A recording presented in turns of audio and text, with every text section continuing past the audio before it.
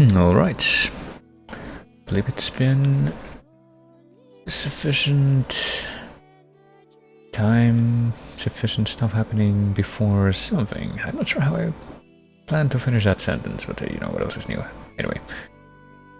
Well, the fact that I am saying things out loud should be a pretty good indicator that I have clicked the little thingy that lets me cut out the actual part right at the beginning where I don't speak later for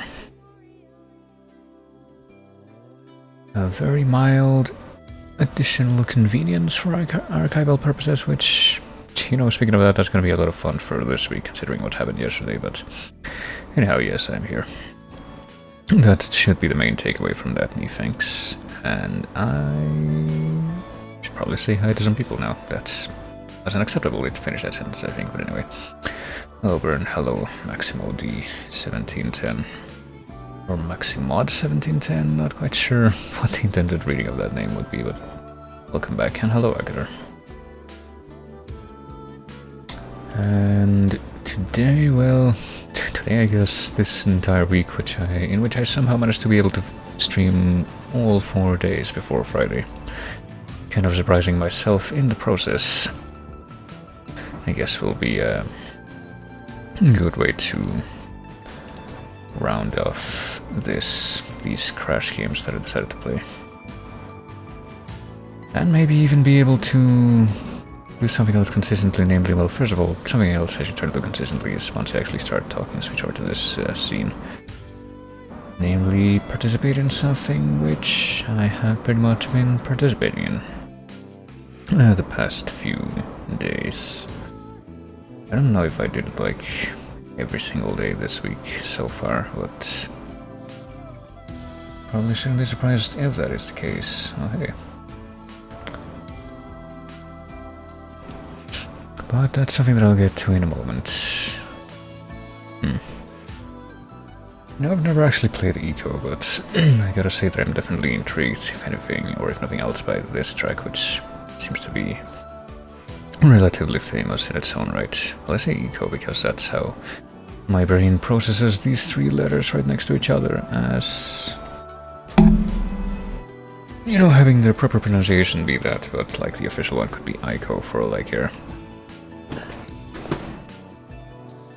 But at least I'm relatively certain that it's a Japanese game, which means that there should in theory be a way to definitely confirm that. Let me see if I can do that within 1 minute, because that's pretty much all that would be missing from... Oh hey, that thing.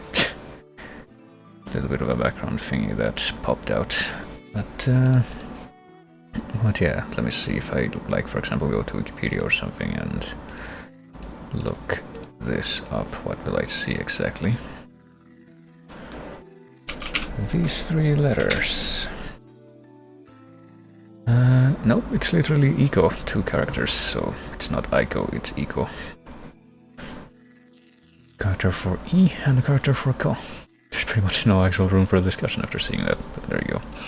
Also kind of stalling for time for a little bit, because I wanted to, well, I didn't want to have to interrupt that track, because I do find it pretty pleasant, even if had this on this particular playlist for hot minutes, because I feel like I need to refine a little bit more how to identify it from the very beginning, but rather than go straight into the next one, I think I'm going to once more take us to this website, which is definitely related to what I had in, well, what I was doing just a second ago.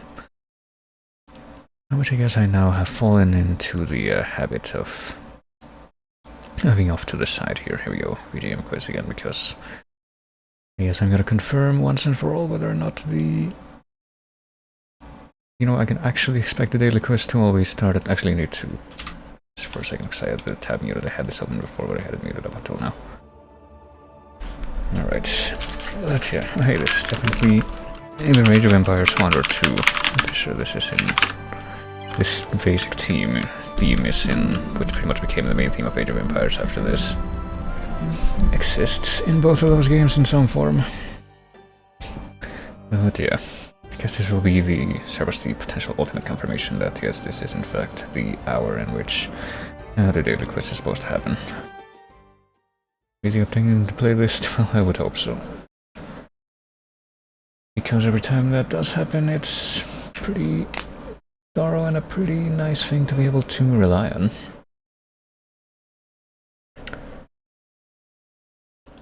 And you know, I would probably offer to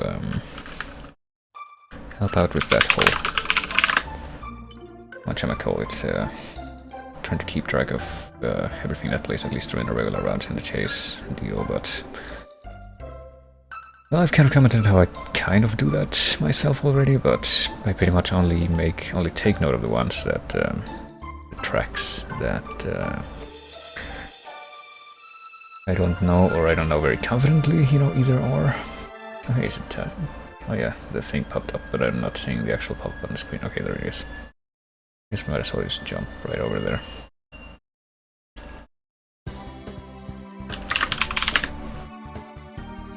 I don't know what this is though. Is this a Mario Kart game?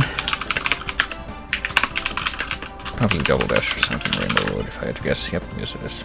Never actually played Double Dash, but you know, that's yet another game that's I'm pretty sure in the chase, so it might be something that I bring to the stream in some form sooner or later.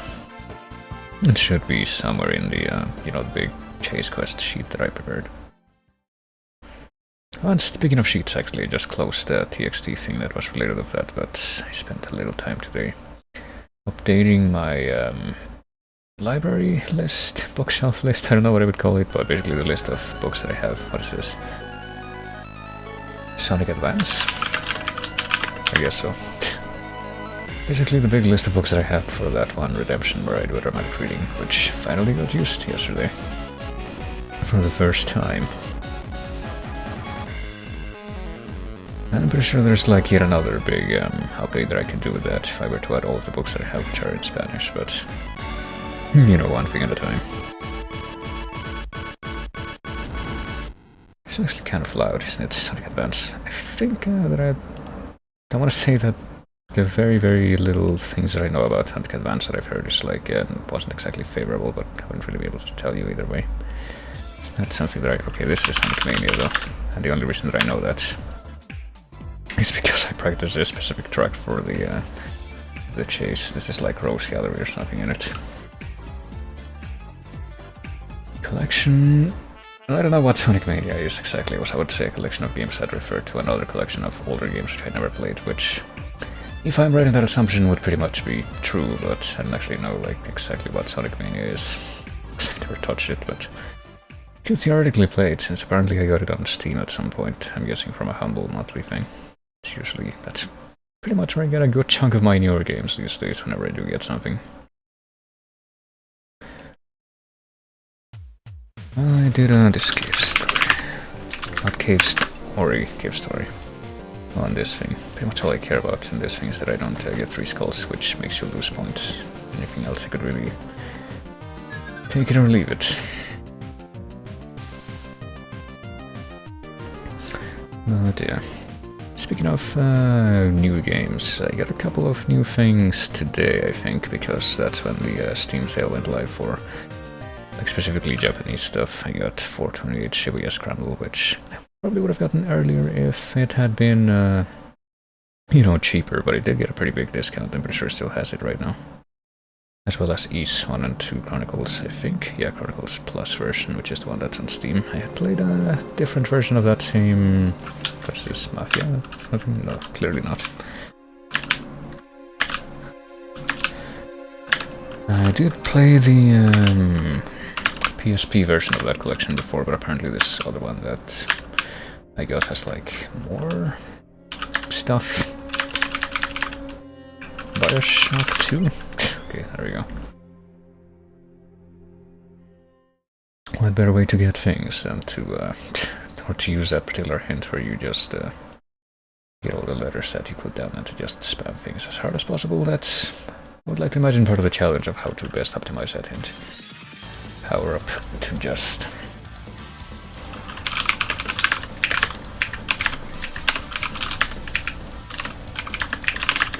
Okay. I don't have anything that I can use right now other than the thing that prevents a combo break, so I guess I'll use that, but I also interrupted one of my thoughts again because of this thing, didn't I? Well, I was pretty much just talking about the couple of new games that I got from that, and also, oh yeah, since today was, or not today, but yesterday was the 28th,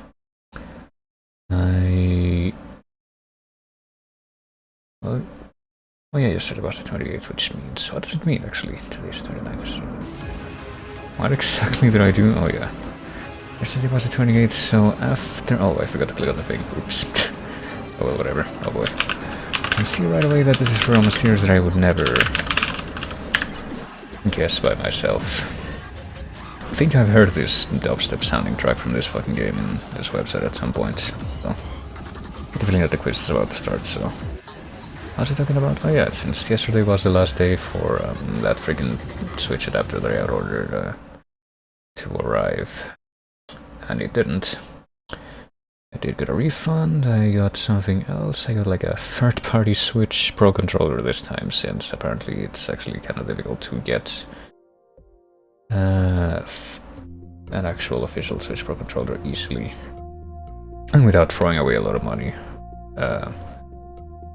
Through the same medium that I was using for that. So I just got a different type. And I reordered the other thing, which was a Mayflash adapter, through a different retailer, which, you know, has actually gotten Mayflash stuff to me in the past, so hopefully that is the same thing. So anyway, it's now time, so hopefully, you know, by next week I'll be able to actually play Switch games again, but let's just see what we got here. What is the name of the iconic health potion of the Dark Souls series?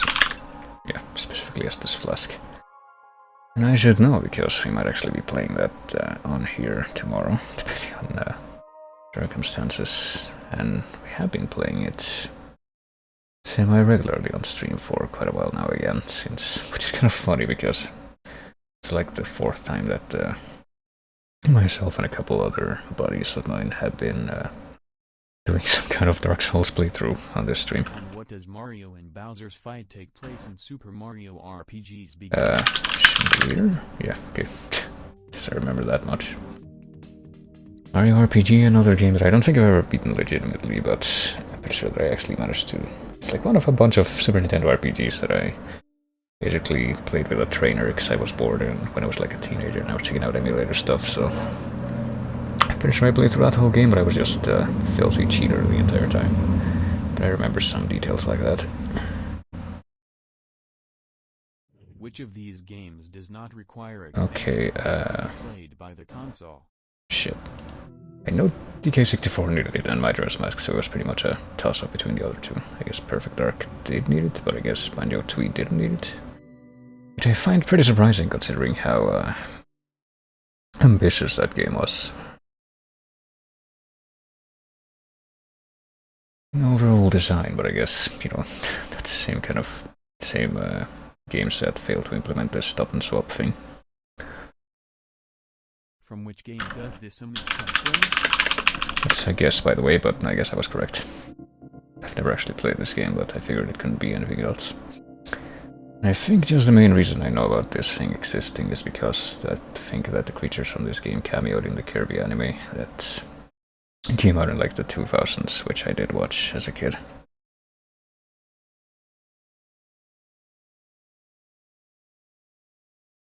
Ooh. Which weapon can reveal chests when Arthur is wearing the golden armor and super ghouls and bears? No, lance, spear, light, crosses, crossbow. Okay. I think Super Ghouls and Ghosts is yet another Super Nintendo game that I cheated my way through as a bored teenager, but what the fuck is that sound? Just a particularly loud sound of something flying overhead that just came out of nowhere and disappeared just as quickly, okay. Akira, are you copying off my test? Is that what you're doing? What is the subtitle of Metal Gear Solid 2? There we go. Oh gee, I better not say anything.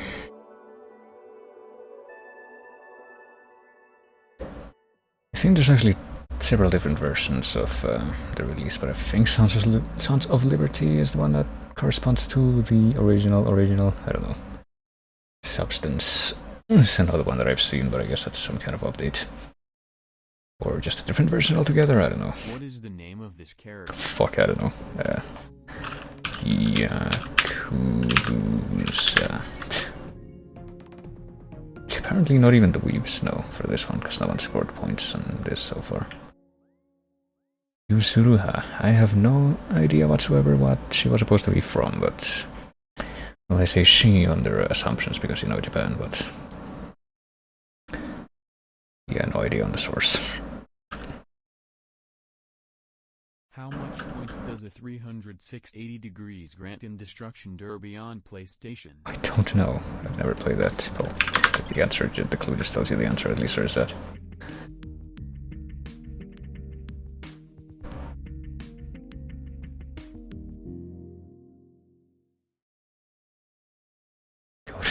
Well, apparently it wasn't quite a board sweep that time, though. What else, though? What object is used as a weapon by Genis in Tales of Symphonia? Fuck, I didn't actually play this yet. Kunais? No, that's not it. Katanas? No.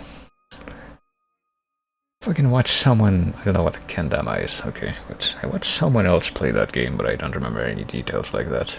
That was like quite a while back too, so probably actually play through that at some point. I think at this point I'm more or less committed to never beating Tales of Fantasia. But, it's not this, right? It is not. And I don't have any hints left, so...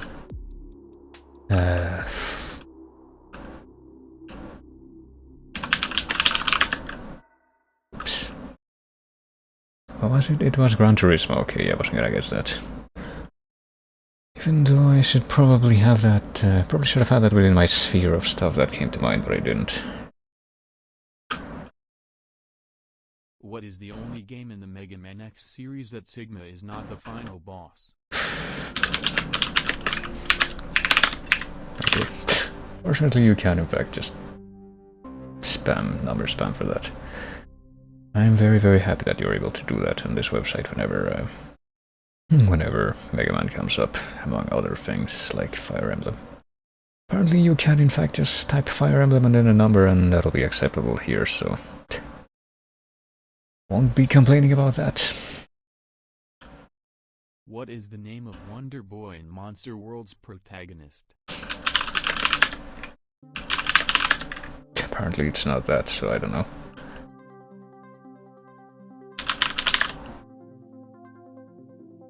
Apparently a few people knew or just used the hint though. I don't have any. Apparently it was Shion. I've never played any of those games, so I would not have been able to tell you that.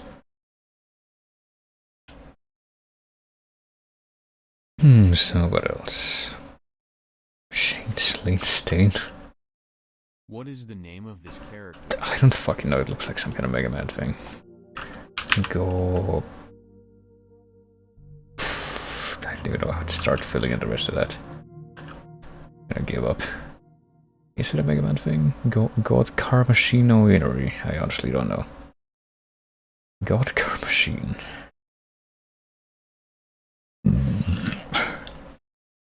Oh, goodness. What name can you enter to unlock the second quest in The Legend of Zelda on the NES? I wasn't sure about that, because I don't know if I've ever actually done that, but I guess I got kind of lucky there.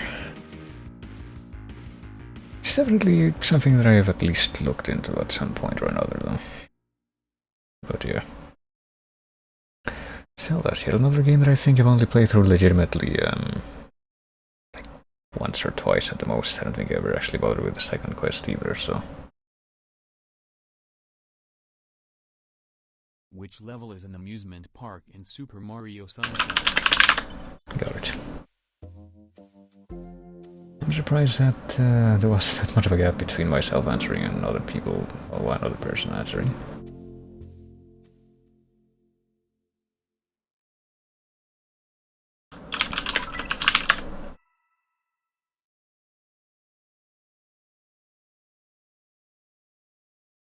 I wonder if anyone else could even have that thing on the keyboard, that character on the keyboard automatically. From which game does this image come from? Fuck. I am very resentful of having gotten that right. Well, not too resentful, but reasonably resentful.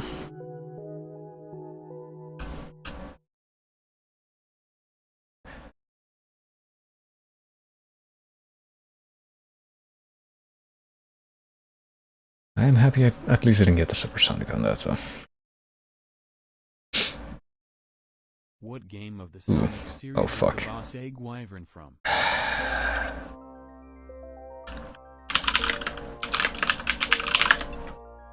Of course. I don't know how to feel about the fact that I was able to actually remember that, but there you go. Sonic 2006.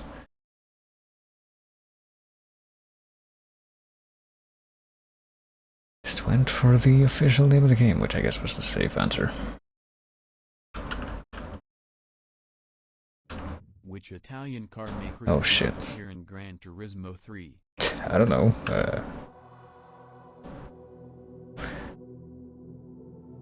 I get the feeling that even if I play that game, that wouldn't actually be the kind of thing that I would have acknowledged.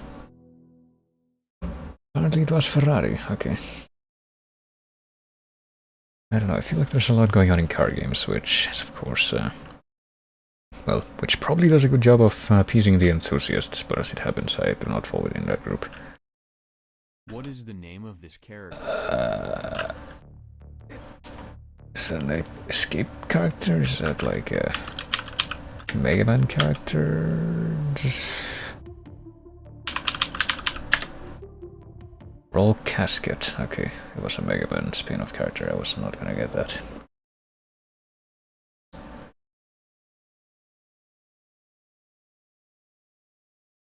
Sure, I didn't check to see if Just Roll was acceptable for that, but The game did Sonic first appear as a character before the release of Sonic the Hedgehog? I don't fucking know.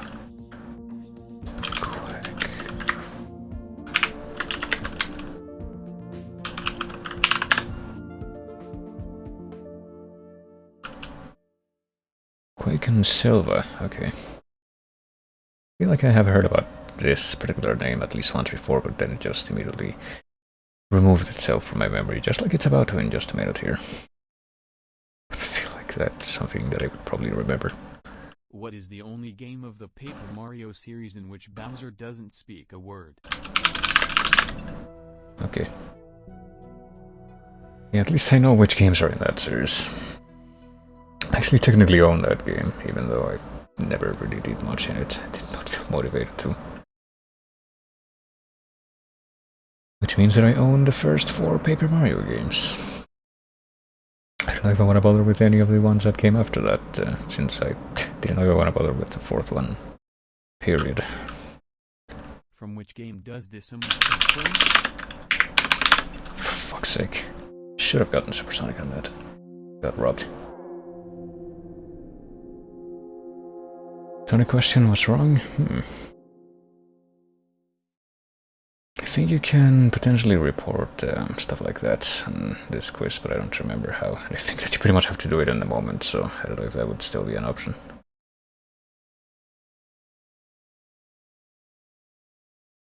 What is the company name responsible for Doom 1993? It's actually really easy. They even put in their own name into one of the songs in the soundtrack, so I'm pretty sure that name still shows up in the modern versions of Doom, so at least I think so. Even if they pretty much got absorbed by Bethesda or whatever. What is the name given to the Knights of Zelda 2, The Adventure of Link? What?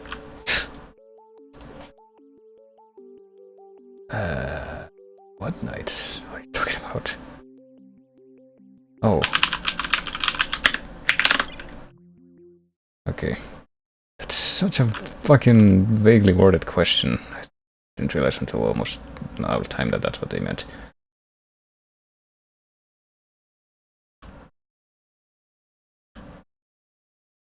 To what game does Discover belong?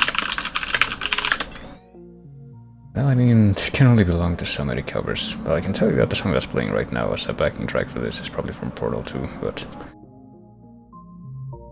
And I like to see a crossover between Portal 2 and Mario Teaches Typing.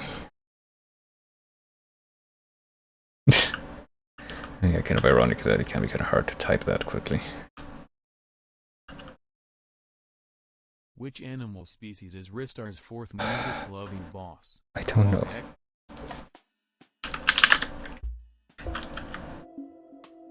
If it's not that, then... Yeah, I don't know.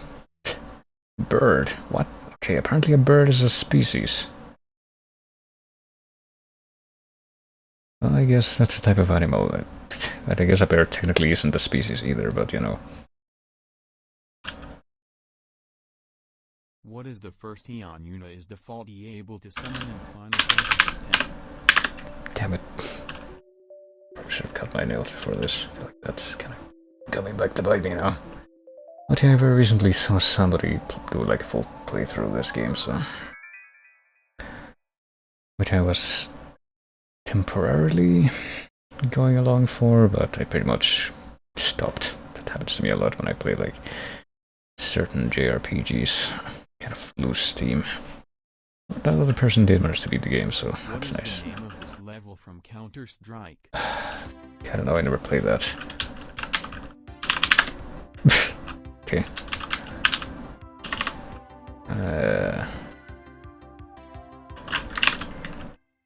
Alright, assault. Gee, I wonder what people wrote for that one. I mean, I did the same thing, but you know.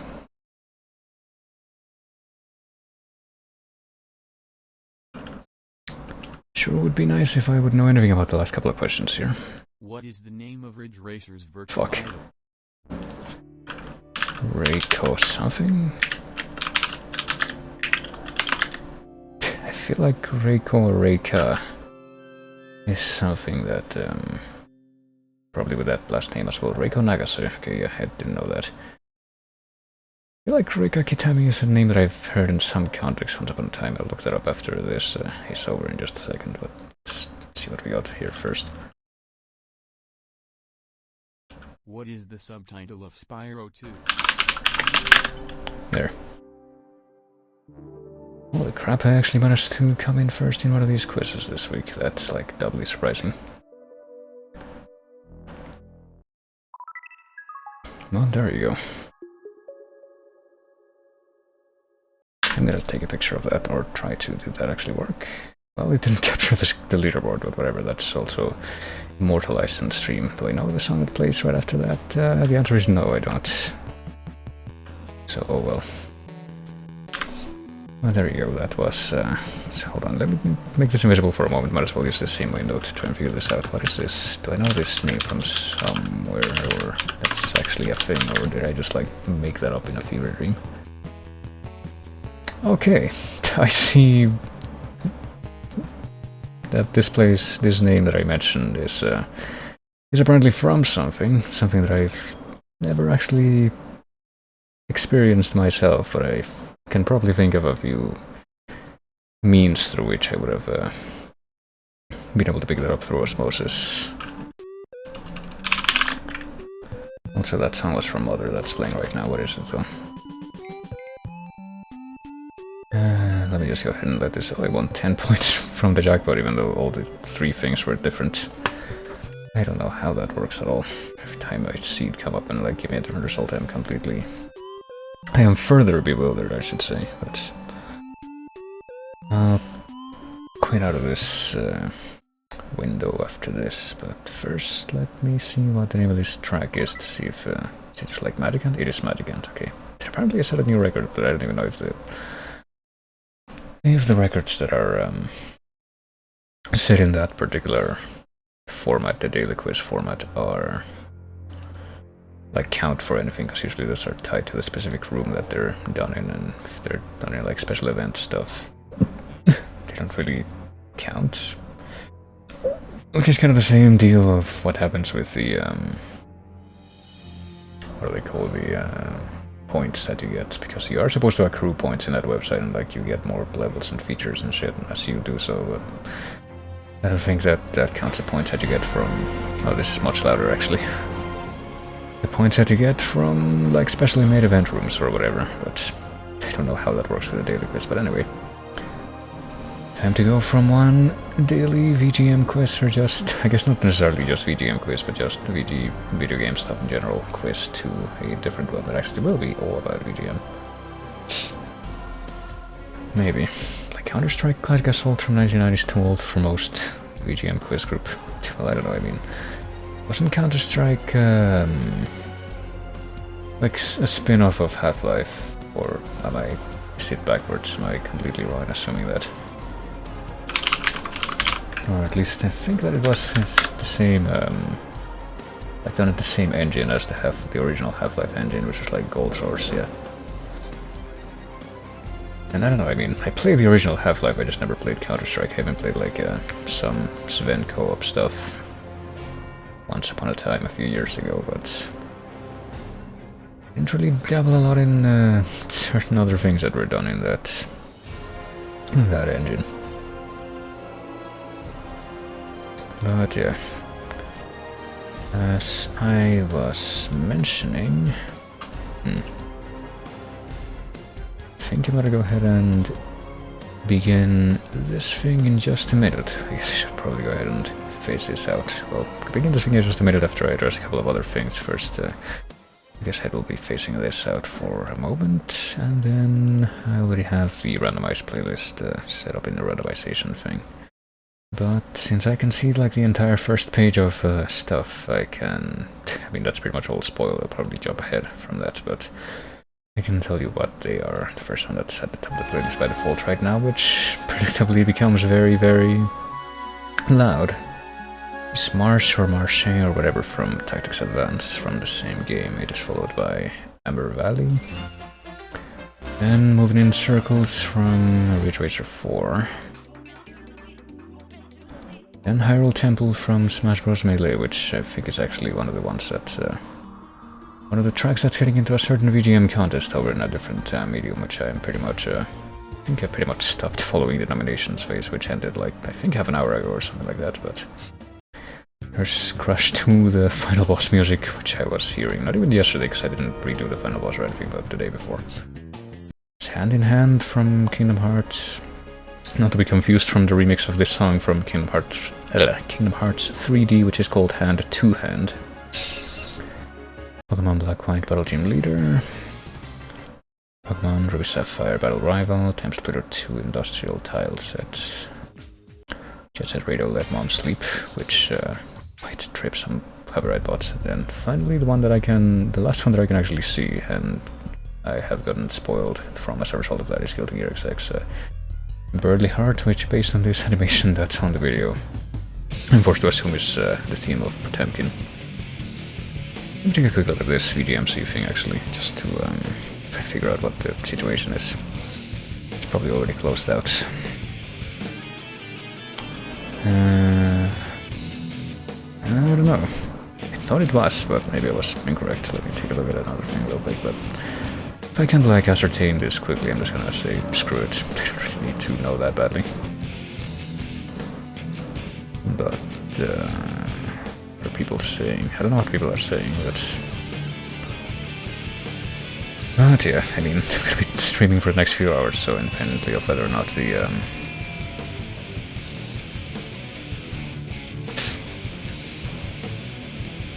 okay, I completely lost track. I was clicked on something else and I completely lost track of what the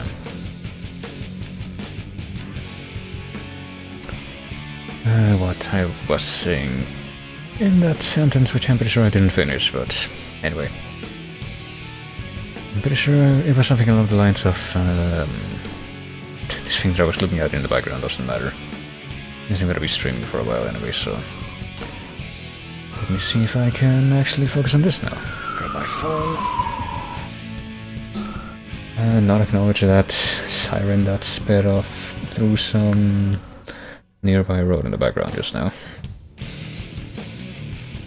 Grab the timer, or the stopwatch rather, and Okay, now we're gonna be playing the usual 5 tracks. I can figure out how to do this properly, set this up properly, so here we go, starting now. Which, this is pretty ironic.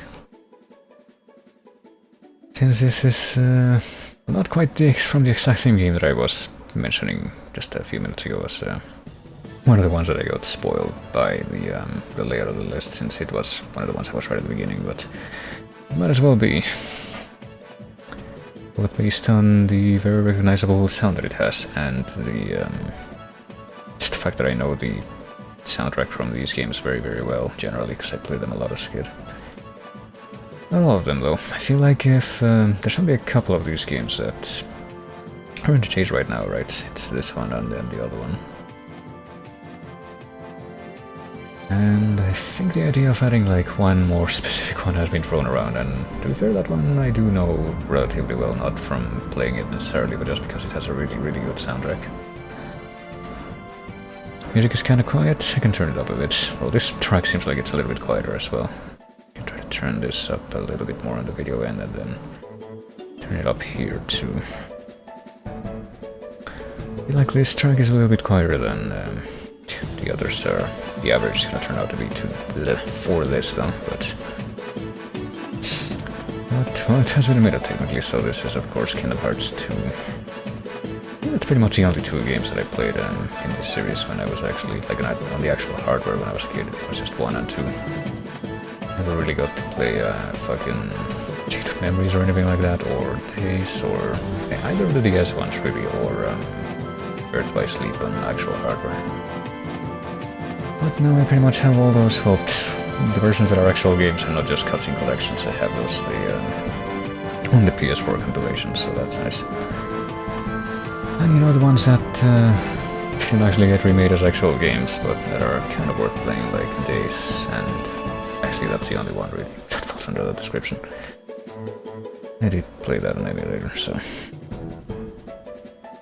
And I don't know if I said it, but yeah, this is the track called Working Together, which I'm pretty sure I've had this discussion before. I'm pretty sure this is the battle theme in not regular Twilight Town, just the Mysterious Tower area. I'm like 99% certain that that's the truth, because you get Sinister Sundown as the battle theme in regular Twilight Town. Well, there you go, that's number 1. Let's go ahead and move on to whatever's next, which I'm pretty sure is something that I've practiced quite some time back. And it's something that, yeah, if I wasn't careful I would probably confuse with something from like Secret of Mana, but I'm pretty sure that's not it, it's actually a different system altogether. If I'm right about what this is from, then that would be one of those games that, yeah, one of those games that I'm pretty sure I am pretty much confirming what it is by the fact that the vault says, I recognize this. I would imagine that that would be the case.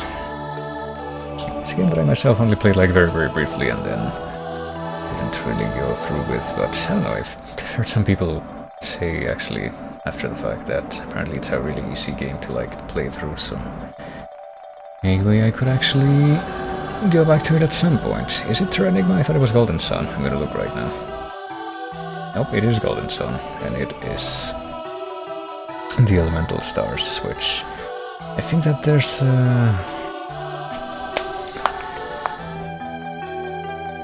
like some kind of similarity audibly between this track and one track from Secret of Mana, I think, called 8 Ringing Bells, and I think that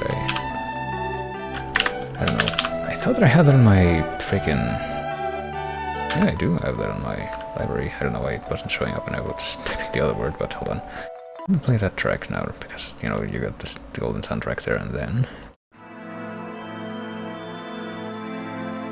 I guess it's a completely different kind of sound, really, but it's not entirely the similar rhythm between these two sources of sound. That is, well, that's probably showing up in the corner now, because I'm playing this off of iTunes, but that is 8 Ringing Bells from Secret of Mana.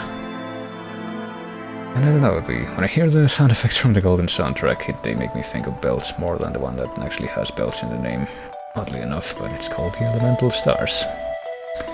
I think that might be somehow related to the context of wherever this plays, but I wouldn't really know myself, like I said. Not like super familiar with this game on a first-person basis, but let me go ahead and skip ahead to track number 3, which is not something that I recognize immediately on like the last couple of them. But it could be something that I might be able to recognize better eventually. Let's see.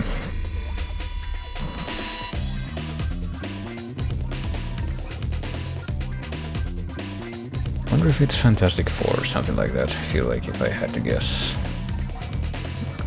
It's based on the overall sound here, like something that this kind of sound, like game that this kind of sound would be fitting for. I feel like Fantastic Four would probably be my default guess. I get the feeling that it will turn out to be Fantastic Four, but if it is the case, then it's not one of the few tracks that I've listened to from that game, so really don't know. There's another one that might be a potential candidate, could be like Streets of SimCity, which is, yeah, and yet another soundtrack that I think would be reasonable to assume could have this general sound, but I have not studied in detail at all, so it's been a minute, so I'm going to look. This is neither of those things. This is actually Foray from Tekken 3. Okay, I think I'm actually gonna go ahead and fast track this particular link to my downloaded stuff so that I can eliminate that confusion in the future, since I feel like if I hear this track again without having practiced it, I'm going to once again default to, you know, the things that I just mentioned, not Tekken 3. I don't know, I feel like I haven't really been that great at remembering the stuff from Tekken 3 that I have listened to. Which would pretty much just be King's theme, Nina Williams, Julia Chang, and I think one more, Ogre and True Ogre, which I don't think, or I don't know if they would be as separate tracks in the chase, but I have Ogre and True Ogre as a single track. I don't think I would have chalked up this sound to be part of that game, but I don't know. I feel like Tekken is one of those games, fighting games, that I tried out very, very superficially once upon a time and didn't leave me with the best impression. But anyhow, that was track number 3 from the ones that are part of the actual lineup. Gonna go and skip to the next one now, which is kind of quiet. I can actually, yeah. Actually do perceive this one to be quiet. Sure hope it's building up to something good though. It was my main.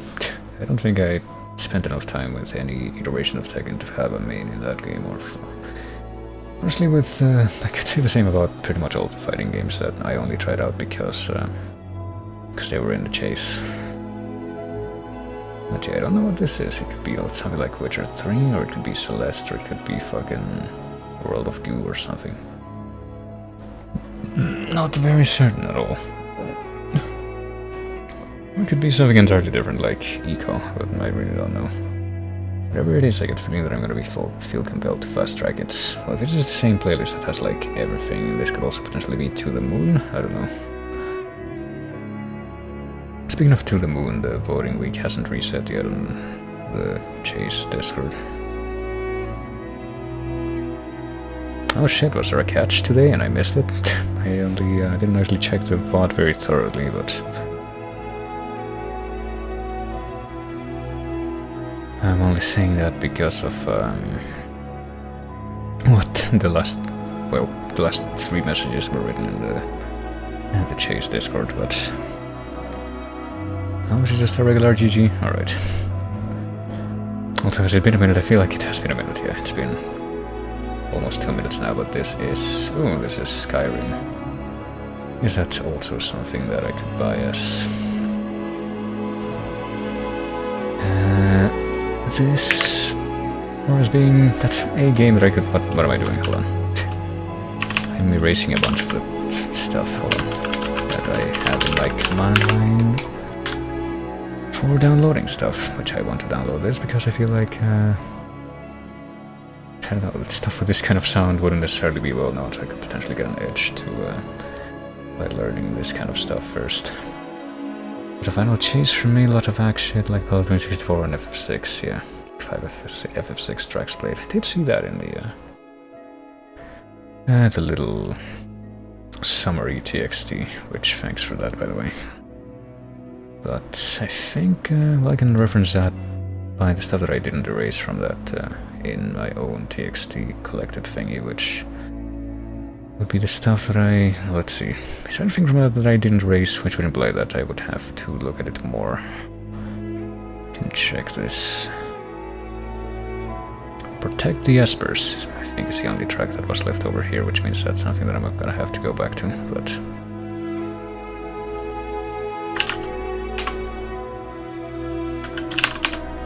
there's actually some stuff here that I need to erase because I forgot to erase it before. I'm supposed to only leave the stuff that I'm having trouble with so I can focus on that, but so I got sloppy about that in a few different places. Looking over that real quick now, but it looks like that was pretty much it. Okay. And also FF8 only applied between 1 and Perdition. I feel like FF8 is not something that I can claim to know nearly as well as a bunch of other FF soundtracks, because I've never actually played through that game to completion. But let me see, that was track number 4, so let me go ahead and skip over to the following one, which will be the last one. Which, right off the bat, has me wondering... well, had me wondering what this was, but based on the sounds that followed after that, I'm guessing that it might be FFTA or something. Yeah, it's sounding more like FFTA the more it goes on. So if I had to guess, that's probably the game. That 2006 was just Splash Wave, not Euromix. Alright. Well, thanks for giving me the heads up, because I did say Euromix in the little copy-paste that I adapted to be just the stuff that I needed to go back to. But yeah, I'm guessing that this is Final Fantasy Tactics Advance, but I totally know tracks from that game that I haven't actually practiced before, so I wouldn't be able to tell you what the name of this track is, but we're gonna know in about 5 seconds. It does sound kinda nice though, like, maybe if I didn't assume that it had to be FFTA, I would maybe chop this up to be like some Kirby game on Game Boy Advance or something, but apparently this one is called Battle of Hope. I feel like this kind of makes itself, it becomes pretty obvious that this is FFTA after a little bit, but I feel like the very beginning doesn't necessarily reflect that as clearly. Could be a few things until it gets to this part, I would say. You can hear like the, not even sure how to refer to it, but like the more chiptune sounding bass thingy, which is kind of, you know, you can kind of hear it right from the beginning as a droning thing, but it's a little bit harder to catch it there. But then it actually becomes an actual instrument, and becomes a lot clearer that whatever this is probably Game Boy Advance, but anyway. Okay, that was 5 tracks. For practice, and for guessing, and next.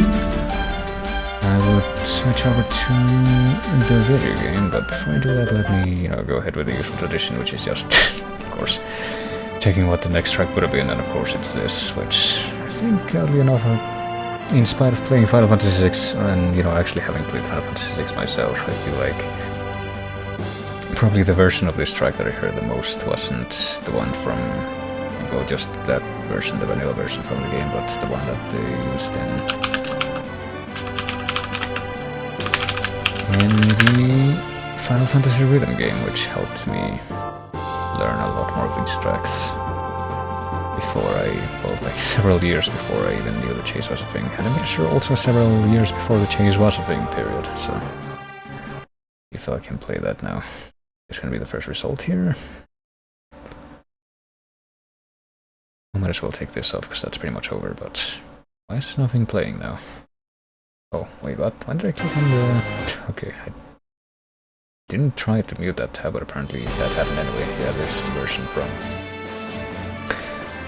Theater Rhythm, Final Fantasy. I don't even know how you would pronounce that, honestly, but supposed to be a portmanteau of theater and rhythm, but it just kind of feels kind of weird to go immediately with those two words. But I think specifically Curtain Call, which is the second one, has like way more content than the first one, even though I definitely don't regret getting both versions, like original theater rhythm and then Curtain Call afterwards, because there are some neat, unique things in the original, even if it comparatively has a lot less content.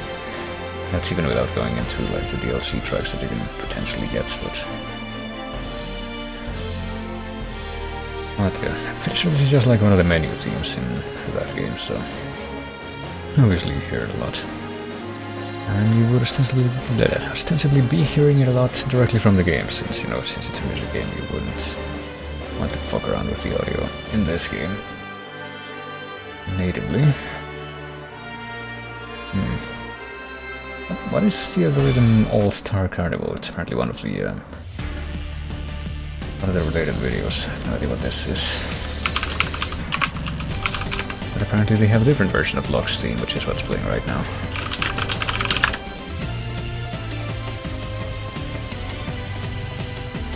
Let me see, it's an arcade rhythm game. Okay then.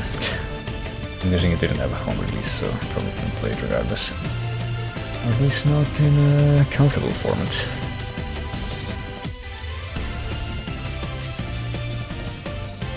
Then they pretty much did release another theater rhythm game when they released the fucking Kingdom Hearts Melody of Memory.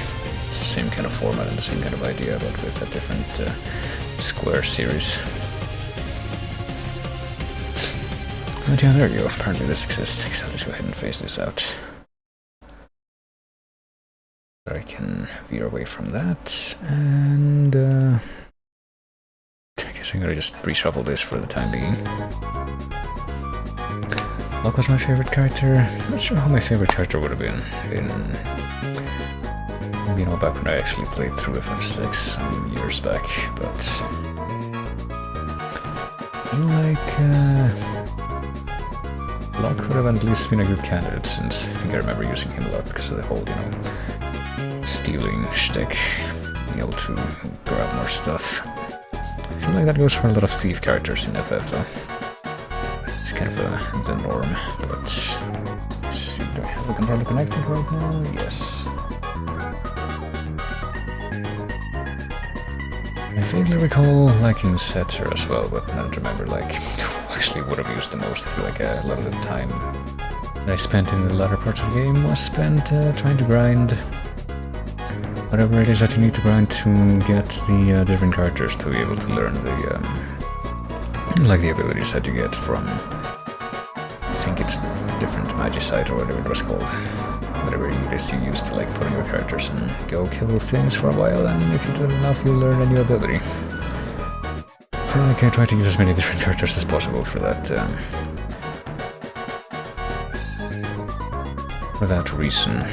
With as many, I'll just do that a lot with as many different characters as possible, so I could like get the cool abilities and everyone or what have you. Email address is Lockcall with numbers behind it and has been for over 20 years. I don't think I ever did like any crazy creative email addresses, just like either my name or some iteration of it, or just obscure shit for some of my alternative accounts so that nobody would ever figure out what it was, but I don't recall doing anything like that. I mean, my screen name in a bunch of different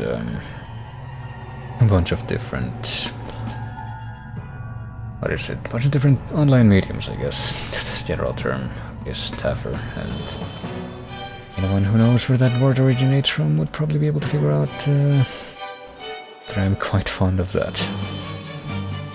Let me see. Let me see if I can move away from the very interesting Bloodstained OST, which pretty much added the entire Bloodstained OST to my little database thing, so I could eliminate the slightest possibility of me missing any tracks from this game, even though I already know most of them really well. And try to find the game that I'll be playing today, which I think I just did. Let me see. I'm gonna go ahead and pause this for a second so I can also go over to this tab and switch the thing to retro.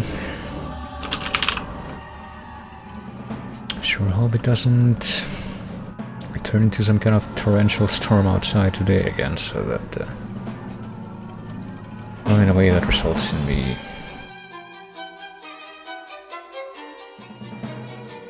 what was it? Me... But how am I finishing that since I'm getting distracted by noise in the background, but come on, I can have these initial sentence. The results in not me doing anything, but just the power going out there. It didn't have to be that difficult, but... There's some interesting heavy dragging noises going on in the background, which well, hopefully don't actually affect the stream, but will prove to be quite annoying for those who hear them as it's being demonstrated by a few people. Oh goodness, hold on. Sony Computer Entertainment Okay, here we go. presents Well, I'm gonna have to actually fade this out. I a feel like Universal that's... Interactive Studios production. Okay, there we go. Again, created and developed by Naughty Dog. Interesting that this, just like every, you know, last thing in this presentation, is gonna be of, it's gonna have much louder audio for some reason than the rest of the game, so I don't really need to adjust it too precisely right now. I'm just gonna go straight into it, but, Chris. Oh, crash. But also, I just pressed start. It's with the idea that I was maybe gonna pause something, but not quite that time. But anyway, I guess to close on what I was saying before, just would like to assume that I can expect things to go reasonably smoothly. Free at last. Okay, there you go. Yet another continuity with the ending of the previous game, for as simplistic as the connection is.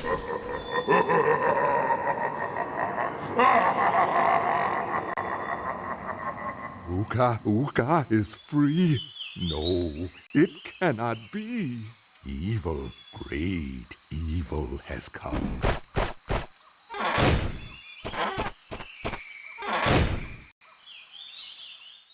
None have dared to fail to break Uka Uka even once. But you, Cortex, you have failed me twice. Great Uka Uka, it was that infernal Bandicoot. From deep inside my temple prison, I sent you simple instructions to follow. But you lost the gems, you lost the crystals, and I have lost my patience. There is now no other power source left on this planet. I know we've had a few unfortunate setbacks and failed. But since your bumbling has managed to set me free, I am feeling generous. There is still a way for us to amass the power needing to enslave this miserable planet. And this time the great Uka Uka will make sure that you do it right! After many eons, my evil twin, Uka Uka, has been freed from his underground prison. Long ago, I locked him there to protect the world from his malice. Now, free once again, he must be stopped.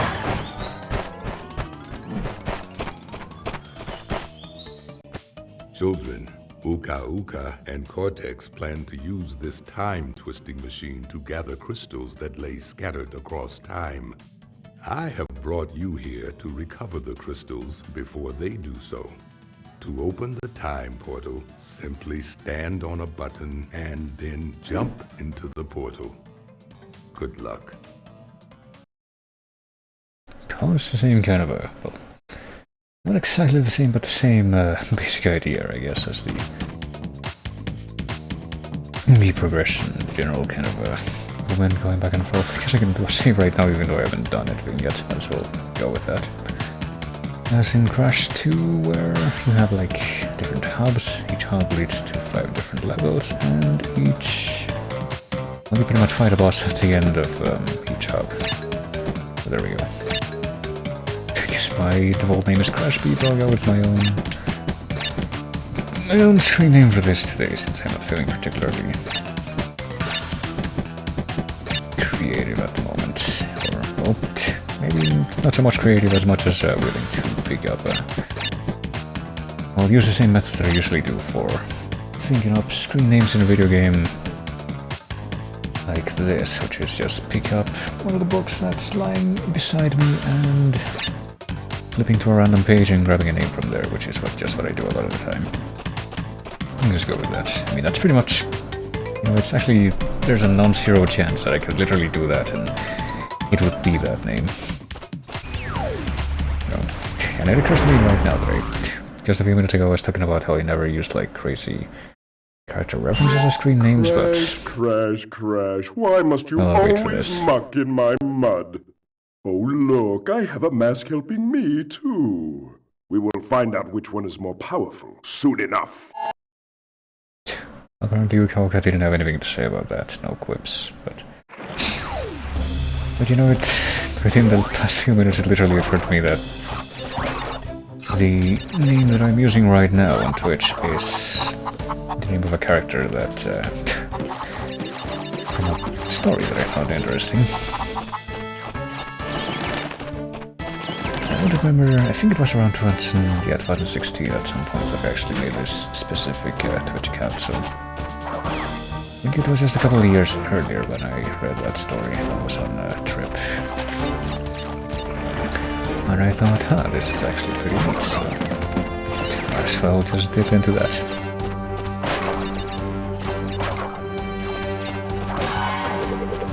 Let me see. I don't think that is going to be that different from Crash 2 in how you deal with the... Well, you can actually deal in getting the extras like the gems and what have you, but now you get another extra that you have to worry about. Which is the relics, but we'll not bother getting into that until later, since you can't even get near the relics, I don't think, until you've cleared one of the stages at least once. And you know, you can actually see the amount of, or the total amount of boxes that's in each level versus the one that you currently have collected, which is not something you could do in Crash 2. You pretty much can only see the total at the end of the level, but now you can just reference it whenever, which is pretty handy. Something else I didn't mention at all, I don't think, is the fact that, you know, this is the game that introduced the, what would pretty much be seen, I think, as the main Crash Bandicoot theme after this point.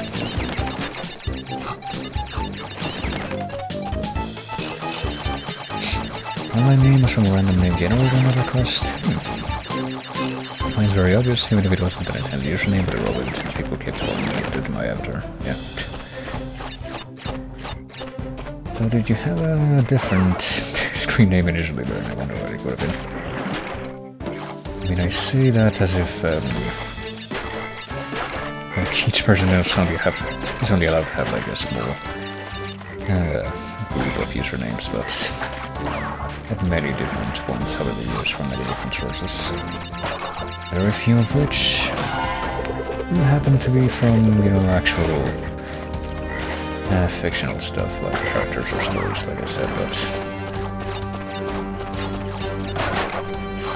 I don't know, I feel like even today, some people, when they see, like, the number of different usernames they have, depending on the situation, they might be surprised, and they just say, hey, you know, okay, go to this place, I'm gonna call myself this thing, and if I, for whatever reason, I want to disassociate my presence in this place with my presence from somewhere else, and I can just pretend that that's not what I'm doing, but here, there you go.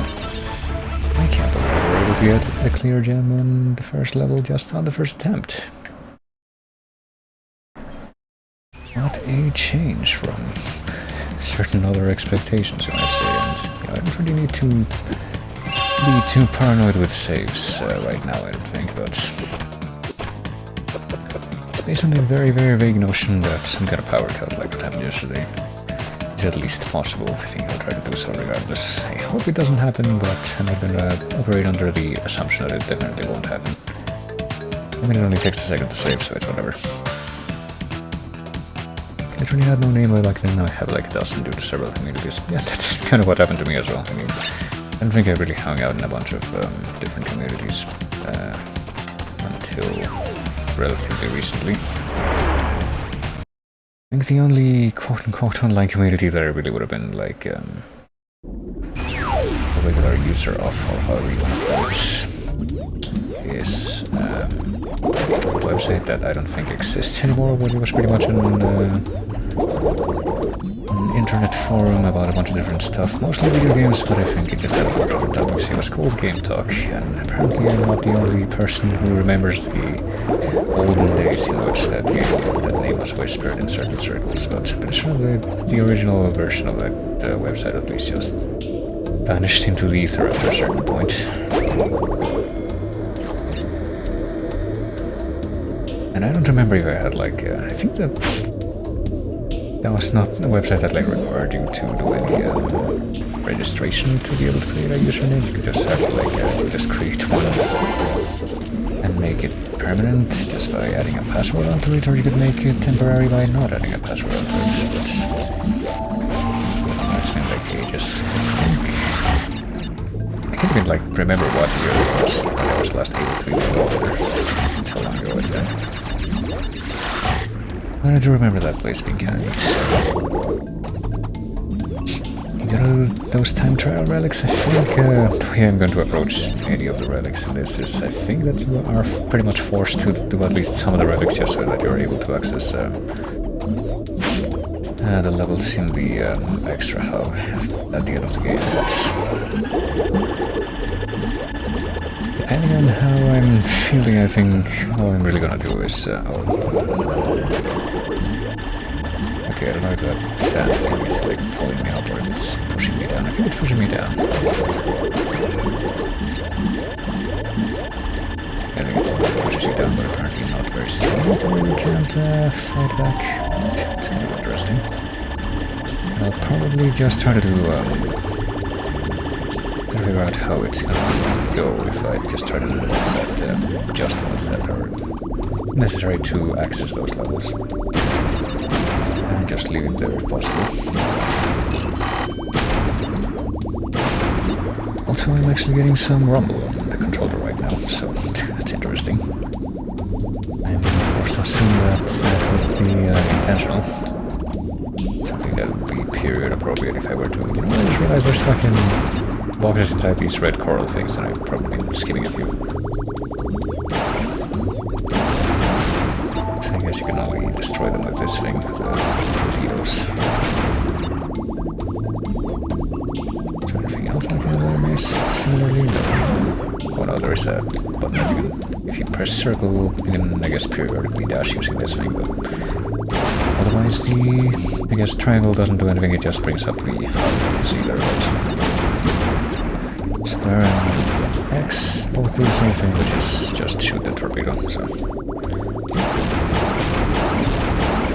There's only a couple of these levels in this game. Just go underwater and you do the whole thing completely underwater. At least. Okay, blow too late. I was gonna say, can I shoot a torpedo at that mine and blow it up, but I guess it's too late for that.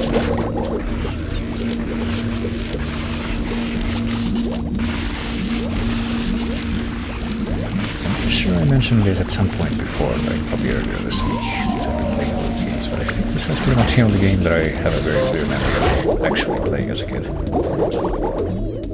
At a friend's house. Just remember thinking of it as thinking of it at a friend's house, and also I think maybe some of my cousins had it. Or at least some of their friends had it. I don't remember exactly how it worked, but I remember thinking of this game back in the day as being like kind of really bizarrely difficult, and I mean, after revisiting the 100% run of Crash 2 yesterday, I can definitely understand why I would think that way about any of these games, really. I feel like 3 might be, well, other than the relics, like I said, I'm kind of not a big fan of when they make you do speedrun stuff, but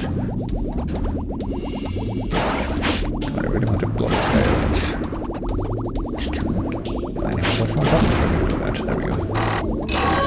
And this one, I'm going to try that with the mask as well, but apparently I will succeed. I'm not sure that I brought that box when it was on the mask image, but okay, I can blow that thing up as well. Then I'll actually count this collection, but it should be all the boxes, I think, so I'm going to be able to get at least some of the gems, it looks like. No longer have to stand on something, just have to get close enough to this weird teleportation orb to be able to travel out of the stage. This is mine, and this is mine.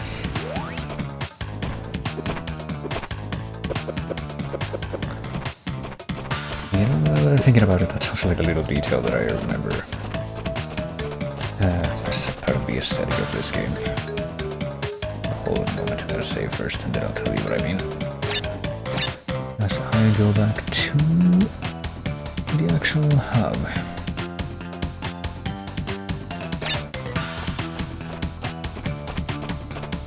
Something that I do remember associating with these games as a kid is whenever you stand out of these places that leads you to the actual stages, you see not only your, on the total screen on the left, you see your face, but you also see like whoever the boss is of that stage or that hub. And oh yeah, I think this is actually the first game in the series where you actually are supposed to be able to, well, not just supposed, but actually be pretty much forced to do certain stages as Coco. Whereas I'm pretty sure that's something else that they pretty much retroactively implemented in the Insane Trilogy. You can do any stage as her, I think. But then there are stages like this where you are forced to play as her, because that's, like even in the Insane Trilogy, you can't change that little detail, because that's how it was in the original.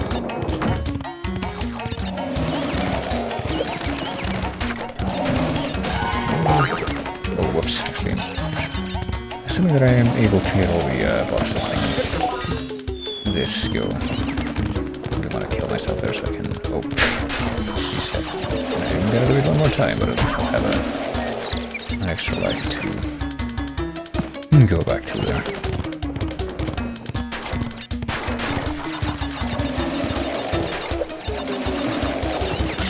I'll just try my best to... Oh, shit. I guess get another one there.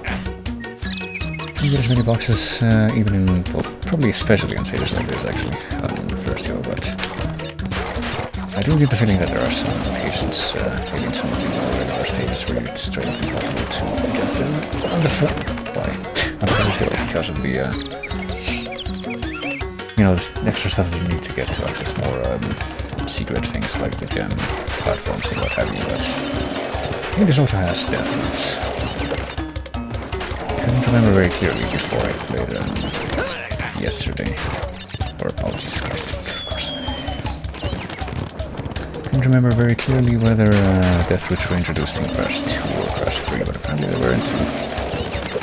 I should definitely know at this point, because I definitely dealt with those in detail when I tried to do a 100% run on Crash 2. Okay, we're doing good now. I'm sure it never even occurred to me. I missed the fucking checkpoint box, by the way. All the way back here now.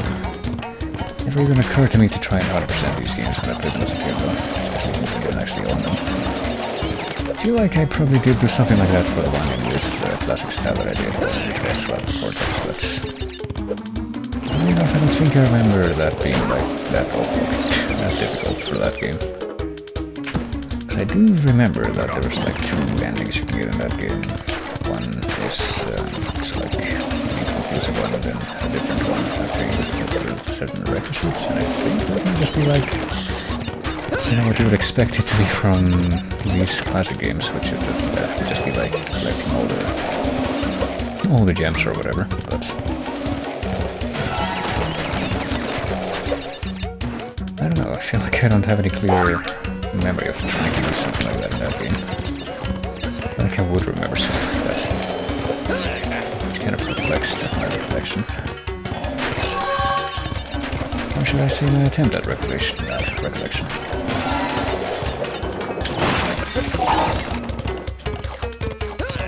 But at least looks like this level is getting done eventually. Something else that I think I kind of associate with this game, where a bunch of the enemies are just these, like, skinny cortex minions, but different, that's something that was more specific to this game, but these skinny cortex minions in just, like, different costumes and what have you, depending on the context that you see them in. Oh, there we go. Yes, I at least was able to get that gem. Will I be able to, like, smoothly be able to get all the gems in the first hub? If nothing else, I suppose that remains to be seen.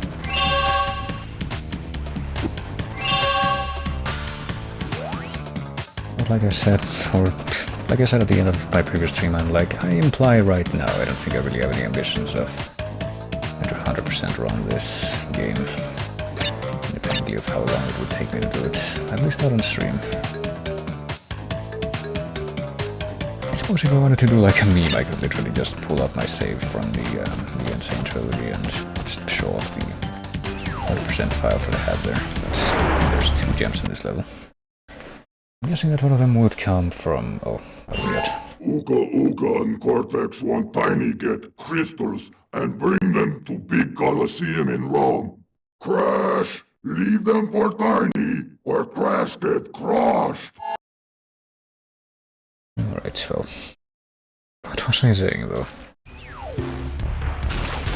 Well, just for this level, I probably won't... probably would take multiple runs just to be able to get all the gems and all that. So I think that for this level I can just preemptively assume that I probably need to do that much of it my first gun.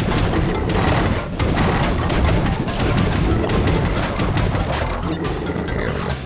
I think that the same gun is already going to use chasing throughout all these different sequences. Which is kind of a change from the Level 3 Crash 2 where you get chased by something big, where it's you get chased by a different thing every time you get an objective. It's not the same one that's used throughout. Apparently in this one that is no longer the case. No, there's not a checkpoint there, because I guess it doesn't actually keep on chasing you there, even though it kind of could. It looks that way.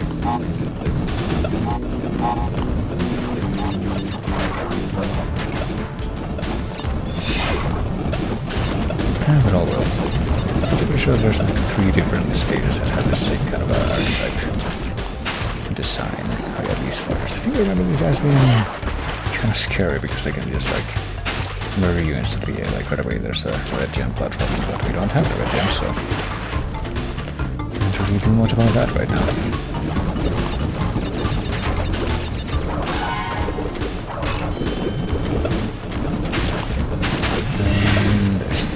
There's one more thing that came to mind. I think it's just to do with the sound right now. It's kind of loud and clippy. I think I'm actually gonna go ahead and turn it down a little bit because I get the feeling that that might be a problem.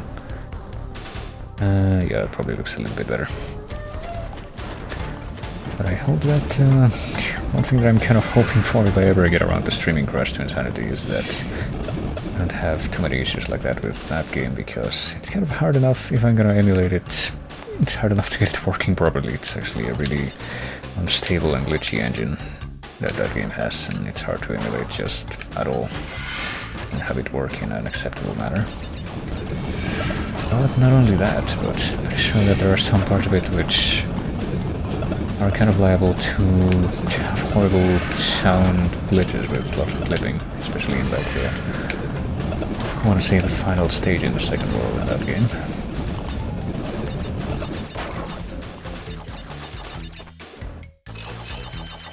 So if I ever do bring that game to stream, I can only hope that that doesn't become a big problem, but I guess let's not get ahead of ourselves. Even though I think that might already be something that I hope that I can do just on principle, because Crash to Insanity is kind of a weird thing that a lot of people really don't like that game, but it was kind of a childhood game for me. I had it on the original Xbox, not on PS2, which unfortunately means that I can't reliably emulate it now, because there's no reliable original Xbox emulators that work with a lot of games. But I can kind of emulate the PS2 version, but I don't know. But coming back to the thing that I was talking about now is this, that I don't think Crash to Insanity is that seen as really mediocre by a lot of people, and honestly I kind of agree, but at the same time I would say that there's fun to be had with that game.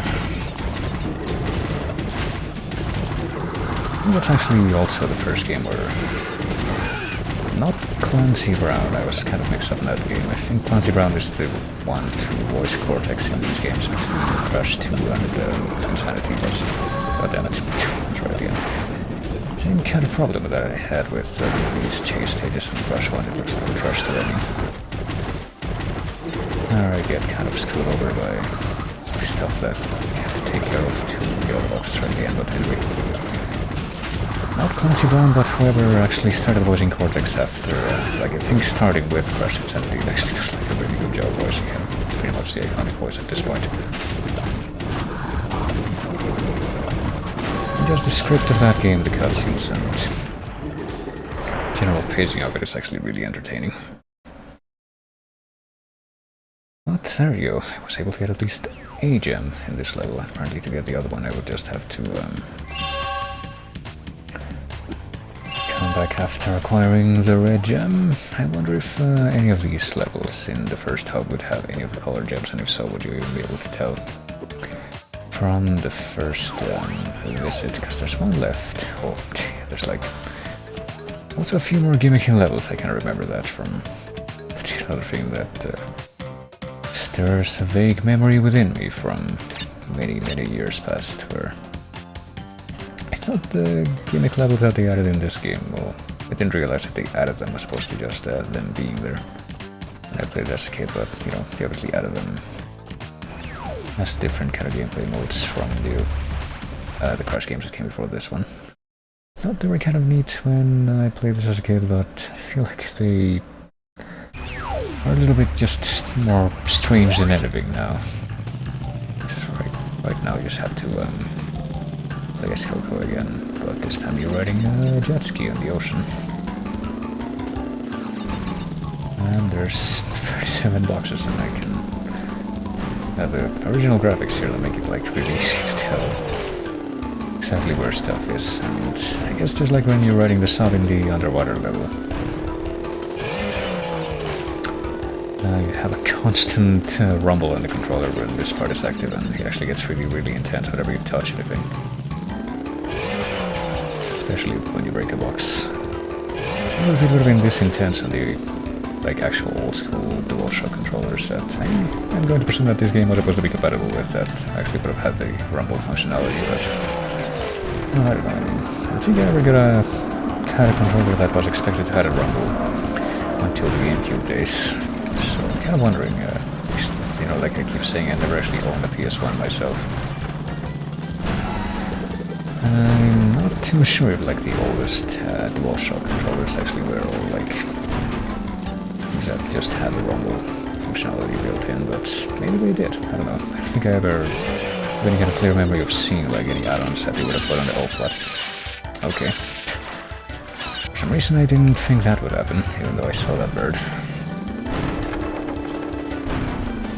I don't think, like, for example, if you wanted to rumble an N64 controller, that was possible, but you needed to put an add-on onto it, so I don't think I remember seeing anything like that for, like, old, tiny DualShocks.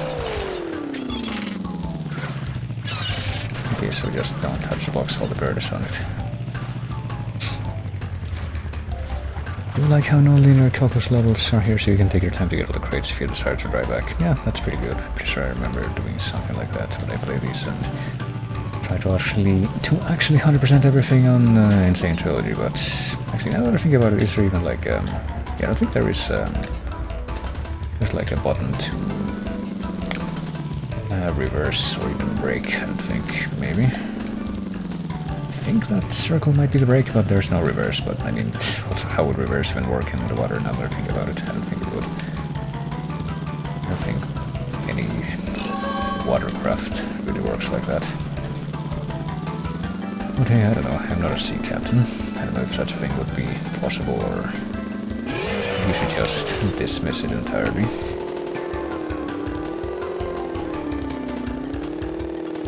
Don't forget about being a sea captain, just being a, oh Jesus Christ, some kind of maritime engineer. I don't know what you would call someone who actually would design these vehicles. Ships have reverse, they do. Now that I've actually brought this up, I would probably want to learn a little bit more about that. If that's a real thing.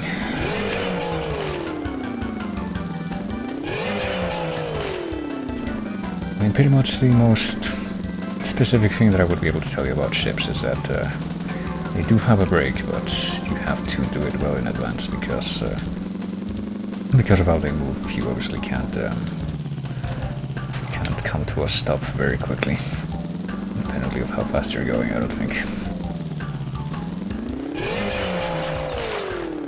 feel like it's kind of similar to how if you want to break ahead of time, or if you want to break at all and come to a stop in like a big land beat or even like a boss, you would have to do it ahead of time because of how big and heavy they are. It's gonna be harder to do that on something like a boss than something like a smaller car. I don't know. Reverse. Not sure about jet skis though. I know plenty about World War II ships of every nation. I think you did mention that it's like also part of why you happen to know so much about canned coal, even though it being one of the weavier things in the chase.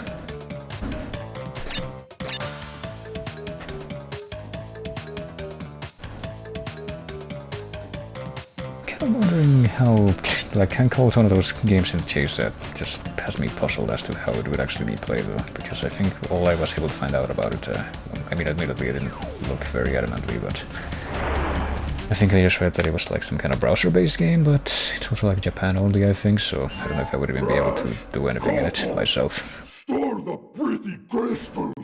Tiny, take them back! In Gladiator Arena! Oh boy.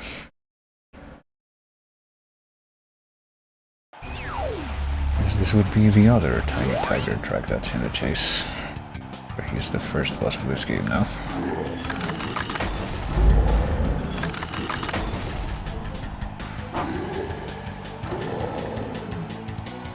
I don't quite remember how this works, but I do remember this being like, well, obviously since it's the first boss, I would expect it to be kind of simple. I guess that's pretty much it. I think that's only part of what you do while you you have to like dodge the fucking lions that come out of these holes. I did manage to remember that as being like an aspect of this fight.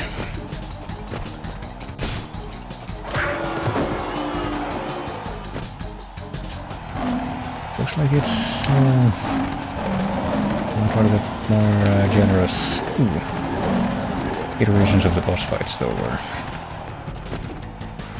they're typically given like one or two extra hits from Kowaku masks at the start of the fight. I feel like that happened in one, if not both, of the previous games like this one. But oh yeah, there's yet another difference between this game and the other ones. You actually get more moves as you do these hubs. More powerful belly flop plus X to jump, and then press that at the top of the jump, but not... I guess it's different from the regular belly flop that's supposed to be supercharged or whatever. Well done, children. By defeating Tiny, you have unlocked the gate to the next time travel area.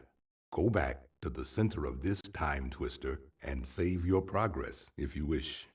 From there, you will see that the gate to the second time travel area is now open. Thanks. I don't think I would have noticed that by myself, even though that's pretty much the only other thing you can do.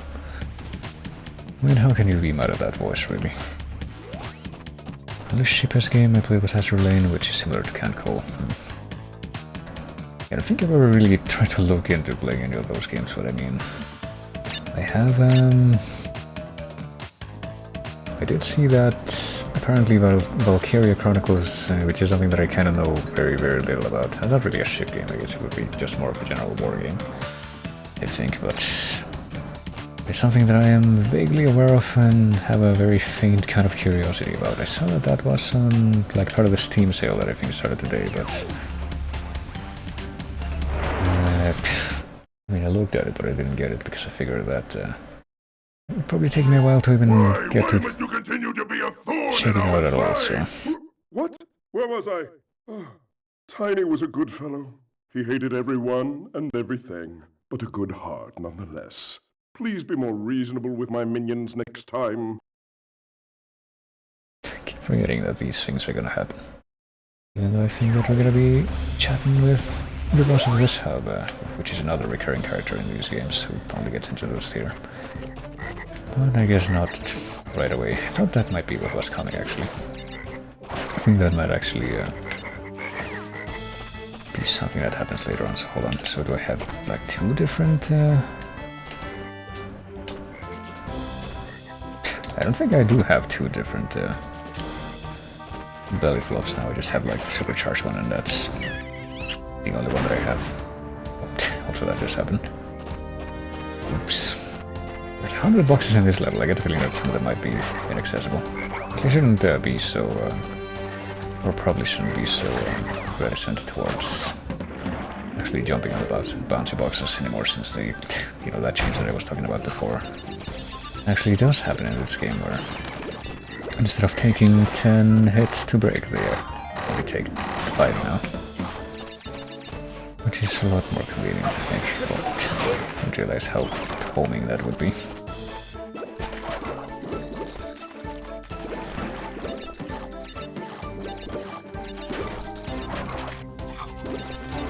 Kind of wondering if I've ever played anything, now that I'm thinking about it, that had like a kind of trope or something that you wouldn't expect to be an animal is portrayed as an animal. But I don't know, I feel like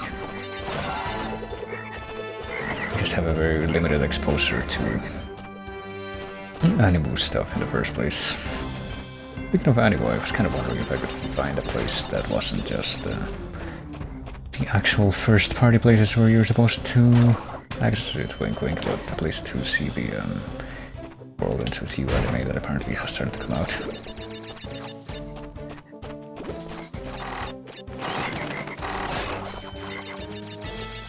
But I didn't have any luck in that Enterprise, so I guess I'm just gonna have to wait a little bit. I think that the way that I heard it, that thing is coming out and it's supposed to like finish coming out. It's just like a short 12 episode adaptation, which is pretty much the only types of animes that I typically commit to watching, the really short ones. And the very, very infrequent occasions in which I do watch anime. Oh shit. And it's all supposed to be done before World Ends With You Neo comes out, which, you know, something that I'm absolutely gonna want to check out, but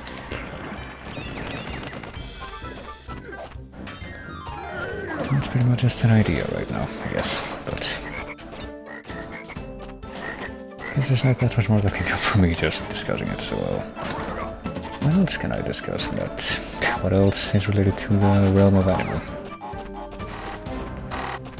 I was watching a video about like the worst rated Crash games a couple days ago, or maybe even yesterday. I don't remember exactly what. My sense of time is terrible, but apparently one of them is kind of interesting in that it has a bunch of different cutscenes, and kind of a gimmick with the cutscenes in that game is that it, like they all have different styles of animation and what have you. That seems kind of interesting. I thought I would want to play a game specifically for that reason, but I mean, it's literally coming from someone who said how he doesn't mind playing through Crash to Insanity. I don't know, maybe that would be something that I would try to experience firsthand sometime before the event of my death, but I won't be able to say that with certainty. I don't have like a... oh, shoot, hold on. I wonder if I have any kind of like a double jump right now, but I don't think I do. No, I don't think you get a double jump in any of these games except in this one. And even then you don't, if you don't have it at the start of the game, you can get it as one of the like upgrades that you get from going through the hubs. Pretty sure. I think in Twinsanity, you know, speaking of that, if... oh shit, oh fuck. I messed up. I'm supposed to get that thing first. How well, I can backtrack a little bit and do this, and I think they just let you, it's like in Crash 2 where they just let you redo the bonus stage many times as you want, until you actually clear it, that is.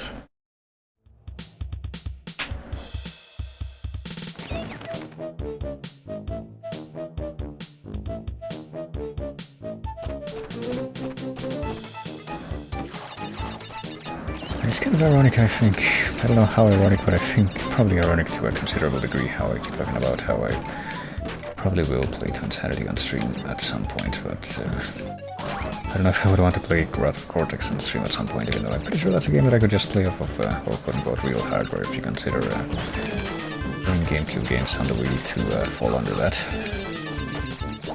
Oh, I literally did it again, I wasn't paying attention. Okay. Time to go into focus mode, quote-unquote. Maybe, possibly, potentially.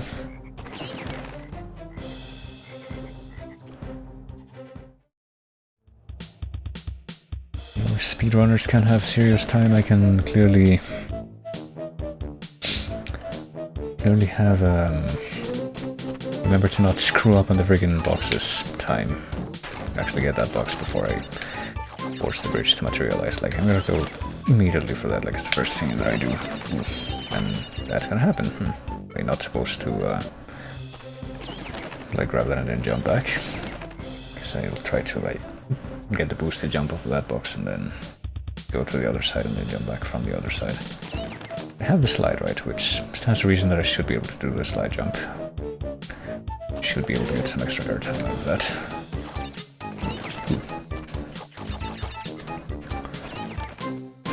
Yeah, okay, so I can make it across this way, and then that happens. Alright. Definitely a few aspects of this that are all gonna have to be ironed out on their own, it seems. Soon Spot streams Crash Purple and Spyro Orange. I mean, you joke about that, Burn, but I do remember yet another one of the many games that I pretty much played through with save states assistance in the olden days. Was not just one, but two of the Crash games that came out on Game Boy Advance, which were Crash. I don't remember the exact subtitle for it, but it was like 2 letters and then The Huge Adventure, and then the other one was Entranced, Crash 2 Entranced, even though it was just like the second Crash game to come out on that format. I think, strangely enough, the main villain of that game, which I'm pretty sure was introduced in that game, which was Entrance, was planned to have a cameo into Insanity, but didn't, but then actually did have a cameo in one of the later Crash games. So that is, I mean, I think that was actually made by the same team that pretty much took over Crash after a certain point, which was Vicarious Visions, which, I mean, to their credits, I think that's literally the same team that would eventually go on to make the Insane Trilogy versions of the classic games, and even, like, have at least one original level that they put into that version. And those, well, at least that game is pretty widely acclaimed, so I guess it just took them a while to get there, I don't know. Not sure how many ways I can put that without just sounding like an asshole, but you know. Ooh, there we go. But if there are precisely 9 nitro boxes left to blow up with the switch, then I just got another gem to add onto the collection. Just toss onto there. Gee whiz. Haven't even been looking at the names of the levels so far, but there you go.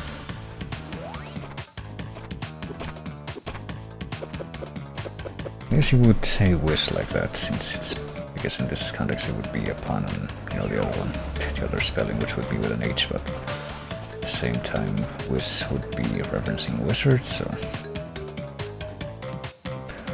these details shouldn't matter to me that much, but you know, my affinity in trying to note stuff about language does compel me to at least comment on that. I think you can really do everything to move faster and have the regular moves that you can do hanging high. So I guess we can see right off the bat that apparently the yellow gem is in this stage, but I'm not sure exactly what you would have to do to grab it. Because if you remember in Crash 2, some of the stuff that you had to do to get the color gems would be kind of really unintuitive sometimes. I think there's actually 2 separate tracks that can play in these types of levels in this game, because I think you got your Arabian Nights levels that are in the daytime, but then there's other ones that are in the nighttime, and I think those have like a separate track place. Oh, and I wasn't sure if I was going to be able to actually get rid of that scorpion, but I will take that opportunity if it is given to me, so...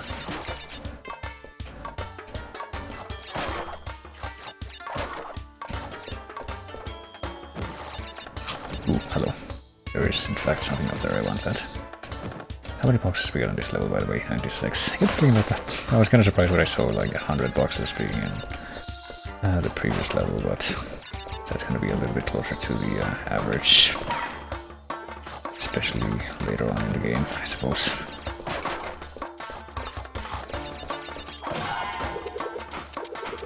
wonder how many of those are gonna be stuff like, oh shit, come on, get away from that circle.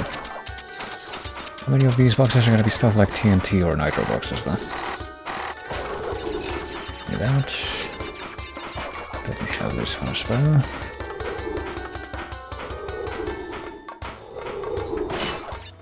I assume that guy was gonna come close enough to actually get hit by that. I wasn't too sure. It's a little bit difficult to deal with, you know, depth perception in these games where you technically don't have actual depth perception, but it can work out sometimes.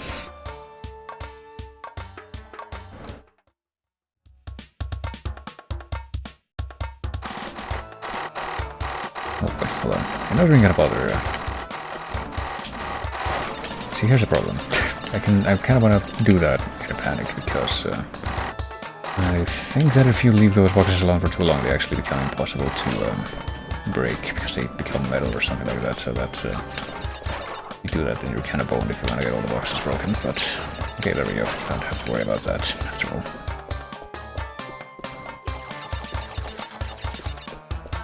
What about this though? Oh, see, for this one, you have to do a TNT or else it's not gonna. There's not gonna be a way for you to break that switch.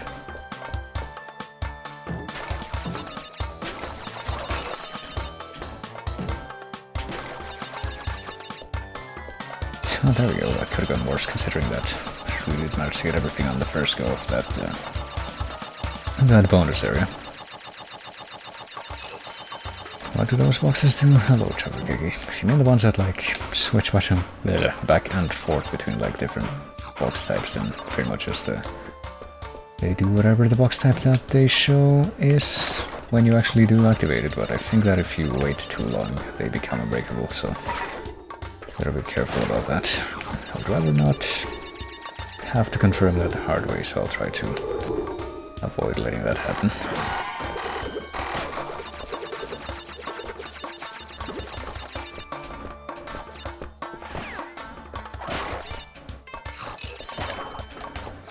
Let's see, I guess.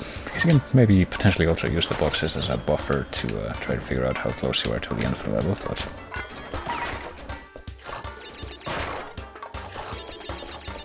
you can also do stuff like this, and there you go. I said, because I thought that was actually gonna be I was gonna be able to activate both of the switches with the same motion.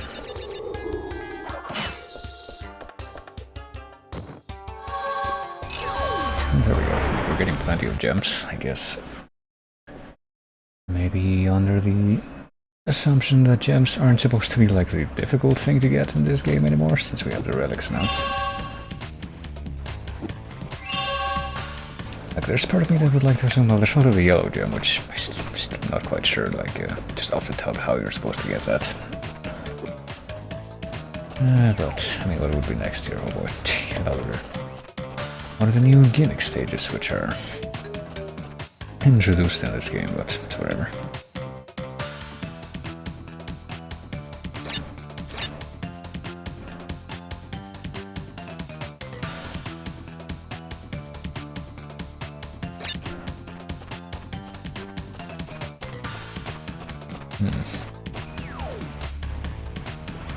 Let's keep going. I want to say something like, I probably will try to get all the gems this time if they're like not gonna be that much of a big deal, but because I get the feeling that that's probably not a great idea to try and say.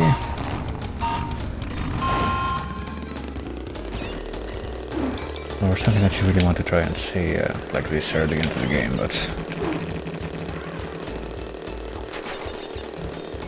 who knows?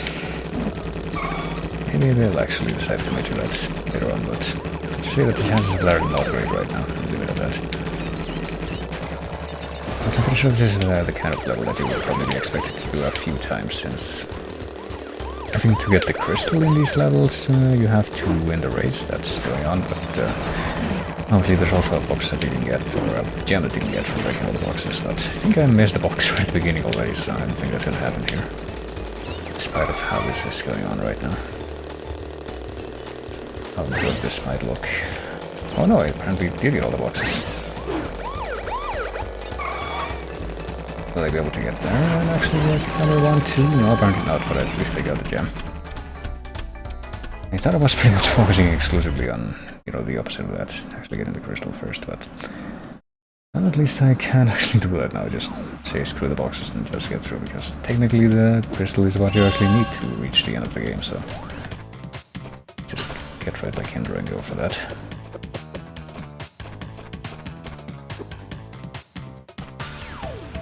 I don't think I need it too badly right now, but I will go to... oh, Jesus Christ. Reach for this glass. Which I prepared before the stream today specifically. To help me deal with the freaking super hot, muggy weather that has apparently taken over this house, quote unquote, recently.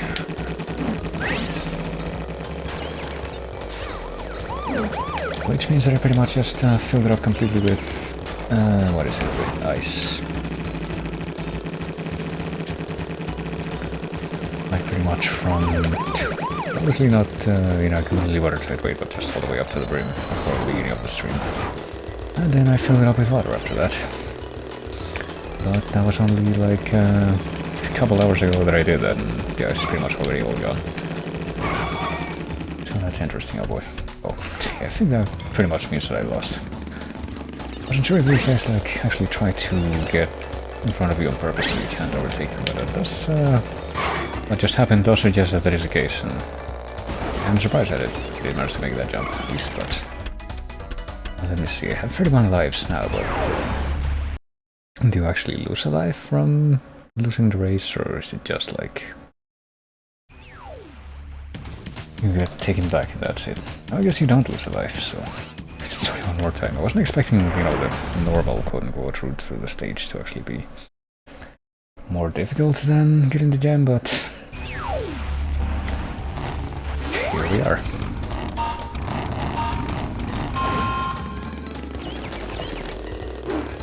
It shouldn't be that big of a deal, I hope. I think they do actually change the different lanes at different times, depending on, I don't know what it depends on actually, but if I can work out what makes, what determines that part, then I can maybe have an easier time here.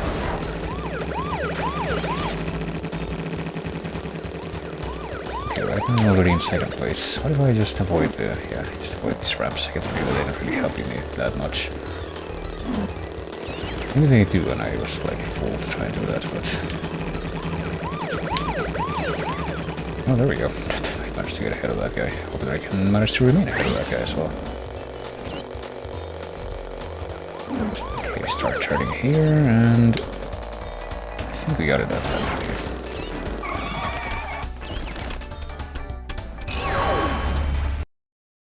I wonder if this is a sign of things to come when I get around to trying Crash Team Racing, which is kind of on the docket for eventually.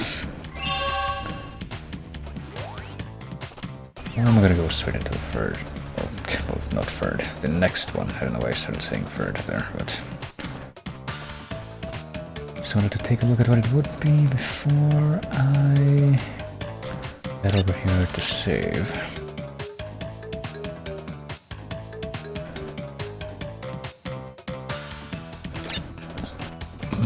Oh goodness.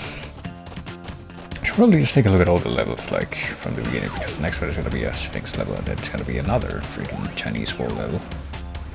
Now we're gonna have to play as Coco.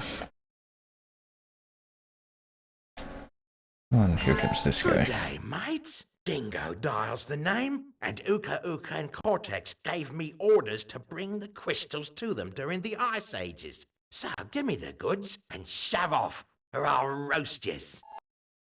Well, there's your Chase endorsement. It's kind of weird trying to, you know,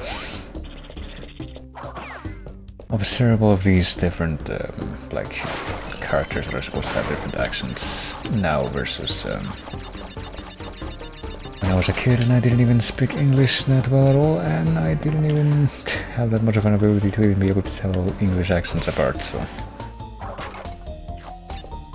I guess that happens with a lot of languages, though. If you're not very familiar with it, it's probably not going to be that easy to tell the different accents apart.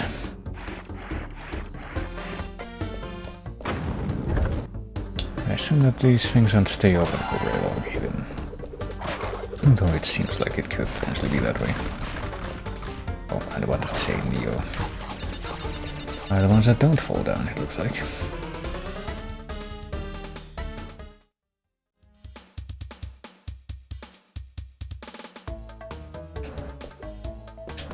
I'm pretty sure they do want to detonate these things, otherwise they're not gonna blow up.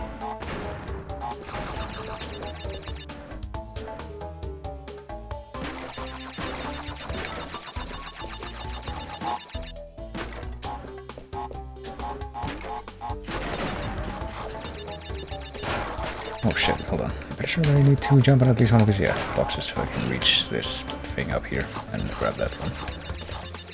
I don't want to let that pass me by now, do I? I think you can kind of cheat after, like, trying to get some of these boxes that might otherwise be out of reach. Because you get an upgrade later on in the game that pretty much lets you more or less cheat for boxes like that, but I don't know. I will try to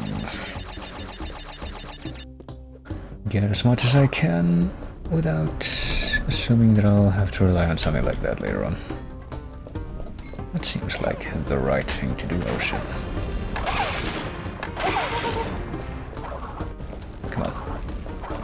Okay, apparently you can't friggin' kill the monkey, even though he would gladly do the same to, well, do the same as in, not as in not kill you, but as in actually kill you, to just a second earlier. Used to have a yacht Dalmatian accent, but 15 years ago from Louisiana, I've mostly lost it. If you're talking about, like, just sounds in English, then I think that people who have known me for long enough will probably be aware of the fact that the way that I speak in English is kind of different now from how I did it some years back, when I first tried out streaming and whatnot. I think I used to... oh shit. Okay, well that just happened, but can I even get over there without... would help? I assume that yes, okay, yeah, it is possible to make this sound without the, with the... okay, that was weird, but with the sliding jump, but... I think people who have known me long enough would probably be aware that I used to, like, have a different accent that was kind of a lot more stereotypically British. I don't know if I would be able to really summon that at will now, but I think that kind of came back to me a couple years ago when I was traveling around in Europe, and London was one of the places I went, but I think that happens to me a lot, just like, not just with English necessarily, but like, if it's a place where the main language spoken happens to be a language that I know, probably just try to, like, imitate the local sound as much as possible so I don't stand out. I feel like that's something that makes sense. I think I did more or less the same when I was, like earlier during that same trip when I was in the Netherlands, which is another place where everyone speaks English as well. It's Dutch. People claim I have some accent, but I don't see it. Well, I mean, everyone has some kind of accent. It's probably kind of silly to say something like I don't have an accent when it's kind of something that comes with the territory of being able to speak. New England Vermont accent, which I don't know if it existed. Well, I mean...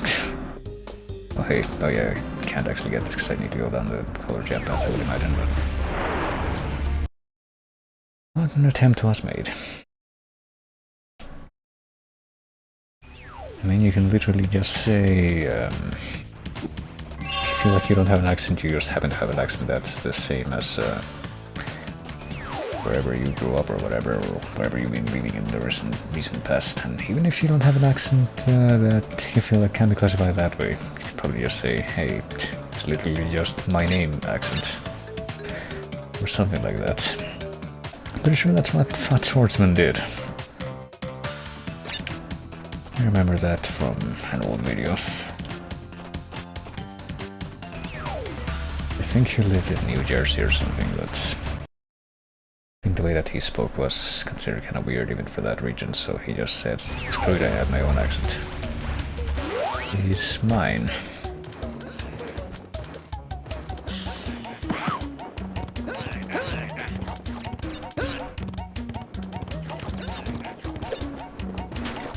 Okay, for this level, just like with the previous Chinese wall level, I would like to assume that it's actually possible to get the gem just from the get-go. Oh shit. I mean, I say that, but I just missed the box. I'm gonna say screw it. I mean, I think I'm already kind of committed to the fact of not trying to 100% everything in one go, like I said, so...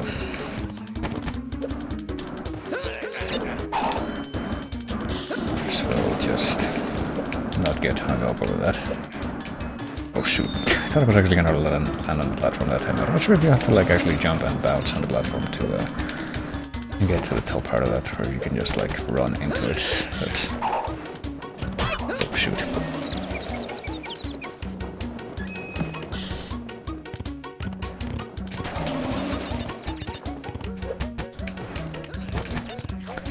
Well, at least something that I can say about this track is that I don't think I will ever forget this particular one. Not necessarily because of everything that's in the game. Okay, you can just run into it, but not necessarily because of anything. Oh yeah, that's... I don't think I want to keep trying to get those boxes anyway. But not because of anything in the game itself, but because specifically the Insane Trilogy remix of this track. Oh shit! For some reason I did not see that coming. The Insane Trilogy remix of this track is something that I associate with a clip of a certain somebody who also played this game, saying that the controls are like overly sensitive, kind of a... Well, not exactly how I said it, of course, but in his own way. And that certain somebody is also kind of known for having clips where he says stuff like that taken out of context and repurposed, so you gotta imagine how that went. And every single time that clip is quoted, it has this track in the background, so it's something that I will kind of forever associate with that.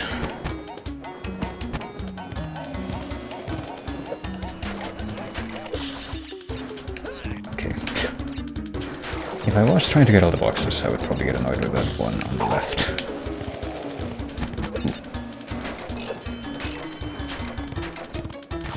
Ooh, Jesus Christ. Even if you're not trying to get all the boxes, there's kind of an interesting stage to try to not die in, though. But I feel like, yeah, I only missed like 3 of them, so I'm pretty sure that there were ones that I potentially could have gotten, but at this point it's whatever, since, like I said, I'm pretty sure I'm not gonna be able to get all the gems on the first run, regardless, so...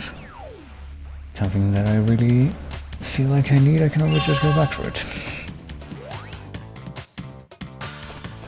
But for now it's boss time once again, which I don't think that I have... I don't remember anything too specific about the bosses in this game, other than them being like,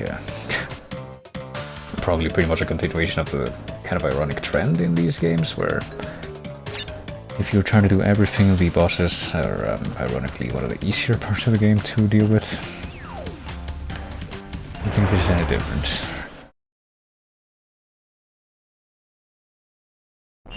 Right, now you've gone and done it. Them crystals are mine.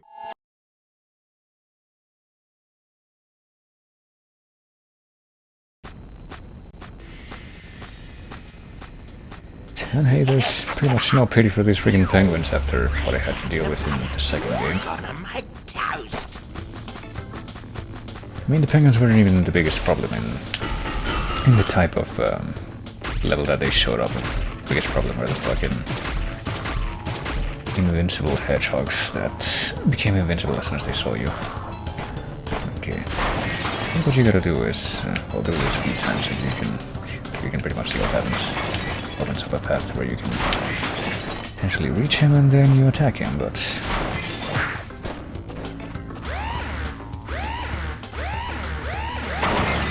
Don't you remember it was gonna be that, if it was gonna be that generous with, like...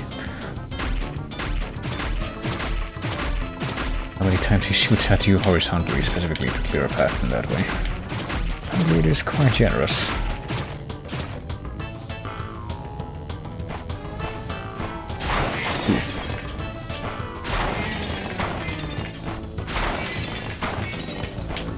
Probably be good enough. There we go. But I mean, you kind of have to go back out before that blows up, or else you also have to do it. But there's gonna be another instance where I managed to do this on the first try again. It's like, oh shit.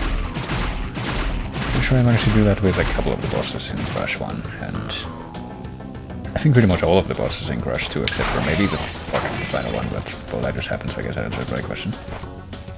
Kind of spaced out for a moment, just ironically trying to think about that, so... I mean, did I die to any of the bosses in Crash 2? I think I did, actually, never mind, I died to the fourth boss, and then...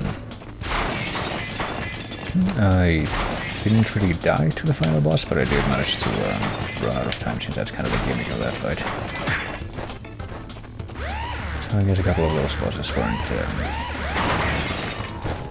exactly flawless runs, but I think pretty much all of the other ones were. All three of them.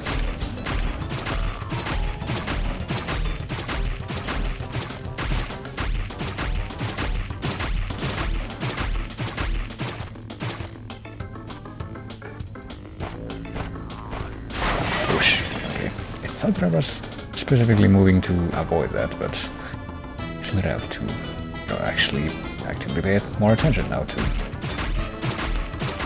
how these how those like actual horizontal blasts are aimed. Like, he's gonna actually aim at me now, or is he gonna aim ahead of me? I think he aims ahead of me.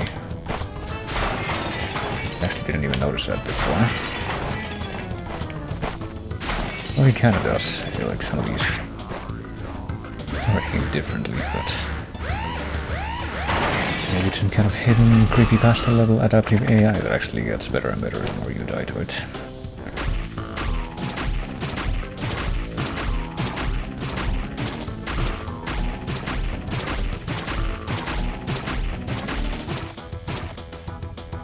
Yeah, what's he gonna do now? I can't believe that I almost managed to do this perfectly the first time, and now I'm just messing up like this. Okay, this ought to be enough, surely. Nope, apparently not. Like the very final dregs of the barrier there are enough to deter me.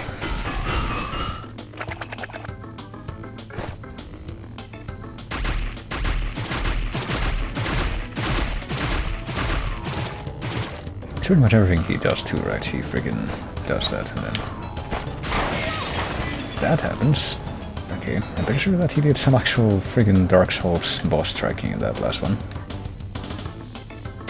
He just kept on adjusting his aim over and over until the final hitbox moment. I don't know how else to describe that. There's kind of a second between when he stops moving and when he's in his final position before firing and when he does fire, so there's at least that. So I'm gonna have to exploit that in the final round. You only have 34 more chances to do it after all.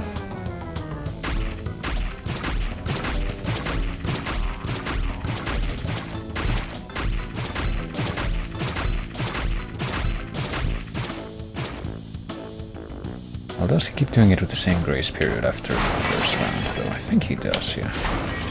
So I can at least rely on that.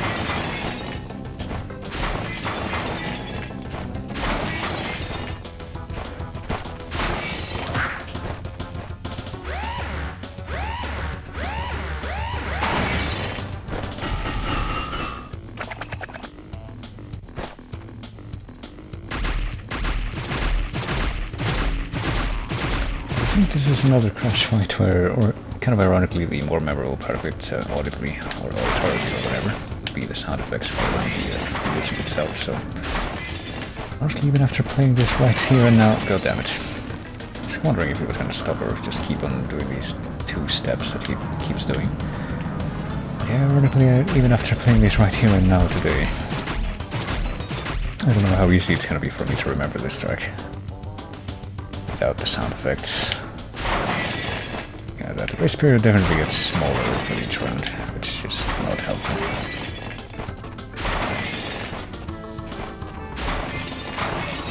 Come on. I'm gonna stay in the shade, that's what I'm gonna do.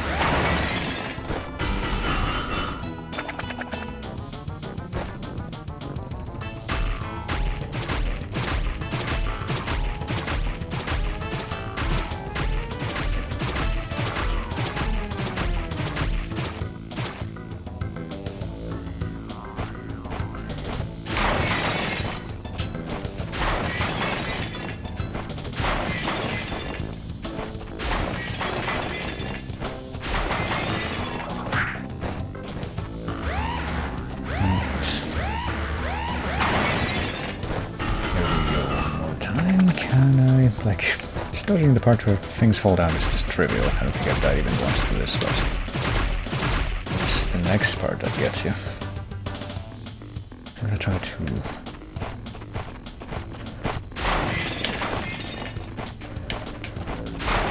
a little ahead of the curve this time. There you go. I think that's probably the safer way to try and deal with him in the final round, is to... yeah, there we go, to guide his shot. And making him aim ahead of you and backpedal. It was actually... You thrashed me, mate. No worries, but you'll soon be up against much worse. Oh, I believe it, but, you know... So I didn't get... well, this time I did get a double jump, there we go. It's probably something that, since we get at least early, it's probably gonna be something that's... gonna be something that's expected to be used in the upcoming levels, so... wonder how much fun that's gonna be. And you know, you can see that the boss switch gets added to the end of the rest of the stuff from the hub. After you deal with that, so you can actually redo bosses in this game, just at will, as opposed to Crash 2, where you can't redo them at all. I think you can even redo them in Crash 1 too, because you know, you can just go back to another boss level and just select that again. I think that would still work.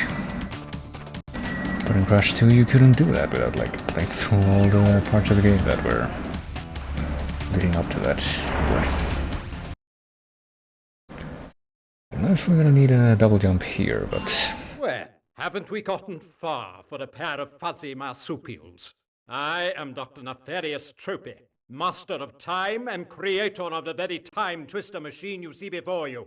Uka Uka and Dr. Cortex have sent me to end this little charade, so you won't be leaving my area with the crystals. I swear it.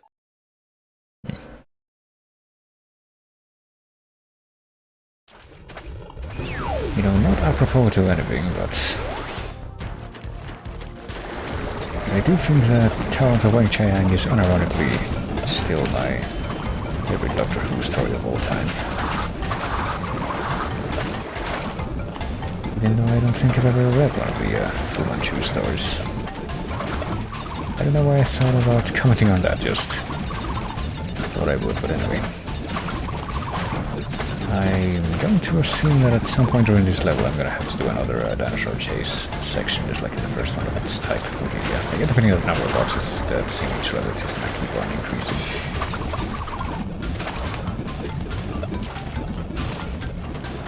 So I'm going to assume that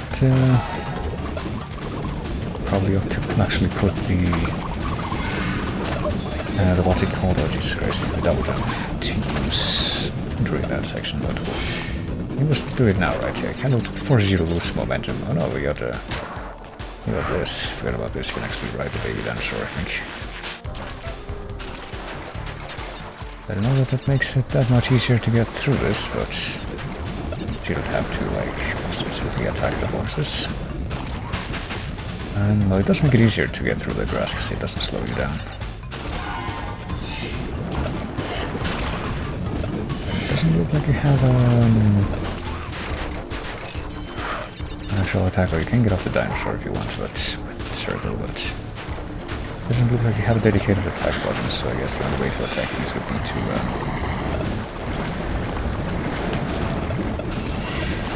jump on them, but I guess the better option would probably just be to jump over things, but okay, apparently he will also not follow you out of the water area, but once again noticing that for some reason there's a lot more sound clipping going on in this level with the lava in the background than there is in pretty much any other part of the game.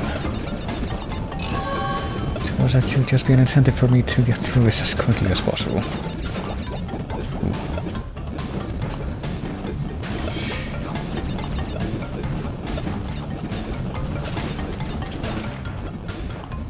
I'm pretty sure this kind of background SFX clipping is probably still going to be present even during the bonus stage, but maybe not. I mean, it disappeared for a second, but I get the feeling that it might come back. Or maybe not, never mind.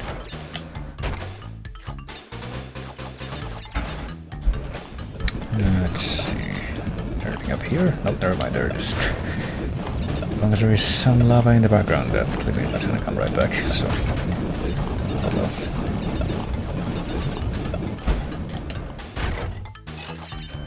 Literally the only thing we need to do then. Oh, yeah, I know we're supposed to. I guess this background sound is supposed to indicate that you're supposed to use the corresponding power to get through here, but there we go. You have to just do it on both sides. And is my door like?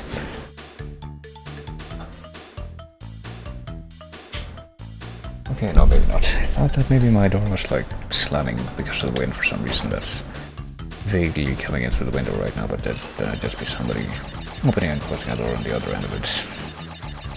Due to the complete and utter lack of sound isolation that's going on right now. But there is some strong wind going on outside, I think. I mean, hopefully, like I said, it doesn't become a problem like it did yesterday, but well, speaking of that, you know, the door saga, I think that the actual door that works might actually be able to be installed tomorrow, so you know, that's exciting. Oh.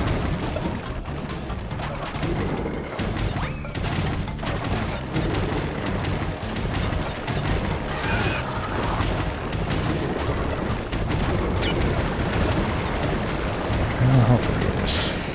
We have that much more to say about that, because I feel like any tower raids that I went on in the past, oh for fuck's sake, but I wasn't expecting there to be a box there obviously, but now that I've actually gone there once and died, and I'm expecting that, I can maybe do something about it. It still all depends though. I can't even remember exactly where it is. Okay, there's another finger, there's... there we go, I remember where it was. The question is that gonna make a difference, or is there gonna be other stuff that I have to deal with before I get to the vault? It literally didn't matter because I can get all the boxes anyhow.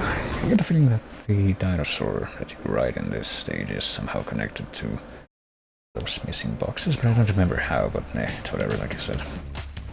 I'm not adamantly chasing any of the 100% stuff right now, so let me look at what the other stages will be like right off the bat. We got another underwater stage, we got Arabian Nights, what at night, actually at night this time, we got another freaking race I think, and double header, which just from the looks of it is gonna be another medieval stage, you know. Wouldn't be surprised if somehow in this game there turned out to be like less level archetypes than there were in the previous game, just because of I don't think that's actually the case, but it does feel like there's a few things that I am seeing.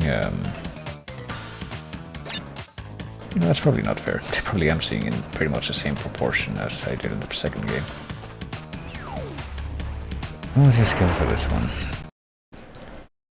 Any luck? The underwater level shouldn't be a problem anyway.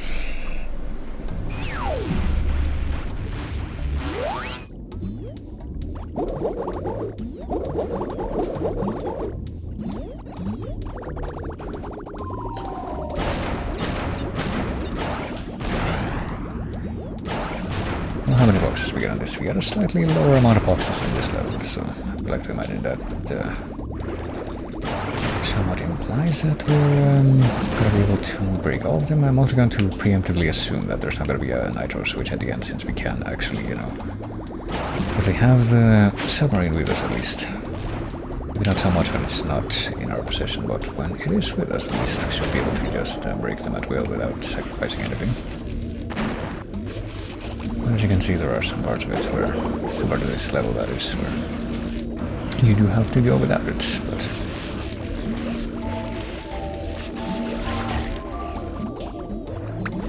I guess I'll figure out whether or not my impressions are going to pay off. I always had barefoot, but I don't know if barefoot would really mean anything in that context at all. I think that if you touch that whirlpool at all, you die. That doesn't even have to be the bottom part of it, that's actually the blades. Oh shit, okay, I'm pretty sure I didn't actually touch that thing, but I also thought that I did touch the second one of those things, and that one didn't kill me, so of course I'll take what I can get.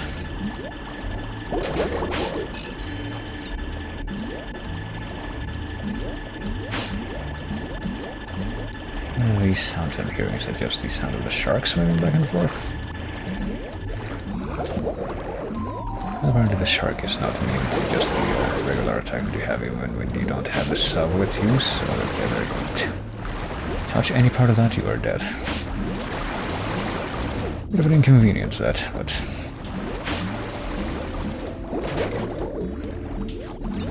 not as much of an inconvenience as that order that I had to cancel yesterday.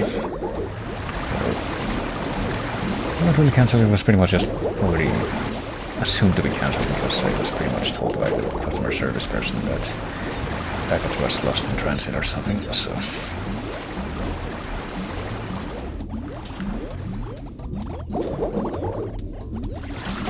But it was only at that moment that I was actually entitled to take action and get compensation for the thing that I requested and then did not receive, but... okay, that is yet another topic which I've already discussed sufficiently. I don't need to keep going back to that. Okay, so I did see that group of boxes down there, which I obviously couldn't get to, so... I don't know if that's something that I could actually access from where I am, or some kind of weird, unintuitive thing that I have to do to be able to access that, but like I said, I probably won't lend that too much thought if I don't have to at the moment. There's no need for that. Oh shit. I guess you lose the sub, yeah, well. Lose the sub if you get hit, but then I die again, so... or to something different, I should say. Not really die again, as if I had already died after losing the sub, because I actually haven't, but... I do something different, so I just get to spawn back here and just use it again. I'll actually take advantage of this opportunity. There should be two sharks, and yeah, I don't want to actually run into one of them. Lose this thing again. I would prefer to keep it if possible. Can't destroy these fan thingies with the sub, can I? Nah, it would actually be really nice if I could, but apparently that's not going to be the case. What I can do is get rid of the nitro boxes at least.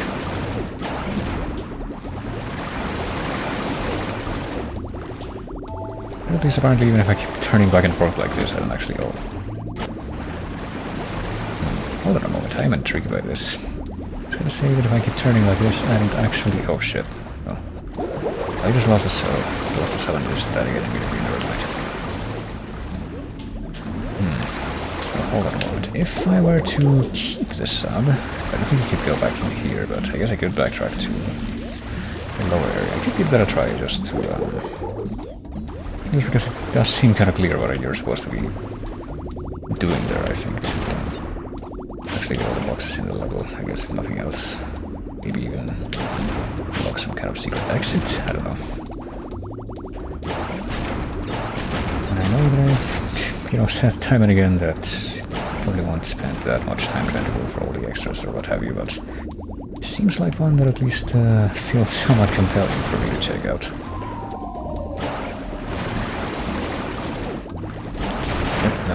God damn it. Okay, well, never mind. Well, now it's not happening. Yeah, if I manage to survive all the way to the end and I don't die, then... oh, never mind, I died. I will surrender, but... I guess that didn't have a chance to get there.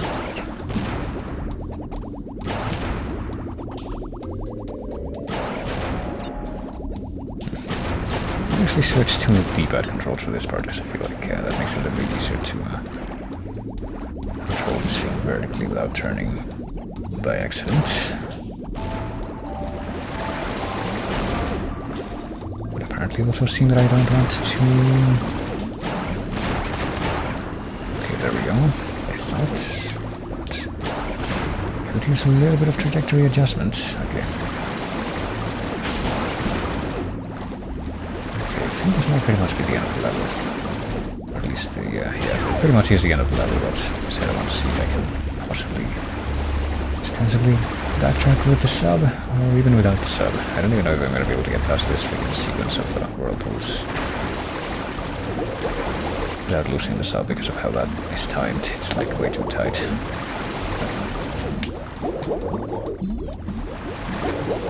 But I did make it past that point, so... at least have a chance to do something now.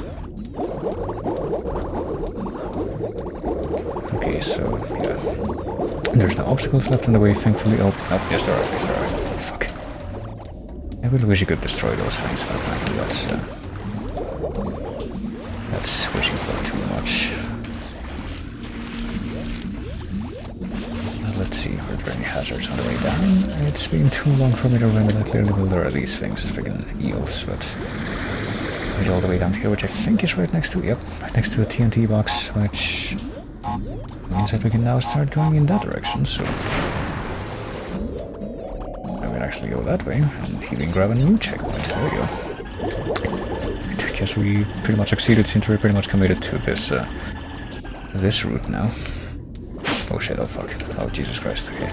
Stick to the middle, that seems to be the key here.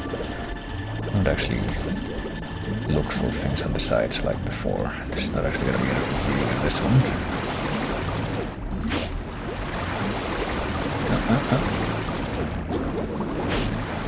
Sure hope that this is safe enough to where I can avoid getting whirlpooled. And apparently the answer is yes, okay, so... There we go. Hey, just let these boxes just blow everything up, I don't care.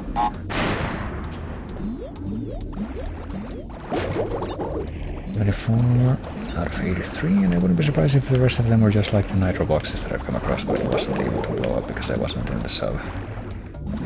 So I have to assume at this point that there will be an actual detonator for the nitro boxes in the end, and yes there is.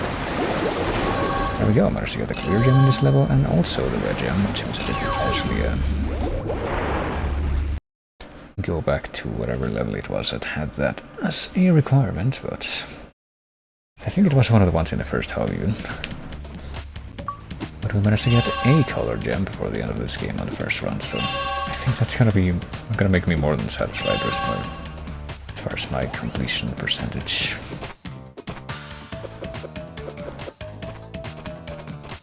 Completion percentage without putting in the extra effort to actually make that 100%, that is, but you know, that's kind of implicit when I say that.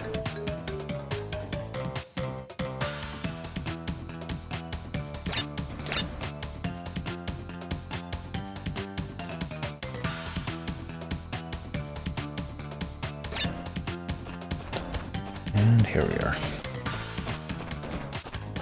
Next order of business would be the luckiest number imaginable, and also one of these levels. Hopefully it wouldn't be that much of a big deal, but... So, you pesky little rats aren't going to back off, eh? Just to continue to gather crystals and see what I do. Alright, well, I think that was also implicit, but... we better show off our voice acting talent for these games. We didn't do that much of that in the first game, but things are kind of changing up after that.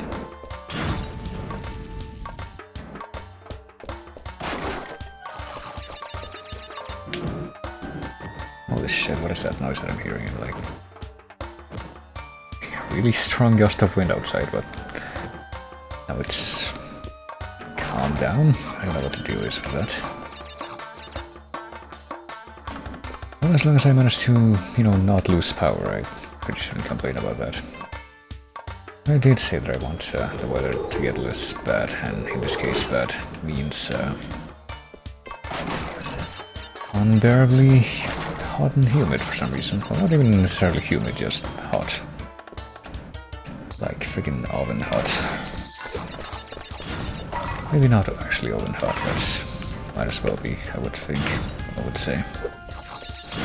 In relative terms, it might be perceived that way. It seems like a reasonable way of putting it.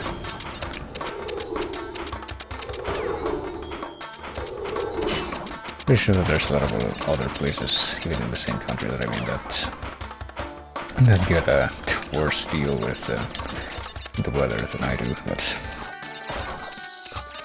Well, you know what they say, just because somebody else has it worse off than you doesn't mean you can complain about the crap that happens to you. It seems like a reasonable way to approach things.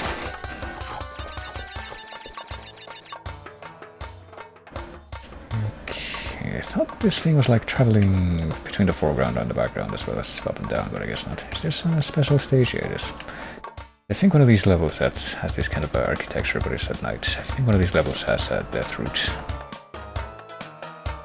If I can find one here, I guess I'll probably check it out. Oh, hello. How is this supposed to work? Oh, I guess I do have a double jump, I forgot about that. I do seem to be forgetting about that a lot, even though I literally said a while ago how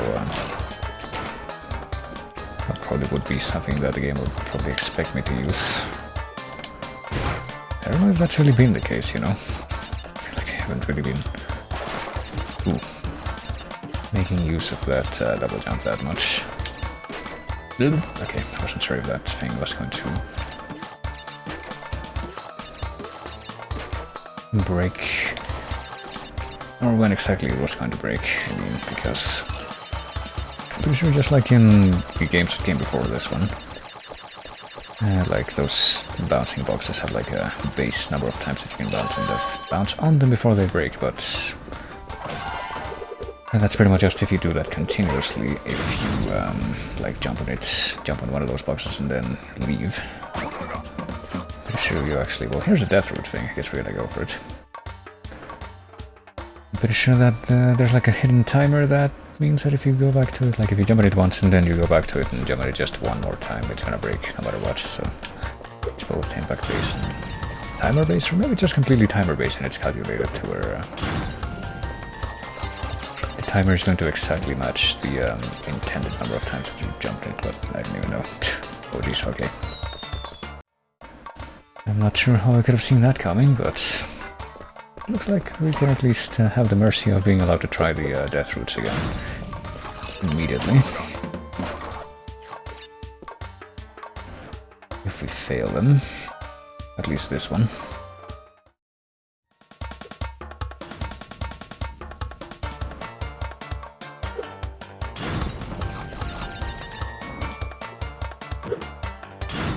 So now that I have done this once, and I'm expecting this to have a thing that you can't see at all off to the side that you need to time this jump with, you can actually do that.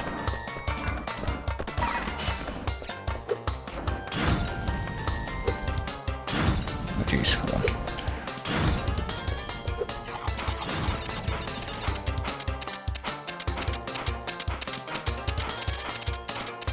Oh, let's just keep going. I think that even one of these things might be something that you're expected to do, like pretty much a speedrun kind of way, but I'm pretty sure that I let go and or watching the attack animation so that I wouldn't have actually gotten hit there, but oh boy.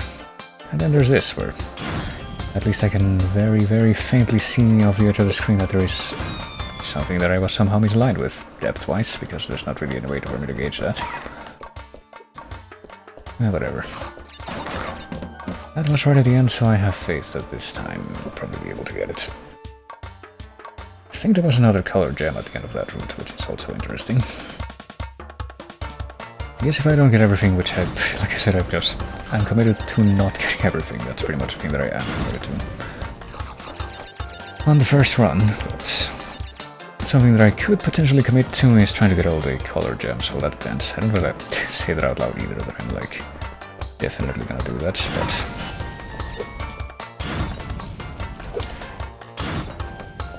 feels like, at least based on what I remember of the second game, which I literally was just playing yesterday, so I'd like to believe that I can trust my memory, at least in that regard. Why the fuck is this guy not in range of my attack? Come on. Oh, okay. He was first not in range of my attack, and then he was a lot closer to me than he actually seemed like he was. But whatever.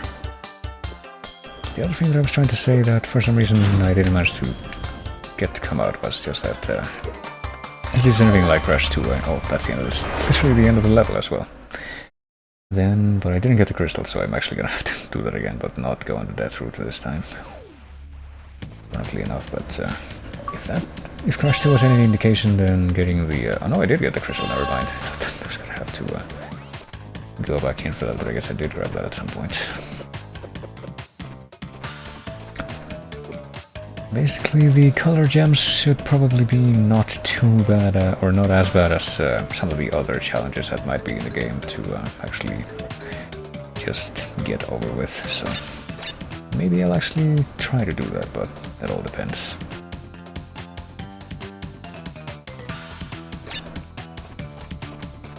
Alright, so we just continue to get through stuff right now, though. Like, I don't even feel like going back into that level just to get the clear gem.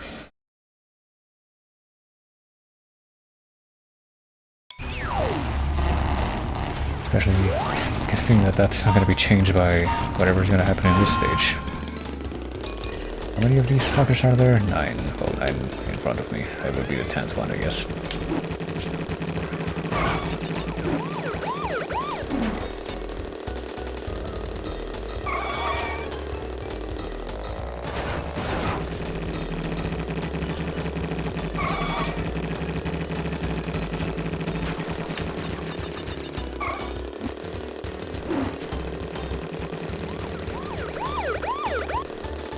Mostly just based on how this started out with everyone just immediately careening quickly ahead of me. I don't even know if I can expect this to go that great, but oh geez, of course, especially that happened. I just fell through the land.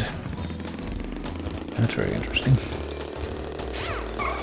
Well, that's probably one of the faster ways to get back into the track if something like that happens, though, if I had to imagine, but still.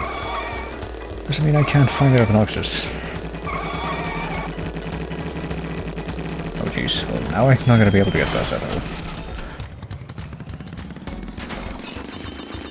I do get a feeling that this is going to be yet another one of these levels where, yet another one. There was only one of these before, but it's going to turn out to be just another one period of these levels where getting the crystal is actually going to be significantly harder than getting it again. It's the freaking janky ass mechanics that this race has.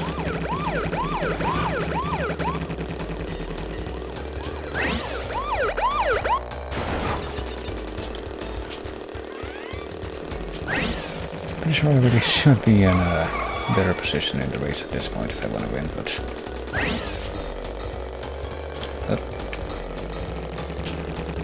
I'm really surprised that I managed to not fall down any of those holes, but then this is here. I didn't even think you have like a handbrake button or anything like that, but yeah, I'm in 5th place at the end of this, so I'm not quite sure exactly how I'm gonna be able to do this better, but we'll figure it out. I get the feeling that this level specifically are gonna be the bane of my existence here.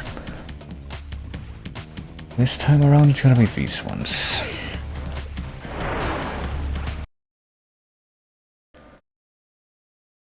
I can try buttons and see if any of the other ones I have even do anything. Like, I don't think that I would necessarily be able to get any more controls other than just a handbrake or something like I said, but that would help, probably.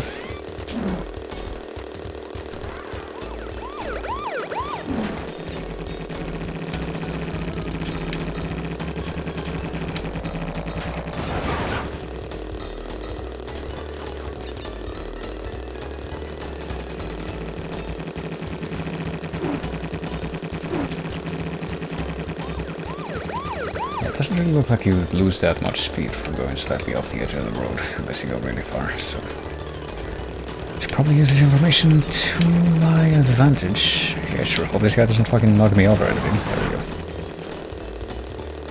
Okay, 3 more. It's going a little bit better this time. Just a little one.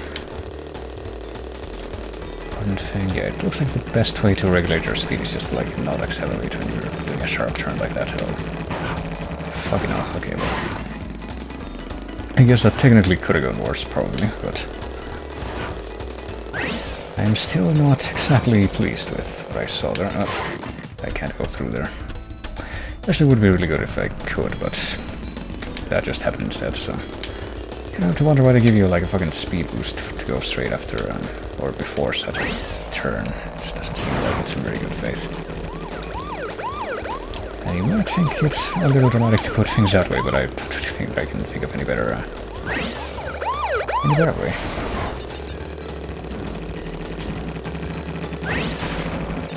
Okay, there. I really don't know that I'm going to be able to succeed this time, but I can at least try. Especially after stuff like that.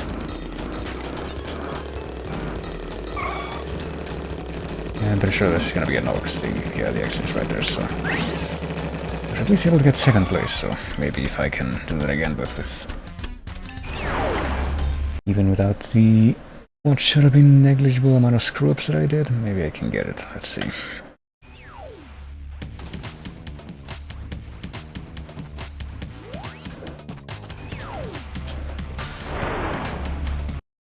Might be serious time again, except this time without it being about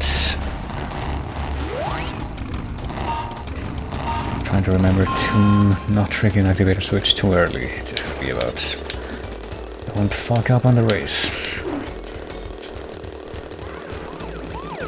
I could just try to think of something completely banal to talk about while I'm trying to do this, but I don't even know what that would be. People think that the weather is like the most cheapest thing that you can talk about for small talk, just to have an excuse to talk about literally anything, but I was literally talking about that earlier, and I think that was, you know, somewhat relevant, at least in my present situation, because I definitely have to deal with the absurd levels of heat that seem to build up in this area, when seemingly out of nowhere, by the way, when particularly later in the day for some stupid reason, which makes about as much sense as you can imagine, but yeah, there is something that is technically directly related to me streaming, so I think there could be worse things for me to talk about, at least in this context, though. Hold on, actually, I'm not gonna bother with that boosting pad because this is where the stupid turn is, which I completely messed me up / screwed me over. So I didn't get far enough into that phrase that actually mixed those two things up. Hello Spot, hello Darkleaf. Welcome to me hopefully not sucking at this part of Crash 3 since this is my third attempt at it right now. Oh shit, holy... Okay, that's a very interesting moment. I was not expecting to... I did not realize that that obstacle was there. That's why you presumably had to take the ramp, and once I did, I did not expect to actually be able to get past that by not taking the ramp without actually squishing in there. That was like the exact opposite of what's been happening to me so far, which is that I've been having surprise screw-ups. I feel like a surprise success. I don't know. Probably a more localized way of saying that than just success, but whatever. And there we go, I got the crystal, which is the important part, as far as I am concerned, so let's move along.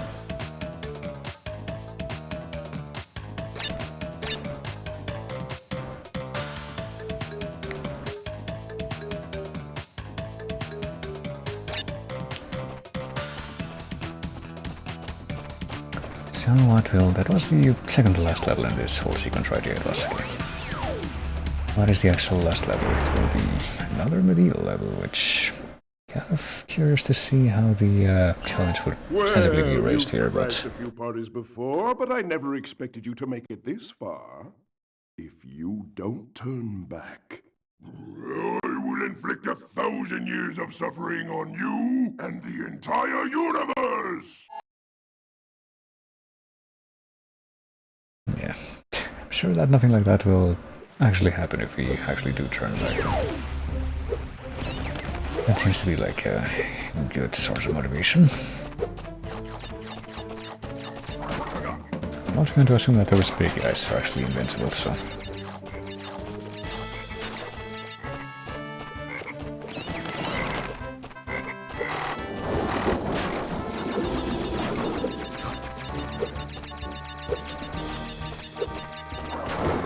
Since they don't really move around at all, they just do the attack sequence, and I thought that whatever just happened was going to cause me to take damage, but I guess that was a no.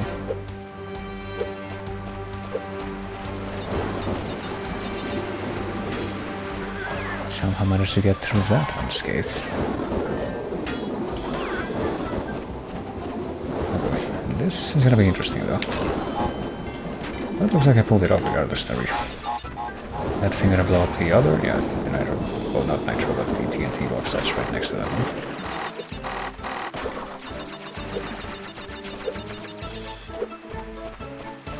Can't attack those guys. The big guys? I think you can, but I don't think it does anything. I mean, sort of like... they're a big obstacle that you have to get out of the way, so I would rather not risk it. And just go by them. Just like I went by that goat. Oh boy, I sure hope that haven't gotten close enough to this box over here to where it's going to start getting faster and become unusable before I actually am done with the other bouncing box, but fortunately that didn't happen.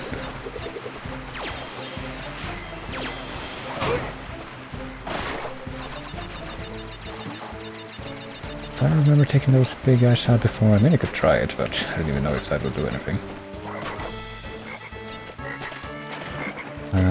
No, I think, you know what, I think a way that you might be able to take them out is with something else that you gain later in the game that I don't have yet. I think that can potentially get them out of the way, but I think like with just like quote-unquote regular set of moves, I don't think you can do anything about them. I wonder if there's like any other levels with this archetype that I can come back to. Or not come back to, but like just find later in the game where I can test that after I presumably get that thing that I'm thinking of,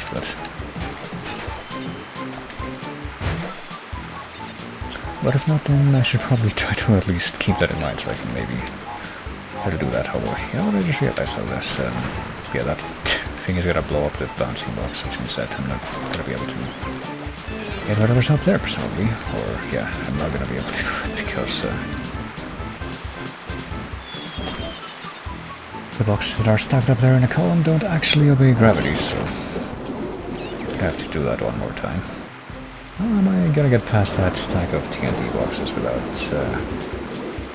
activating the detonator, though? Actually, let me see if I can just immediately rush over there and try to figure that out.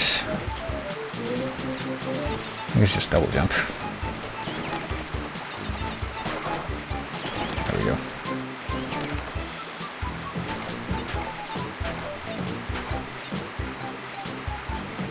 And now I can just go back here.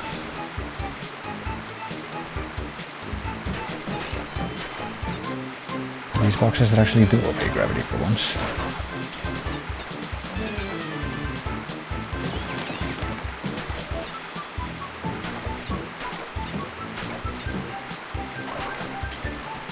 And there's the beginning again, so now we head back the other way.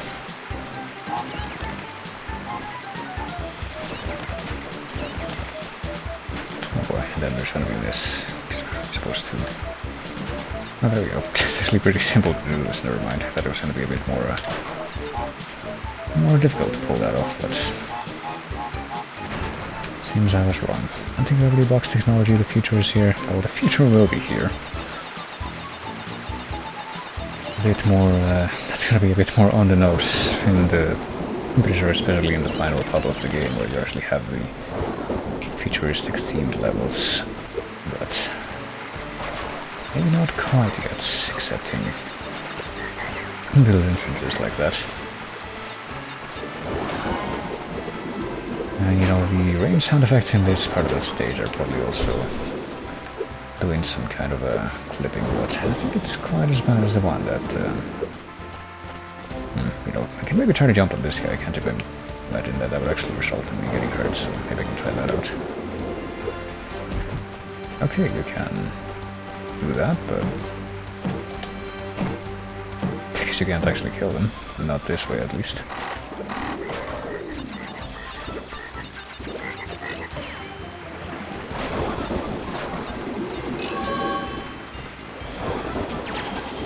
Oh shit, okay. I don't actually have an extra hit right now, do I? So I better just specifically try to avoid that, but apparently to no avail. I really would use an extra hit whenever I come up against one of those guys, the freaking wizards that shoot you with ranged stuff, but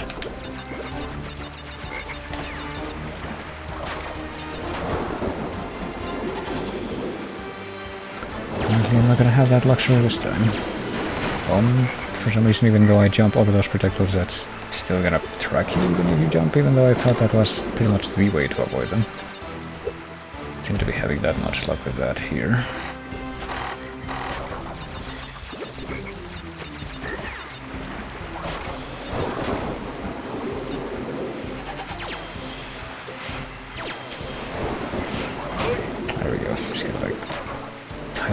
very precisely, I guess.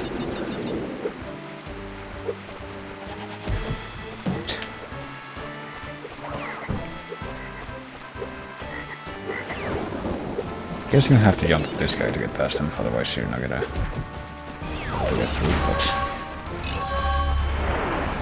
pretty much all the ones before that one you could avoid.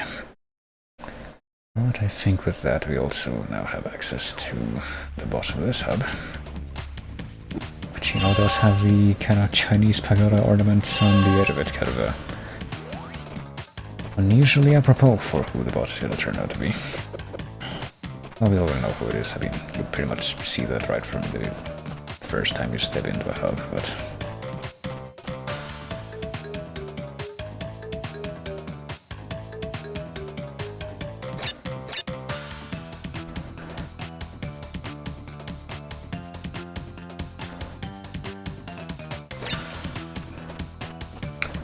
here we go. I do think I remember this specific boss fight as well being kind of tricky when I played as a kid, but I don't think it would be... well, we'll see in just a second. You little vermin are way too stupid to understand what you're getting yourselves into. This time you've done it! I think that's like the first time he said it or something like that. That maybe was supposed to be a bit of a catchphrase for him, but... I think I do remember the shtick here. Now you're on my time, you little skunk! Give me the crystals! You pretty much do this. He shoots this crab at you, and I don't remember if you have to just avoid it or hit it back. Yes, I'm gonna try to hit it back. Nope, you don't hit it back. You do have to avoid it.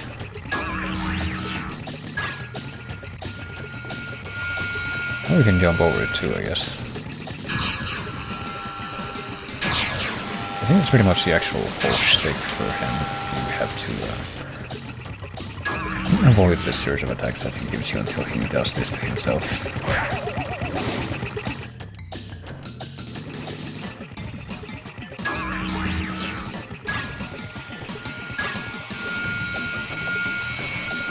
Oh no, actually, I just realized that they do change up the pattern there so that you have to jump over one of these things, but then with the other one you have to duck under it or just stand under it.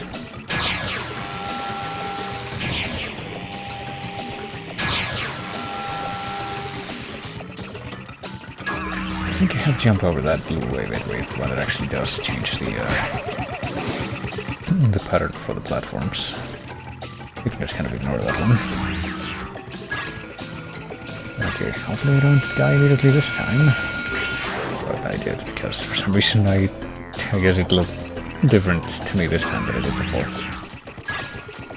Okay, I'm gonna have to tell it to myself very, very clearly. I guess this is gonna be the deal is gonna be you need to alternate between jumping and ducking, if I had to guess.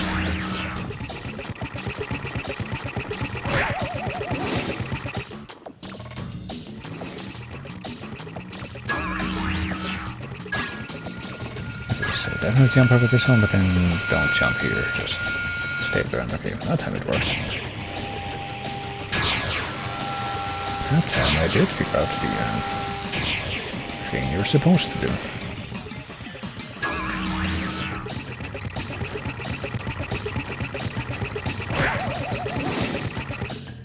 Question is, can I apply that same logic to the final round here, or is that gonna be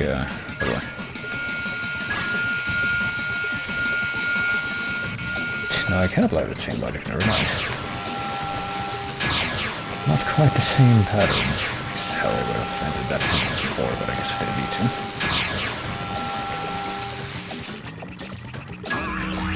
I'll just go say hi to N here for the final time. My time is up. But yours soon will be too. There we go, that's tornado spin. This is not the move that I was referring to before, but here's yet another thing that I think we mostly just have to use these other moves in like the other stuff that you would have to do if you want to go for 100% though. Not necessarily in You insolent, insignificant moron! just the vanilla routes. Entropy, you have placed us all in grave risk! Crash, Coco, you must realize that this time twister machine is very delicate. Without Dr. Entropy's constant care and control, who knows what it will do? Well, evidently it won't be a big deal since that's just like the... well, not quite the middle point of the game, actually, a little bit after that, but... there's definitely a good chunk of game left after that, so... what are you gonna say to that? I'm gonna take a look at the stages. I'm not actually going to any of them quite yet. We got another Egyptian one. Friggin' blimp stage. I forgot about those existing as well. Another jet ski stage. First future-themed one, and another Egyptian stage as well. I guess it fits that you would have more of those in the one that, you know, the hub that actually has the Egyptian theme.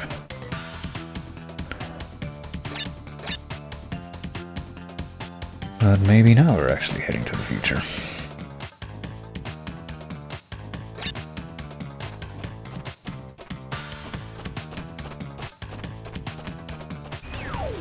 So let's get straight into it. I think that usually these Egyptian stages should pose that much of a problem, but... you know, watch me eat my words in just a few minutes. Okay, of course, do this thing time. I do feel compelled to do at the start of every level, but it's one of those times when it actually does pay off. Just check what's behind the entrance. There's a couple routes here. Let's see. Oh. There's tends to be a couple of routes here, but apparently there's really only one, because there's no way that we can make that jump, so... it's really only one.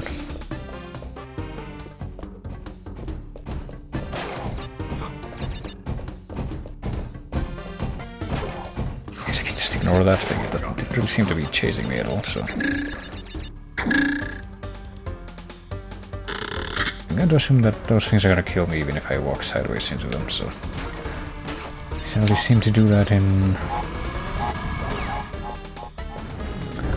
the last game, I think, or at least... maybe not the last game, but I think the first game, actually. There were some hazards like that which did behave in that kind of a unintuitive fashion, where even if you touch the non-pointy parts of them, they still kill you.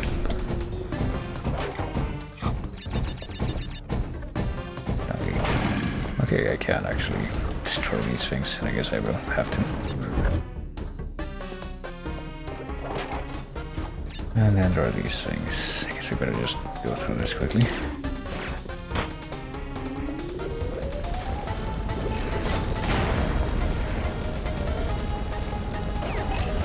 You notice too that the guys with the flamethrowers in, you know, these Egyptian levels are also kind of reminiscent of the guys with flamethrowers in the sewer levels in Crash 2, but...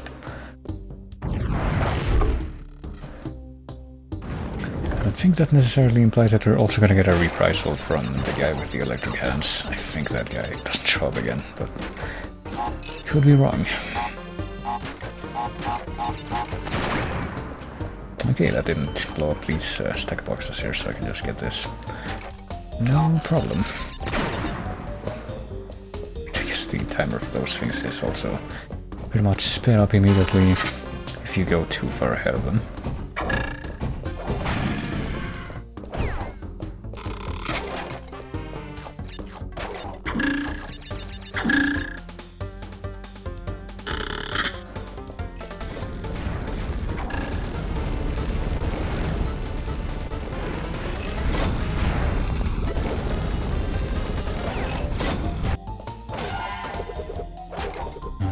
So far so good is what I would say, but I don't want to put like too much conviction into that sentiment and jinx myself.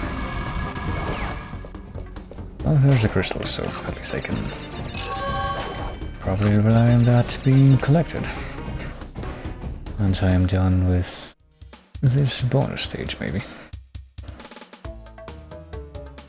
And, well, I would say I sure do wonder if I'm gonna be able to get the, you know, typical quote-unquote, just normal, I guess. Uh-oh.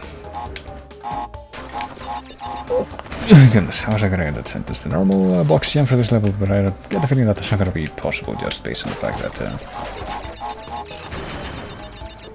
there was a whole route at the beginning that we couldn't follow through with at all. And I get the feeling that's gonna turn out to have something to do with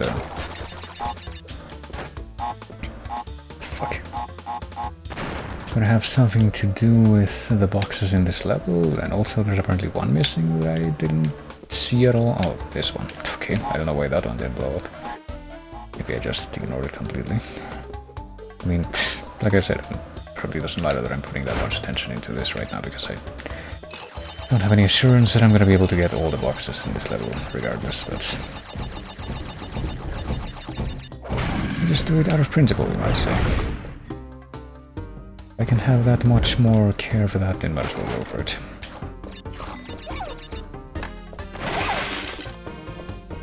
Okay.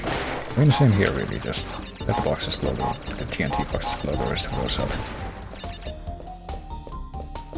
There's apparently 5 boxes remaining. Okay, so never mind, I might be able to get that after all. If the remaining ones are all just like the nitro boxes or what have you. Never.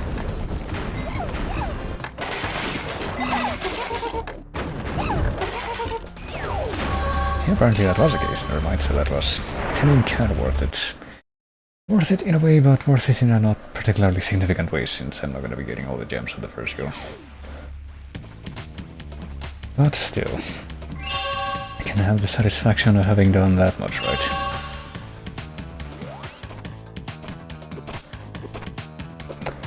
And I think just like pretty much every other level clear, that does warrant a save.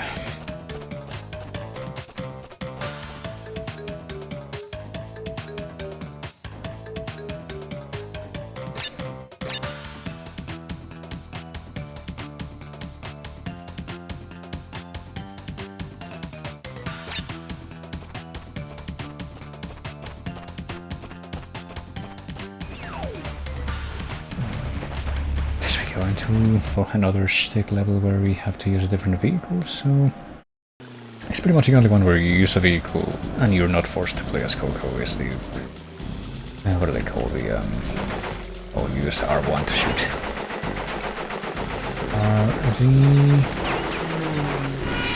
All the ones where you use the you're riding on the highway with a friggin' motorcycle, that's what I was trying to say, but for some reason I didn't immediately. So yeah, this is some nice noise we're hearing. Pretty much all we gotta do if direct to is we have to blow up all these blimps, but you also have to not get shot down by these other airplanes, which just come at you in infinite fashion. Or as you can probably solder if you were looking, you can also get some help that by blowing up the boxes with the cross.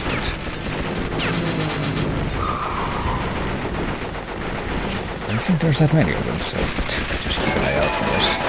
Jesus fucking Christ. Okay, and then stuff like that happens where you just get destroyed from all directions. I'm sure they'll go away if I just don't go in that direction. They pretty much do it. They're like the freaking boogeyman in that regard. Let's grab this box, then I could actually survive, but no, of course I was shot down just before I reached that. Okay, let's try that again. I mean, we're gonna have to deal with that. Of how I feel if I were to get to the end of this. I'm actually gonna see if I can follow along with the, I guess, probably intended route here. Follow along with the sequence of which blimps are closest to each other. Let's see. This one's right here, but I guess after this one, the next closest one would be all the way over there, which I wish I could go a little bit faster, but you can only have so much.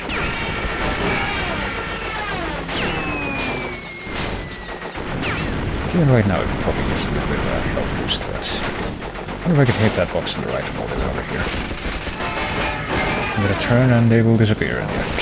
Well, they won't disappear, but they'll just like chill out a little bit. Is this thing gonna... oh, that does put you all the way at 100% again, so... I really don't feel like trying to 100% like the fucking... even if there's quote-unquote only 11 boxes in this level, I don't feel like dealing with this mechanics for any longer than I have to, so... let's blow up this family blimp and I think we should be good to go. Yeah, there we go.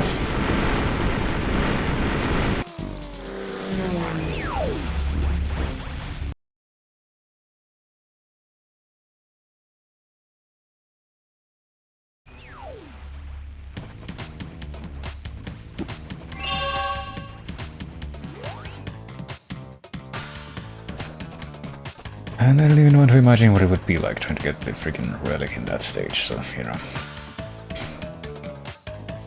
So I won't.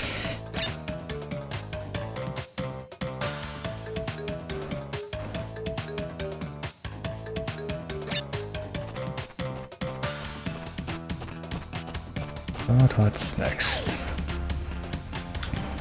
Well, it's yet another Coco Beagle level, but at least this one should be not quite as much of an attack on my senses and my sense of direction. I guess would also be a sense, but not perhaps not implicitly included in the same senses that I was alluding to in my first statement. I don't know. I don't decide these things. Can I get on the... No, you can't go on like these little land portions at all, I don't think. The feeling that if that was possible, that's exactly what would have happened right there, but it didn't.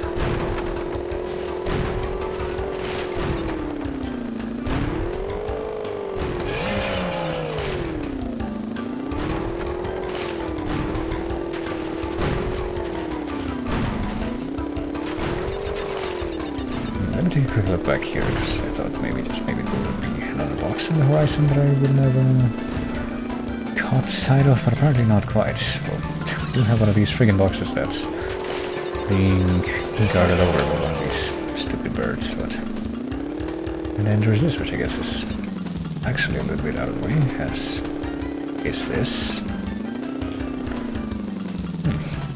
Alright.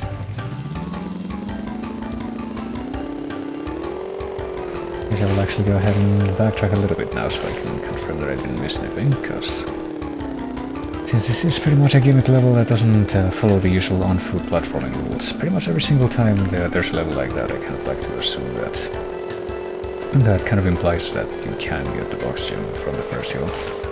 It's not like any special prerequisite you need to be aware of.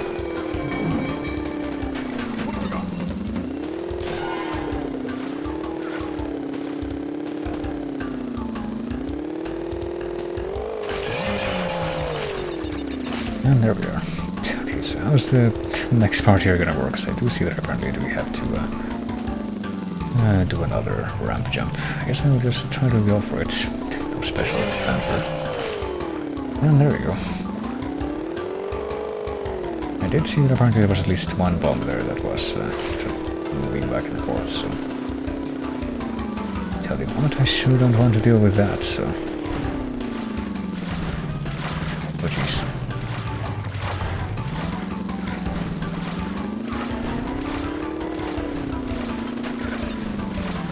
I do want to get the boxes that are in these little alcoves, but I don't want to get screwed over by those enemies that are apparently just patrolling around there, so... Just hope that I haven't missed anything yet, because of the care that I'm trying to have at actually being able to grab all of these things.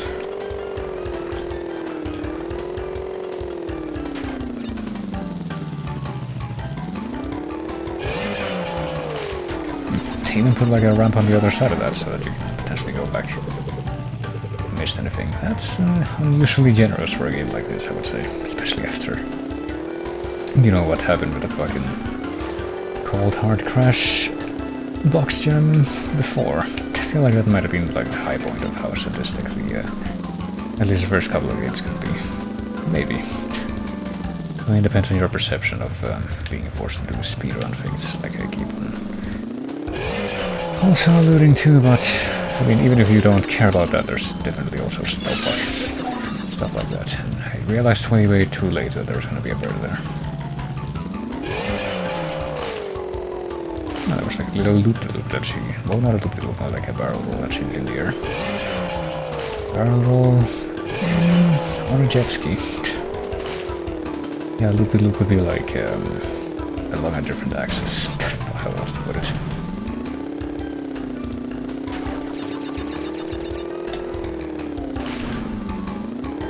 Usually the only way that you can get that life that's underwater is to use the impact from having just landed from a ramp jump to get to that part of the water, but I haven't gone this way yet, have I? I don't think I have now. I wonder what's over here.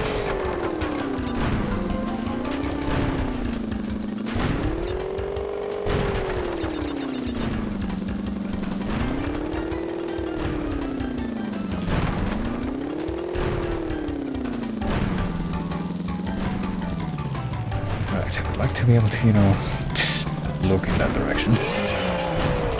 Without moving necessarily, but apparently that's not quite gonna be an option, alright. We're just gonna go all the way around the ship again. I feel like that's the safe bet.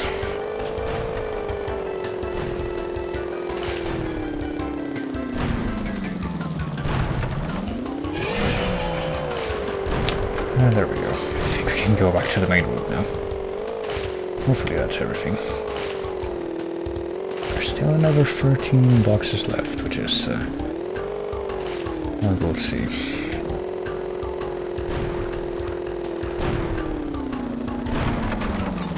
It's definitely something else that I hope that I can get now, without having to go back, but... everything else, I suppose, that just remains to be seen.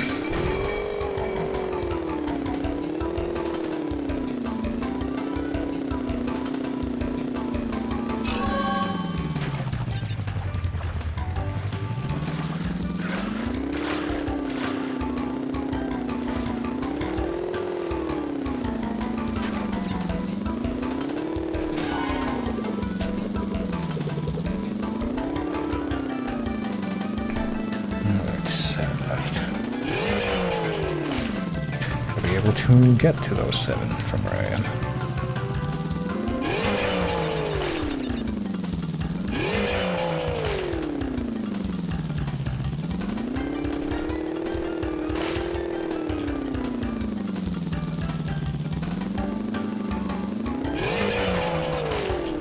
Did I get the other one, or did I only get one? I only got one, okay. But after I redo that jump, then there's only gonna be 4 left, which... well, you know me. I hope I can get to them. Honestly, be kind of upsetting at this point. Okay, I think I do see the last 4, but I just got one of them, but the rest of them are there. Please move out of the way. Thank you.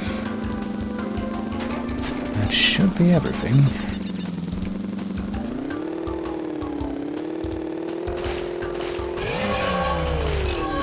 And there we go. Isn't it a little bit nicer to be able to pretty much relax? It's kind of weird to be on the lookout for that.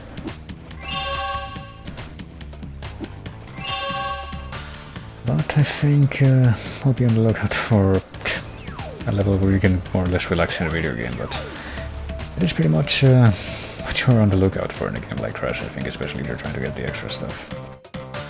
Level where you don't have to go on a crazy pace, but just kind of are able to do things at your own pace for once, I should say. And you sort of take your time going back and forth, finding everything that you need. It is kind of nice. It's definitely what I could have needed after what happened before with the levels in Crash 2, where that definitely wasn't the case. So, Crash Bandicoot, we meet again. Uka Uka and Dr. Cortex want me to teach you a lesson. Well, I've made a few modifications to my mechanics since our last encounter. So back off or be deleted. Okay then. I find it kind of surprising that he chose until this point to actually show up, but pretty sure he's gonna show up again before the actual boss fight. Which I'm pretty sure is also gonna be different mechanics, specifically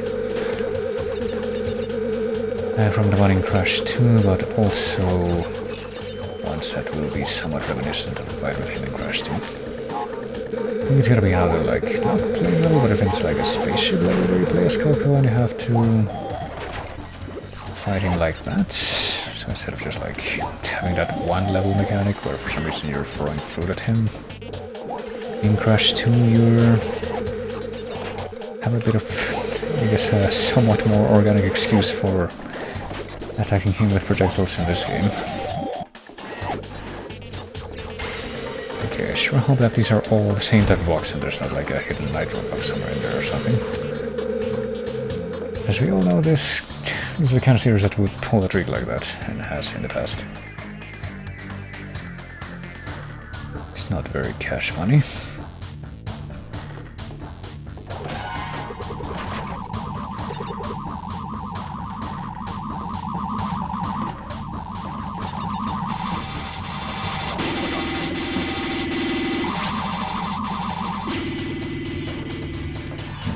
thing flips back and forth, doesn't it? Yeah, it does. That's a hazard.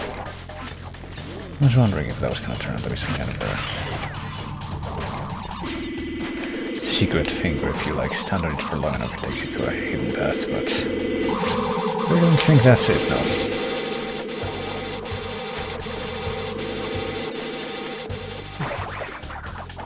Oh yeah, and we haven't even tried out that move that we got from before, where pretty much just spam the attack while you're in the air, it just gets you like a bunch of extra airtime, pretty much. And there we go, you have to like more or less optimize your timing for that to work out the best that it can, but... I don't think you really need to use that. Just like with so many more of these, you don't really have to use that outside of maybe some extra paths. Or 100% stuff. And I keep saying that, but that particular sentiment is motivated by the idea that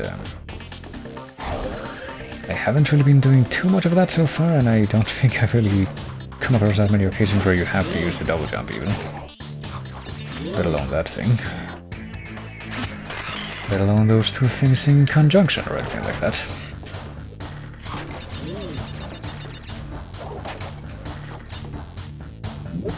That's the first thing that you get, so the first thing that you get is the like improved slam jump or whatever, and then you get that. And by that I mean the double jump, and then you get this thing which is like the super spin attack. And I know of at least one other thing that you're gonna get, and I think you do get that thing that I'm thinking of right now at the end of World 4 or the 4th Hub or whatever you want to call it. Well, I guess in this water stage you have to use the thing more or less. Oh, there we go. And here they put these two things together to indicate that you should be using these two things together.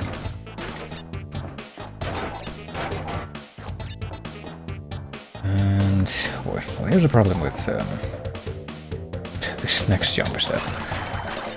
Actually, I don't know if I'm gonna be able to get that extra life in, well, together with the rest of that stuff, but apparently that wasn't actually a problem, so never mind.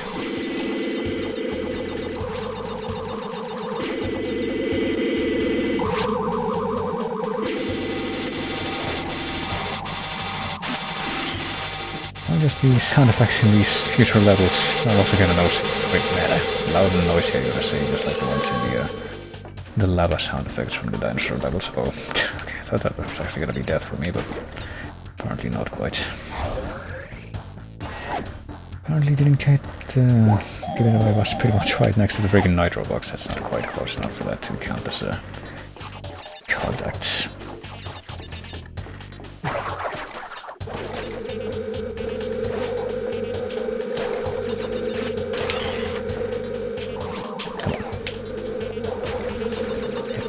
Out of the way.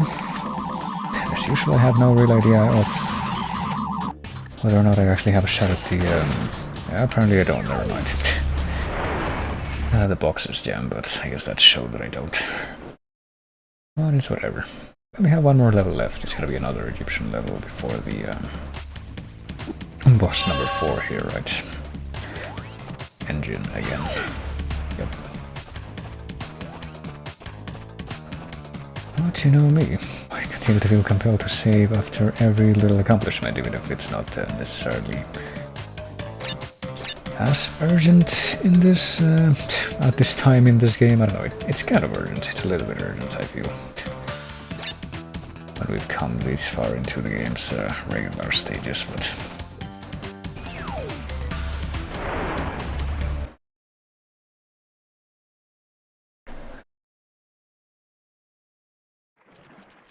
Well, maybe not quite as urgent as it would be if you were, I don't know, actually going for 100%, which is what I'm not doing, that I've talked about many times already.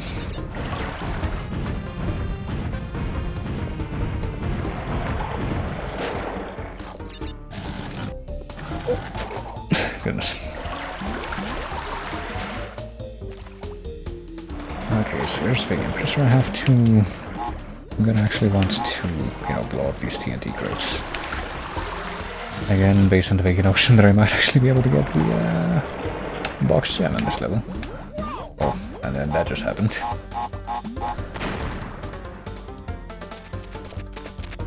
Let's try it one more time. There's nothing on here, right? Nope.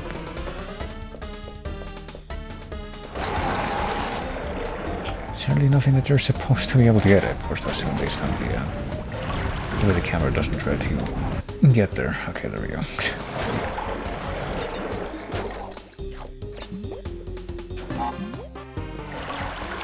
Cover that one first.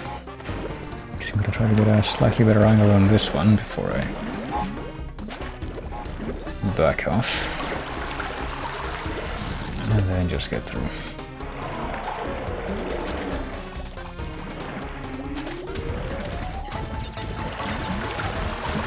I'll wait right here, which the water still gets at a pretty high level even at that point.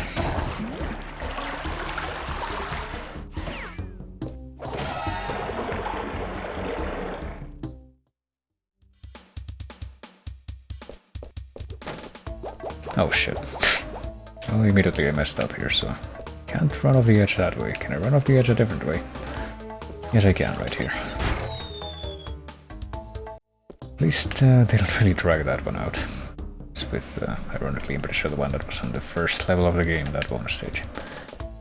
So don't bother with that switch, just get through without it.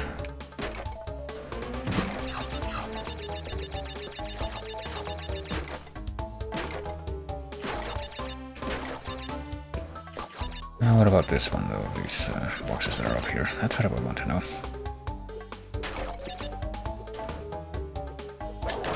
Okay, I can get it. Oh, I can get it that way, but well, I don't know. I guess these natural boxes would implicitly be something that would blow up the. No, there can be blown up right here by the TNT box. Actually, never mind. I don't have to wait. Yeah, I don't leave those boxes alive. That, but later I want to redo this.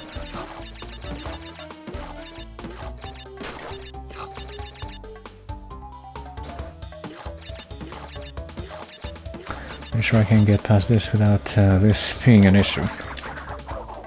Okay, so the way that we just do away with the rest of those things is just by blowing up the TNT box.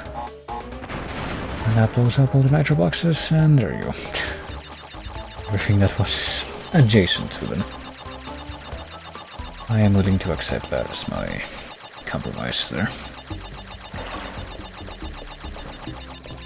I think 55 chances is probably going to be enough for the time being. Especially considering how I'm not going presumably for things that would warrant me needing any more than that. At least I would hope not.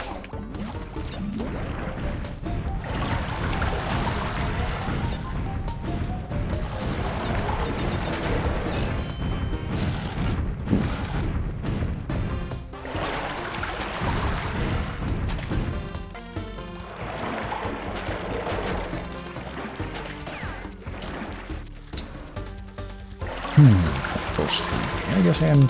Well, maybe not supposed to, but. Or maybe you're supposed to. To step on this thing, not to survive specifically, but to be able to reach this box up here. There we go. Oh shit. I wasn't sure that was gonna happen, but that's what I. Oh yeah, and apparently I must have died. Oh yeah, I died right at the beginning, so there was a death route, so. Oh well, looks like I probably won't be able to get the box if I do imagine, or maybe that death route is just for the, or the gem I mean, but yeah, maybe that death route is actually just for the, color gem, which I think was also on this level, so maybe it's not, hopeless. Oh, see, it occurs to me that I'm probably not supposed to stand on these things to, avoid the water. I'm just supposed to not let them push me off or not let them, fuck. I'm gonna have to wait here for it to go up once so that we can optimize the timing. I'm beginning the trek here as soon as it goes down again, but yeah, there we go. We're not supposed to step on those things to avoid drowning, we're supposed to just not let them push us off, and that's it.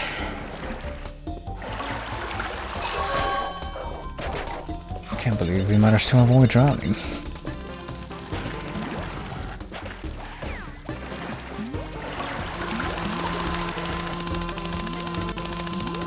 Gotta give me know what I just said, since that joke isn't even something that I necessarily understand, since I never have played Metal Gear Solid 2, but there's gonna be, you know, yet another one of the many things that I need to eventually correct for the whole chase quest shtick that I guess I'm doing now. See, how come that guy doesn't drown? I guess he probably just froze his breath, which kind of, fuck. Kind of just begs the question of why Crash can't do the same thing, but you know. And I think that if you talk to some people, actually, interestingly enough, they will claim that begging the question doesn't mean what I just said, like it's a type of fallacious argument that isn't necessarily mean that you're putting yourself in a situation where you have something inexplicable that's never addressed. It doesn't actually mean that. It means something else, but I don't know what it actually means. I think I've heard it explained before, but it's not something that I'm having any luck remembering right now.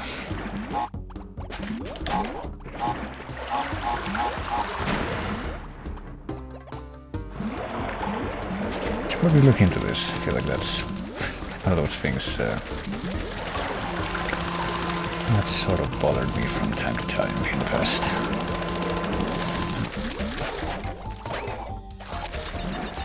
Okay, so is this gonna be good enough for me to get the gem, or... Nope, apparently no, never mind, it is. It just took a second to actually get there for some reason. Oh, there we go. At least we got one more gem to toss into the collection, and... I'm sure with that too, we have a shot at the boss of this this hub, so yeah, I'm pretty sure that the deathless path there was just for the blue gem. So maybe, just maybe, I'll actually try to go back for that in the future, but we'll see. For now, I will make one additional save before going to this boss fight, which I remember being kind of interesting in the less flattering use that I do for that word. We'll see if that notion still holds up, or if it's just something that won't turn out to be that big a deal. You will play as Coco, even though I don't think there's any indication of who you play as for the boss stages that make you change. Well, just this one does, I think. You want to go a few rounds? When this is over, we'll see who's obsolete. I don't think we ever called him obsolete, but, you know, I guess that's kind of something that he's the alpha trying to make his shtick. This is, I guess, probably somewhat comparable controls to what you saw in the plane section, but not necessarily by that much. Okay, so... Oh shit, oh fuck. Oh yeah, and you don't actually die from like one hit in this, it's got the same kind of thing as in the plane level from before, where you get a percentage health bar. I can't even fucking hear the boss music in this, because of how fucking loud everything else is. I think it's more or less the same melody as in the second game. And so ironically enough, I'm pretty sure that the boss theme for this fight is something I have studied to some degree. Just in my playlist. And what I was able to hear the boss melody for the boss against, the boss fight against this guy in Crash 2 on Tuesday, pretty much. Did remind me of it a lot. But I guess pretty much what you do now is hitting his belly button, which is where the missiles are coming from. I hope that that's good enough to where he just dies. Maybe, possibly, I mean, it's not like he's revealing any other weak points, so I would hope so. I would assume that's supposed to be the case.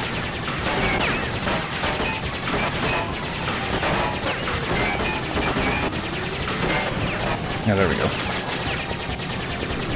I said there we go, but apparently it's not over, so never mind. False victory chance. I mean, there you go for that phase, at least I would say, but okay, apparently this special brand of shots cannot be dodged with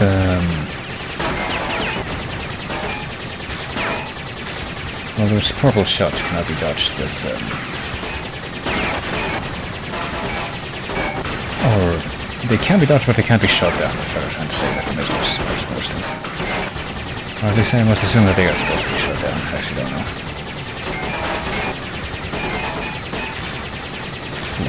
So I guess whenever you see these things being shut out, just go into immediate dodging mode. Oh Jesus Christ, okay. Yeah, I don't know what that like yellow gem looking thing that's shut out of me sometimes is supposed to be, but I guess it did manage to reach me some one time and it did damage, so I'm assuming bad things about this fucking thing right here. Okay, so there is a projectile. That is in fact something that I do need to show down. I thought maybe it would be something like that I need to avoid shooting because it's just there to like eat damage for the rest of the stuff that you should be aiming for instead, but I guess not. It is something that you do have to actually worry about.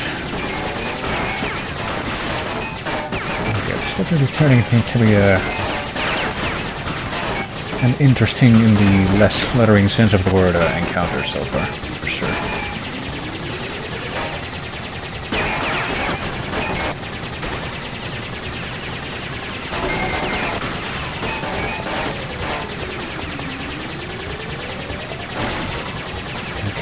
I hope that there's only 2 health bars that you're gonna deal with for this level, because I don't know if I can imagine dealing with any more of this here. Oh yeah, there we go. Just 2 phases. And I'm pretty sure that we just got the thing that I assumed that we would get after Help 4, which is the bazooka. Hold L2 button to raise the gun, aim with directional buttons and press circle to fire, so now we have a gun that we can just aim at whatever to avoid taking damage from that. Funny how history repeats itself. Yet again, Engine has failed to defeat you. For this we must destroy you! Oh, my aching head. I'm not feeling myself these days. So the end is in sight. Gather another 5 crystals, and again you will have foiled my plan. Or will you? Oh, I wonder about that. Pretty much just by collecting crystals the way that he specifically asked you to was the entire driving plot that also caused the actual final confrontation in Crash 2, but clearly this will be entirely different. So there we are. You can pretty much cheese a lot of stuff now if you actually like go back to previous levels and use the fruit bazooka, which I guess we can't actually use in the hub, but that makes sense. You can't pull it out here, but you will be able to pull it out as soon as you go into an actual stage, I'm guessing, so to go to the final hub we got to go on tomorrow.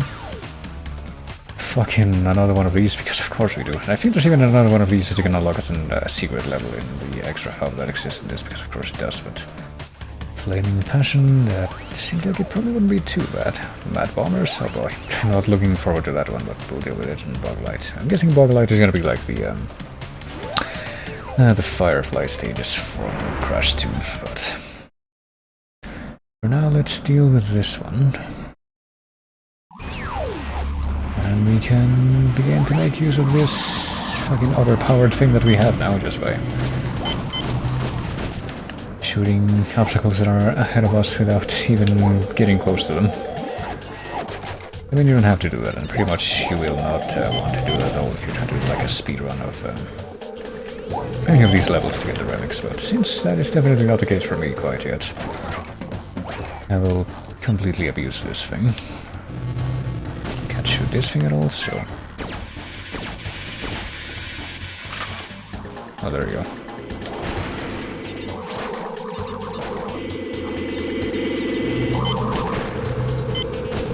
You can shoot stuff from very far away too, which is interesting. But this time interesting in the... I guess, how many senses am I using the word interesting these days? There was the one where I was talking about the previous boss, where that pretty much just meant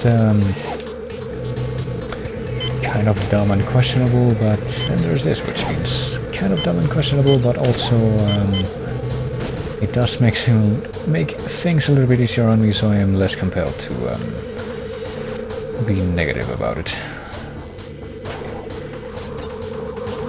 Oh shit, hold on. You can even stand like before any of these conveyor belts, and you'll still be able to hit those things. Make sure you can still hit the switch box that's all the way over there, and presumably, yep, these boxes without having to backtrack at all.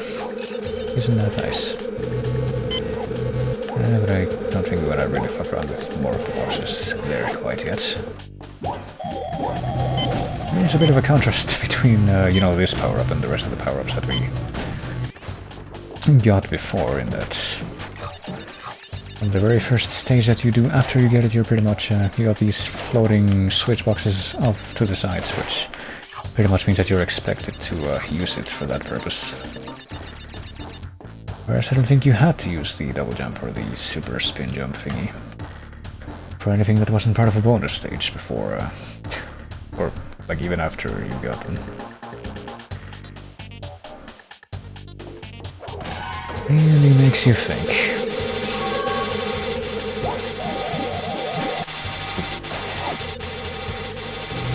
Can't even do it here, even though it's a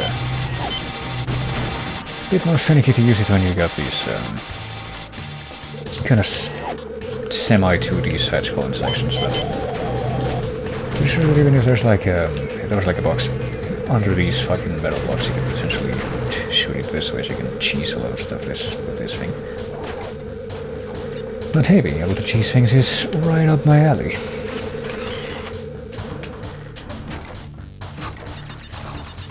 Oh yeah, and then there's I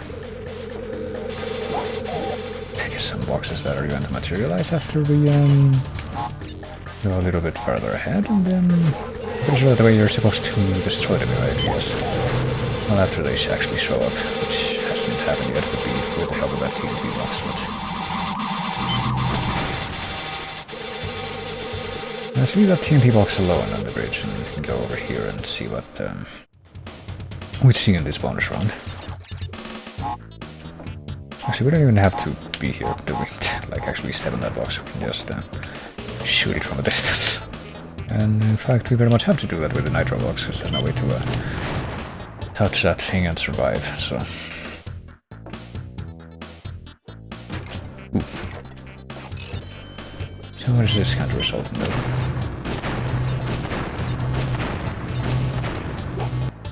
Oh, apparently nothing. Not quite yet. At least not for the one that was on the other side of that. What about this? I mean, there's still, there's something. It's supposed to be under those boxes, so how do you get it? The fuck?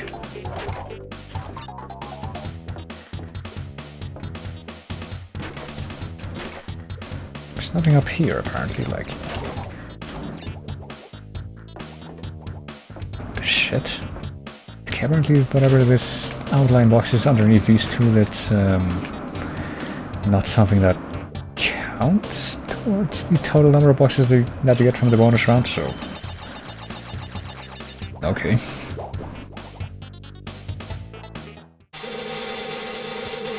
think that pretty much means that I'm gonna try to get behind this thing, but apparently I can't. Hold on. I think I can, though, if I do this, maybe. Yep, there we go. So I'm gonna try to, I guess I'm going to assume that maybe I don't need to worry too much about that one, so I will blow that up. And I'm going to assume that what I said before is true, and if I do end up having to go back there for, getting some newly materialized boxes, then I'm just gonna be able to cheese those with the... Oh shit, didn't mean for that to happen, but gonna be able to just cheese those with the bazooka, I would imagine. Oh, there's a green jump path. Come on. Oh, shit. For some reason I thought that I had that perfectly calculated. Oh.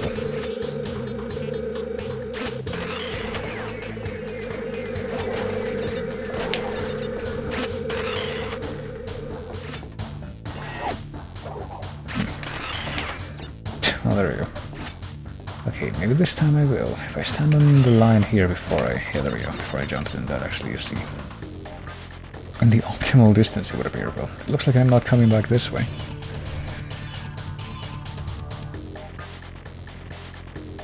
You know, I'm pretty sure that this kind of a generic sci-fi cyberpunk background is supposed to evoke maybe stuff like Blade Runner, but for some reason, probably owing to the fact that I've never actually seen that movie or read the book.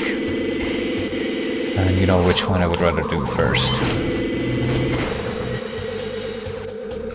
The very first thing that I think of when I see a background like this is System Shock 1. Because the intro to that game does show something like that.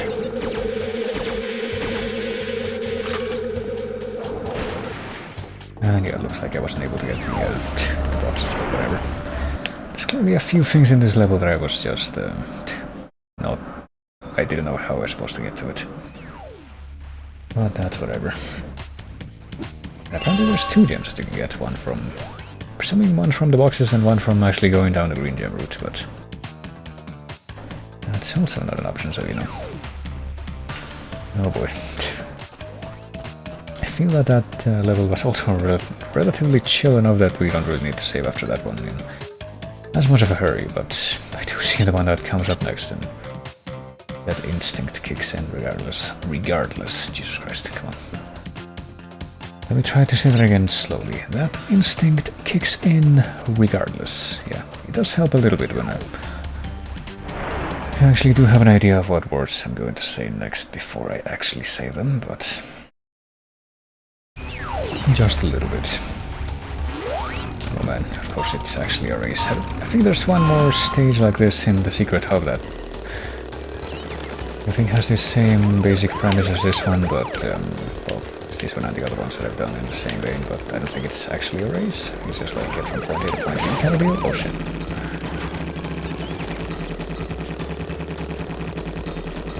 Maybe it is a race and I'm just completely wrong, but I think that would tend to be the more consistent thing, wouldn't it? Okay, get out of my way. I am not concerned about the boxes at all right now, I just want to get the crystals, since that has consistently proven to be the more challenging thing to accomplish in these levels for me in the past. Oh fuck, okay.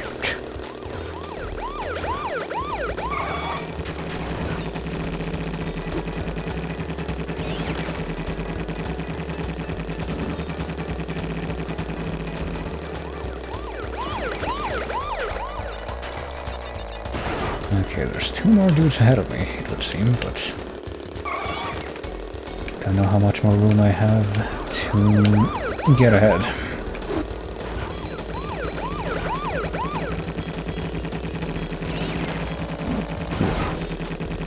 That timing probably would have been better for me too, oh fuck. Well, all of these times that I'm missing the freaking boost pad, it probably would be better for me to actually get on them, but... Can I get on a single one of them? I can with... Well, I thought I could without one, but apparently I was wrong. Okay, I can do it with this one, surely. This one. Surely help me out. Okay, we're there. Okay, never mind, apparently this time I did manage to deal with my prerogative and actually do win the crystal in the first try, which I will be satisfied with, definitely for the time being. It's definitely a lot easier to like get the crystal first, and then maybe if you want the gem, you'll want for that later on those levels. Than it is to do it the other way around, I would think.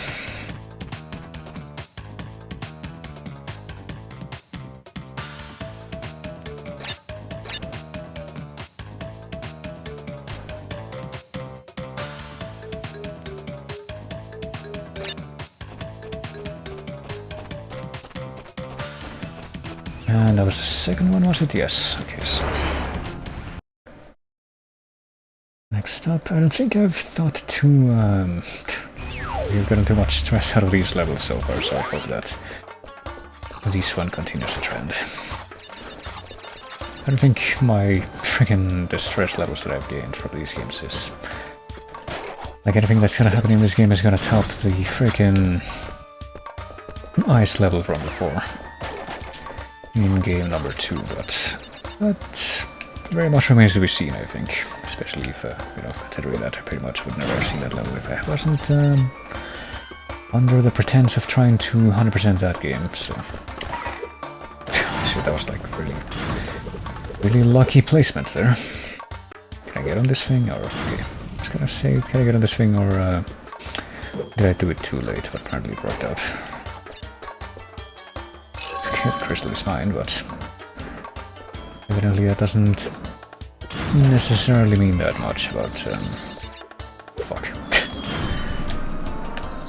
whether or not I can consider myself to be that far into the level, I think.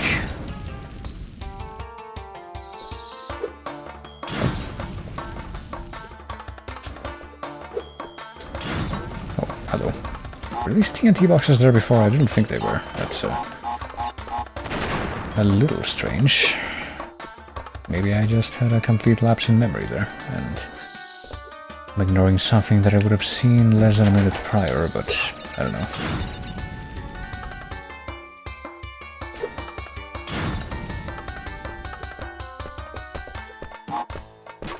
So let me see, if I blow up this TNT box, will that also blow up the checkpoint box? That's right there. No, apparently not. Maybe that's impossible, or maybe that's just like slightly inconvenient timing.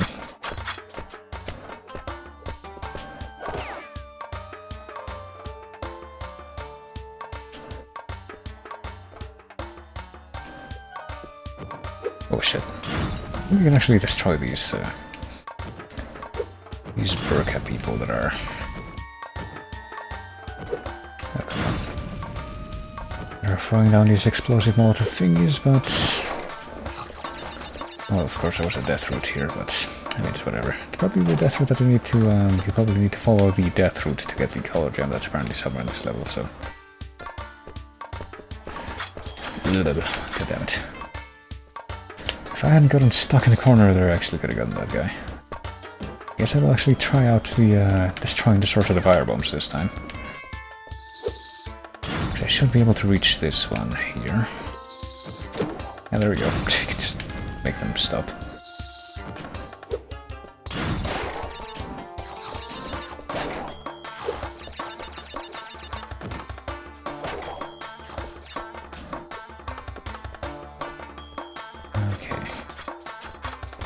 I have to time the way that I approach this guy better though. There we go.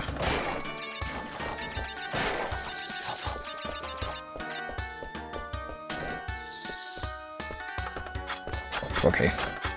But didn't really have any way to tell that that guy was on the platform before the carpet took me there, so...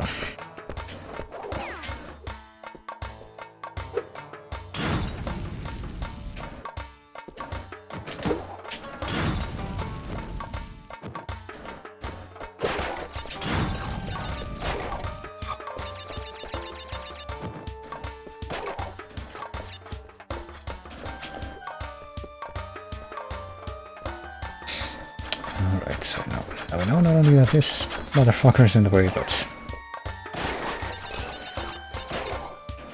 also know that the guy on the other end of this jump is also gonna be in the way. And I can actually act accordingly. You know, now that I've actually seen what's up ahead and I'm expecting that, I can proceed in a reasonable fashion. I can't really do that, but okay. Before that was the case.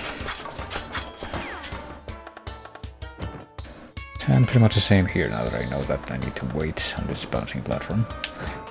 Which isn't usually the case when those are in the way.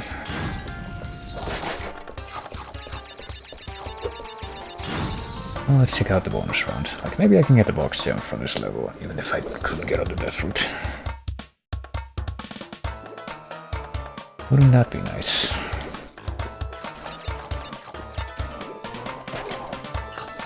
Yeah, it occurs to me that I haven't really been making use of this thing. I probably should. Keep forgetting all about that literally after the first level that I used it in. There we go. Can't forget to use my cheese tools. I should be using them more.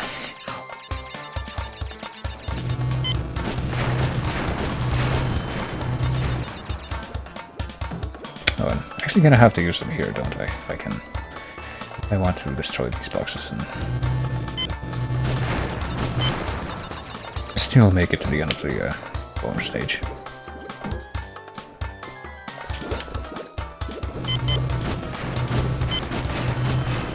There we go.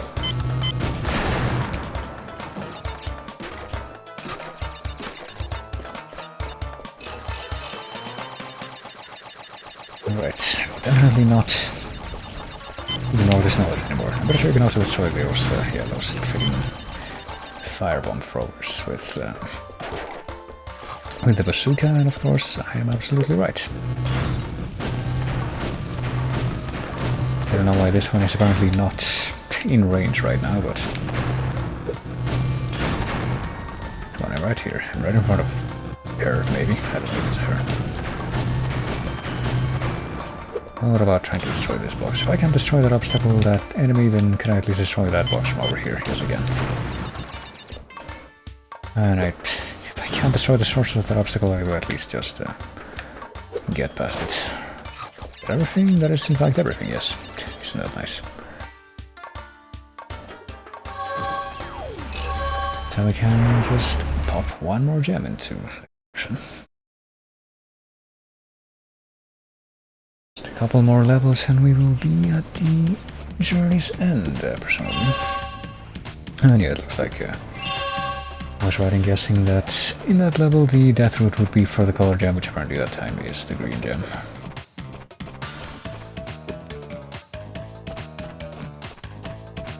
So time to go ahead and save.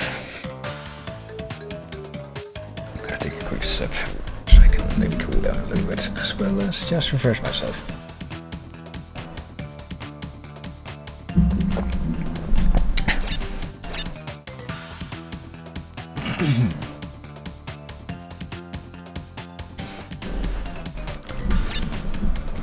And yeah, what are the remaining two levels? There are two remaining levels, right? And yeah, one of them is a fucking airplane level, so let's get that one out of the way first, and then it would be Waterlight, which I'm actually kind of intrigued about. God, what word do I want to use after intrigued? Actually, I'll figure it out. Crash, Coco, remember, it is not only Dr. Cortex that we battle. Beware of Uka Uka, my children. He is a far more dangerous enemy than anyone can imagine. I'm intrigued for, I'm intrigued by, I'm intrigued about the... Oh, this time you're doing a plane level, but this time you actually are playing as Crash, so I guess you're not forced to be Coco even when you fly the plane, even though you were the first time. But I am, let's just say I'm interested in the Boglight levels. It appears to be the only level of that type that we've come across so far in this game. Next, this view, so I guess we just have to react. Shooting these things to get rid of them. I guess we could actually try to go for the boxes this time. Shouldn't be that hard. Watch me completely jinx myself by saying that out loud. Especially when I'm trying to like go straight and I have to run into these fuckers shooting the fuck out of me.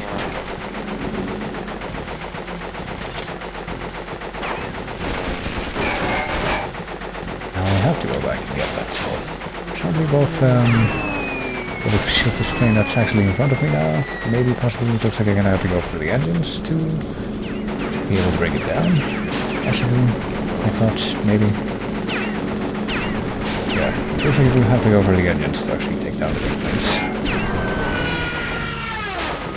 And then there should be a health box here, and indeed there is. And apparently that doesn't fill you up, it only does a fixed percentage.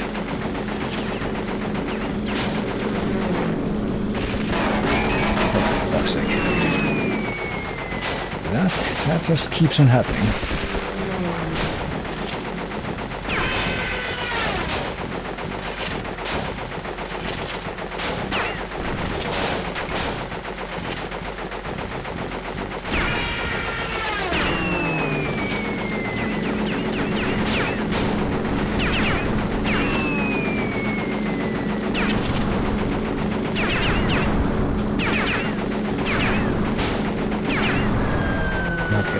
I don't know if you can actually be damaged by going too close to the big planes, but I'd rather not try and risk it. Okay, I'd like to get this extra health. We need to take on this one and one more, I guess.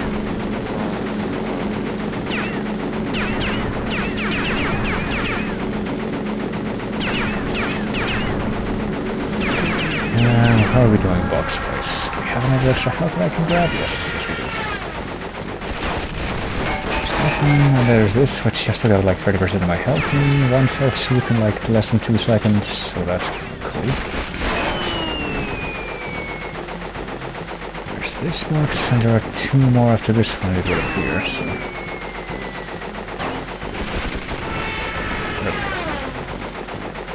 Should we go for, actually no, this one already has one engine destroy, so I actually want to grab the gem here, I'll grab that box before I go after the... Yeah, there we go, we got the gem. Hopefully we get to keep that gem. If we somehow really stupidly die here. But no, that didn't happen. There we go, I got at least one of the other gems. In one of the plane stages, it wasn't as impossible as it could have been. And that will definitely motivate me, however, to save. I can imagine that the final level that's actually left after this will be a bit more relaxing. But I don't want to assume anything, especially considering what we know about these games.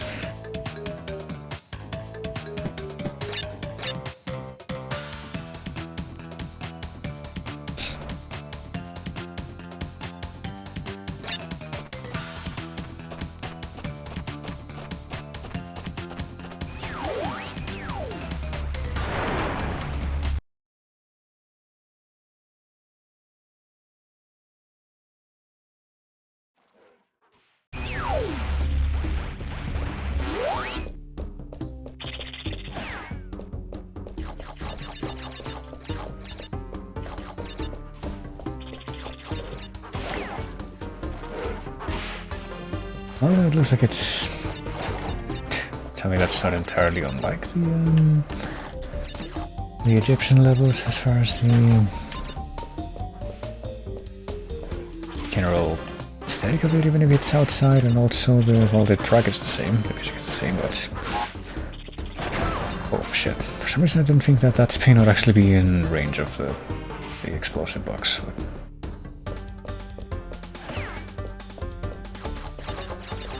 It occurs to me at this point that I can...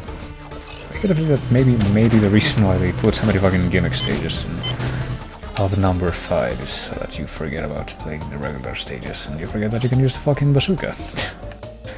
That might be something that they somewhat achieved, but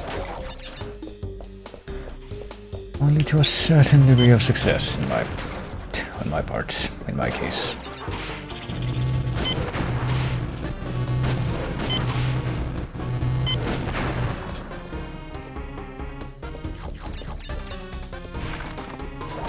Looks like my suspicion was more or less correct. You don't actually do the firefly to light the way thing outside the way that you do in the jungle levels. Oh shit. The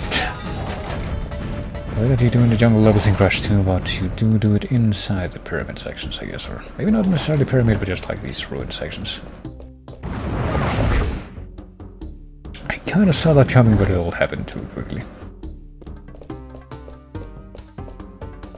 Okay, and you're gonna be aware that this is where the freaking darts come out of the wall if you go into the spotlight, so you sure don't want to deal with that.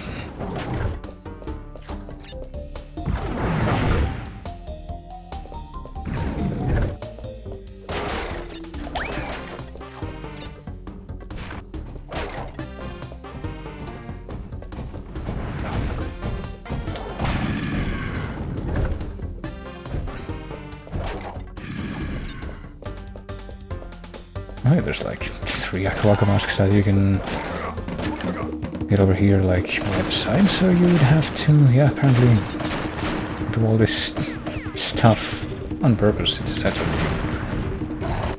run through all the shit with your invincibility, I guess. That's different. Oh, you can even break the freaking reinforced boxes with your invincibility just by touching them. That's something that I don't think I actually was aware of. Oh, there you go.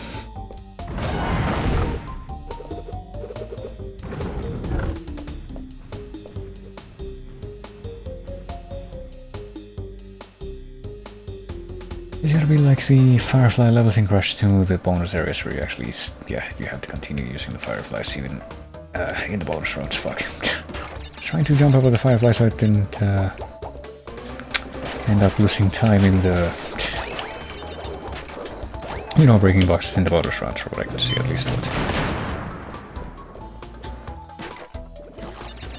yeah, because this is gonna happen.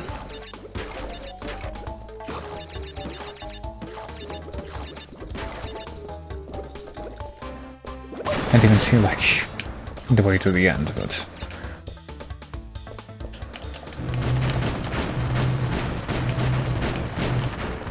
I can do that, or I can do that. There, let's go with that. Kinda sucks having to sacrifice the Aku Aku masks for the sake of this, but it's whatever, really. It's something that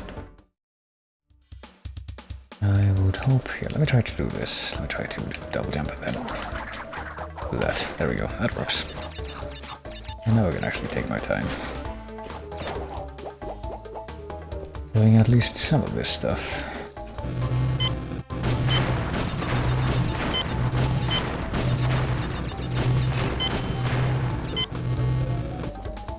Let me try to go ahead with those out of the way and see how we do. Oh. What? Okay. I'm definitely sure that I was out of range of all those things, but whatever. Okay, well now I know that the first darkened section after the boxes that didn't materialize is actually, well, that aren't initially materialized, but you can just make them materialize immediately. This is all actually on the ground. There's no pit here.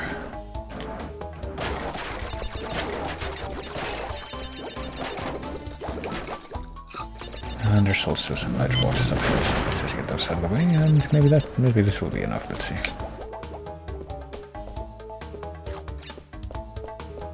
Yeah, I'm just gonna fucking do that, get rid of the nitro boxes here, and ostensibly be able to get to the bottom by, or get everything here by fucking, I'll be able to make it to the end with no problems by getting that out of the way as well. But now apparently there is one more pit after that, so that kind of raises a few questions in my mind at least.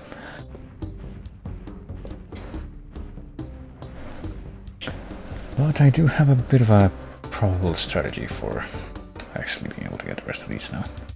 Like 40 boxes in the, yeah, in this section, so for fuck's sake, wait, I already messed up, so never mind. Well, I'm gonna try to do it regardless, but I don't expect it to really go that well.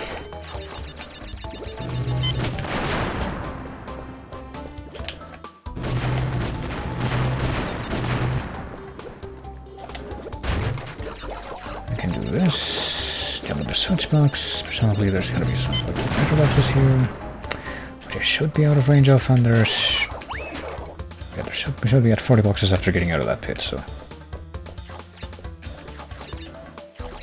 there we go. That time I got it. That was really lucky though, I gotta tell you.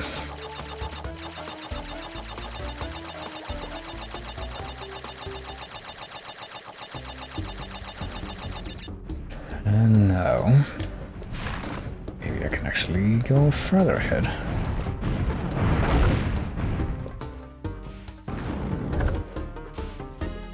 Get that crystal.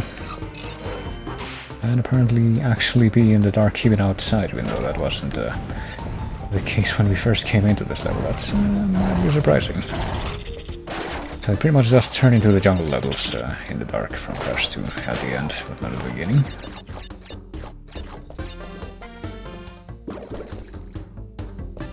Let me see, can I just... yeah, I can just activate the nitro box and get the gem that way at least. Yeah, that wasn't too bad. That was certainly something that inspired a bit less dread in me than the plain level did.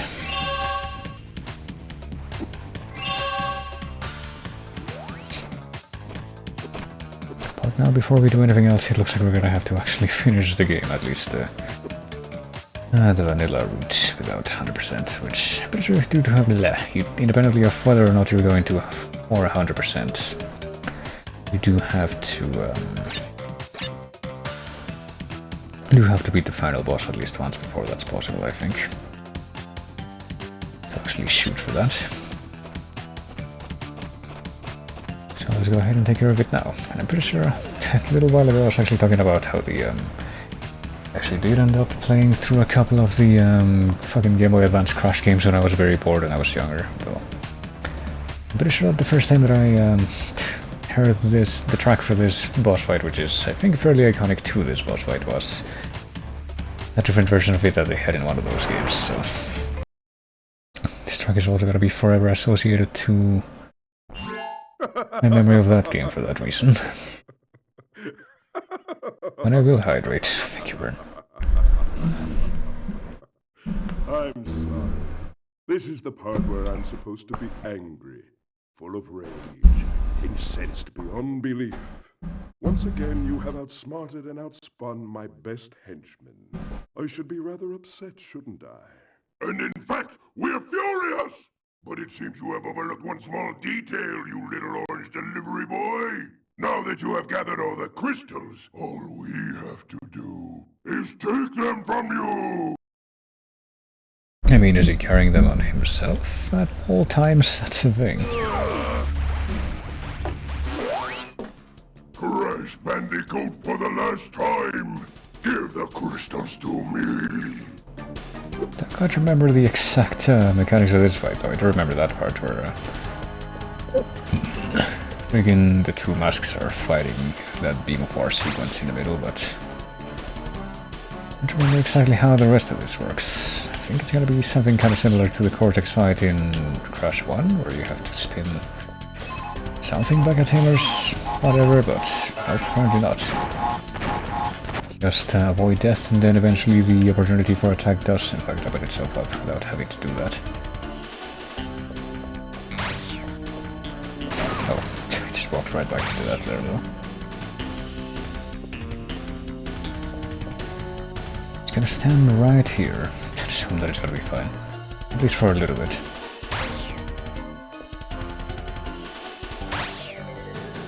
Ooh. I can just literally walk along the same pattern as these two beams are moving, and oh, okay, I did manage to do that in time. It seems, well, apparently I have to not only hit him, but also hit him into the pit. There we go, I forgot about that part.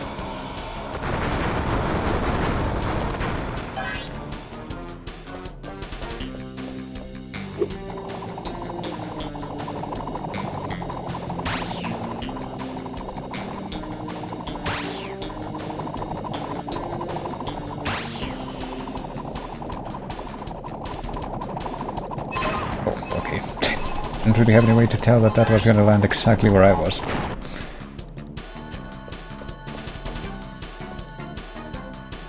We'll continue on with this.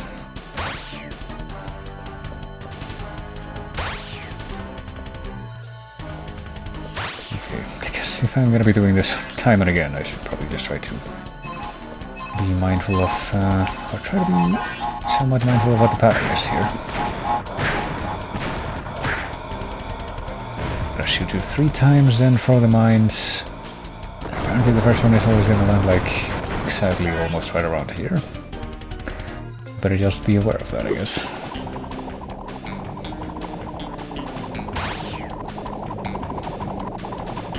So don't be near the... okay, sure. Near the right side of the screen when he throws the mines, maybe. I guess I should try that again. Or try to do that consciously this time, I should say.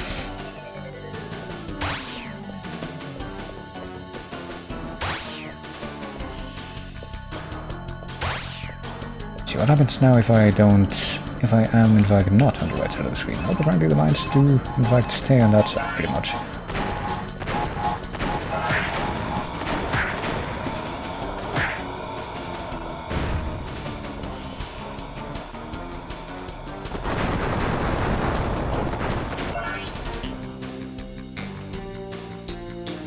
I don't know about the pattern of, the masks moving back and forth and when they're doing this shit after the login. Apparently, I shouldn't be on the left side of the screen that time.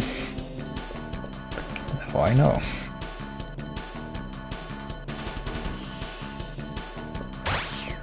Not really something that's very easy to react to on a... I hesitate to say procedural, but I feel like that would probably be the closest term for what I beat right now. I'm trying to react to things as they occur instead of trying to just memorize them basis, basically. Feels like that's not really viable for at least those parts of this fight, so now I know that apparently they're gonna go in the other direction first, so I should stick to the right side first, and then what happens? And they kind of do the opposite, so they do have a bit of a pattern going on, really. Go back there, okay.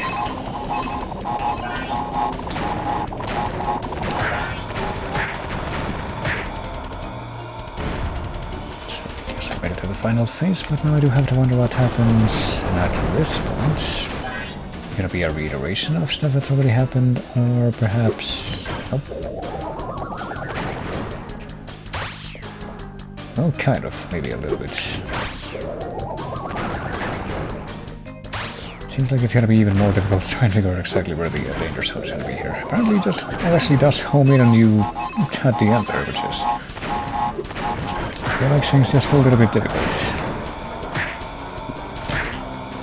I guess it wasn't entirely pattern-based that time, so it was ostensibly not as bad as before, but yeah, there we go. That is the vanilla end of the game. It's kind of ironic that once again the final phase turned out to be the easier one. Run faster, hold on R2 button while running, which might not seem like such a big deal, but it kind of is, because it does kind of trivialize the getting any of the speedrun challenges, which I guess I could go for next, at least for a little bit. Maybe I should retire to a nice big beach with a nice big drink and a woman with nice big bags of ice for my head. It's not over, Bandicoot. There are still the gems. We still have a chance to triumph. I mean, not really, because even if they get gems, I get the feeling that if... I think that if they get literally all of them at this point, they literally wouldn't even have the majority of them, so... Kinda makes you wonder. Well, not so much as wonder as just kind of realize that the different endings... I mean, the endings of these games haven't really been anything spectacular so far, but... Seems like a particularly weak excuse to tell you that, hey, you should go and do this post-game thing so that you can get to 100%, but there you go. At least we get to continue to hear this track as it goes into the credits, at least on this occasion. It's a pretty good track, and I'm pretty sure that, well, I think it's a reasonable expectation to believe that this is gonna have the same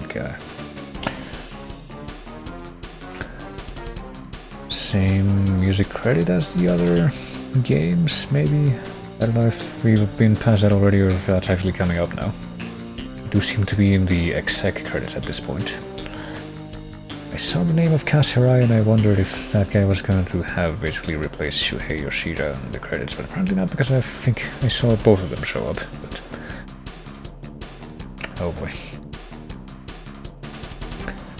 It's really gonna be one of those games where you have to like thank all the people from like all the different divisions of the company, even though I don't know how many of them are actually involved in the game in any kind of direct capacity. But it does kind of, you know, the way that these credits are presented does kind of make it look like that was the case, so, man, I don't know. No idea how the... oh, hey, there you go. That's what I was waiting for. Mutato Musica, Mark Mothersbaugh, and Josh Mansell, so yes, the same combination of two people that were in charge of the music for the other games as well. And yeah, this is still the point in which Cortex was voiced by Clancy Brown, who's kind of known for a few things. I think one of the things that he's most known for is voicing Mr. Krabs in the SpongeBob cartoon, and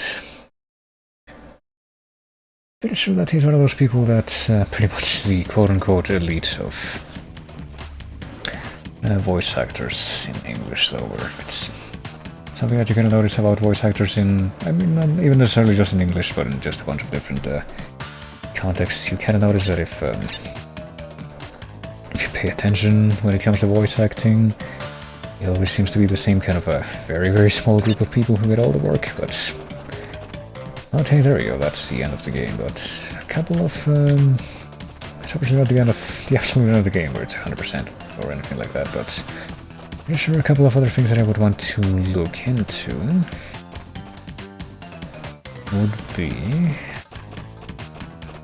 Well, now that I actually have the running shoes, I can probably do the time trial in this stage, at least, and get at least one of these relics, because getting the relics does Coco, let you get to a few extra things, I'm pretty sure. Levels crystal, then you will find a floating clock when you enter for the second time.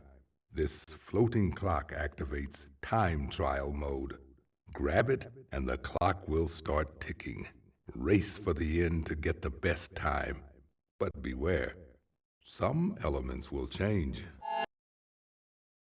Which elements? Well, that's something you're gonna have to figure out by yourself. Like, I'm pretty sure there's no checkpoints that you can get at any point in the level, because that kind of doesn't really make sense. Also, think that there's some, there's supposed to be some yellow boxes that you can break to, like, get a bit more time added to the time trial. I like that one. It freezes the clock for 2 seconds if there's a 2 on it. But I think typically it's safe to say that there's not much of a point in trying to do the time trials until after the end of the game, when you actually get the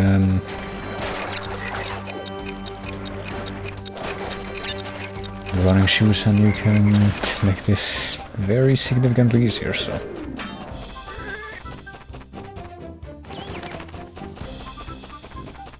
the power for this was supposed to be, well, to get any relics at all was supposed to be like 1 minute and like 3 seconds, and we got here about 20 seconds before that, so we get a gold relic at least. I'm pretty sure that's not even like the best type of relic that you can get. I think the best type of relic that you can get is a platinum relic, but I'm not sure. I think that the gold relic is actually middle quality, but quite frankly I don't see how what I did just there could be possibly improved upon, so...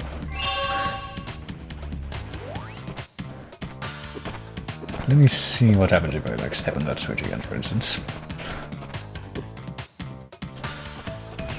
What will I see? I will see that there's nothing left on the other side, so maybe that's not the case. Never mind, but you only need 1 relic to be able to access the other warp room that I'm pretty sure you can access when you start collecting relics. Apparently not yet. I guess I'll try to get a few more at least.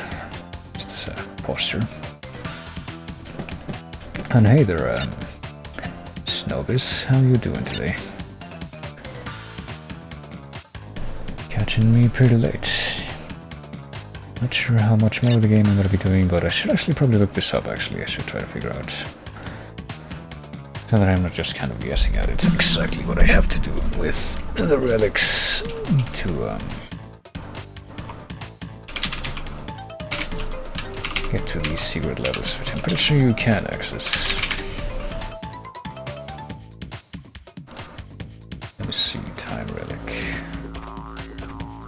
Warped. Where is it? Here we go. There you go. Yeah, collecting 5 relics of any color opens up the secret warp room in the time twister. For every multiple of 5, a new level is unlocked. Oh shit, okay. Okay, well there's a total of 30 relics, so you do have to do a bunch more. Okay, well, I'm just gonna try to do that then. I'm gonna try to get at least 5 relics so I can show the secret warp room, and then I might try to do at least collect the color gems, because I'm not sure what you gotta do in the rest of these stages to that have the color gems left in them to be able to collect that. But let me try to get the one for this level. It probably won't be that hard, right? You know, tempting fate there. How are you doing? Pretty alright. Hope you're doing okay too. No, I was waiting on, I was kind of dealing with a pretty unfortunate situation. Well, not really that unfortunate, but just like not a huge deal or anything, but basically something that I was waiting on from Amazon so that I could go back to playing Switch games. I was first delayed, and then it pretty much turned out that it didn't look like it was coming at all, so that was kind of annoying, but yesterday I finally got to deal with that, and even though it's not actually going to show up, that's been determined for sure. I did manage to sort that out and also line up something else that I'm going to be getting as a replacement, so it's nice to have that over with. It's pretty much what my week has been so far. Not really anything too exciting happening beyond that. Oh.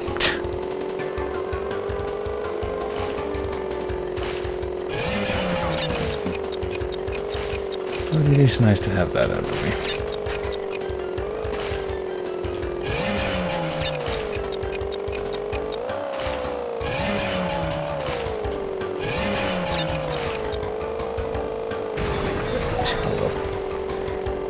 And that's why I was happy to collect the friggin' backlog boxes, because I figured something like that was gonna happen actually. Okay, this should be the end of the level that we're coming up on now, right, so I will be satisfied if it turns out that we get a relic. I don't care which, about quality, honestly. I'm not trying to, like, do speedrun optimizations or anything like that, as I've clarified in the past. That's what I figure out.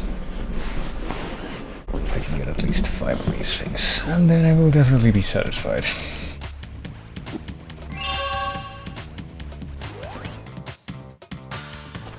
I mean, maybe I can do the same thing in the other Coco level in the first hub, which would have been the one.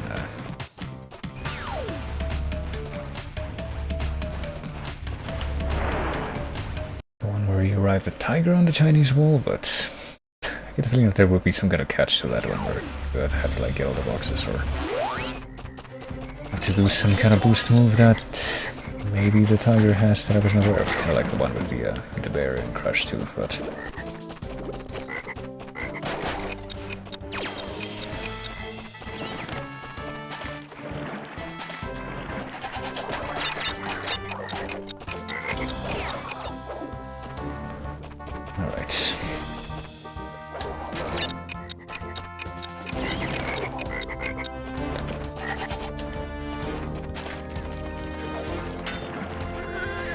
I can't even imagine trying to do this without freaking running shoes at the end. Because I figured that if you get the running shoes at the end, which was, you know, to specifically to help you go back and do these, to do these relic challenges. Figured that the other one was going to be the bazooka, and that you would get that at the end of the 4th hub instead. I guess I was right in that assumption.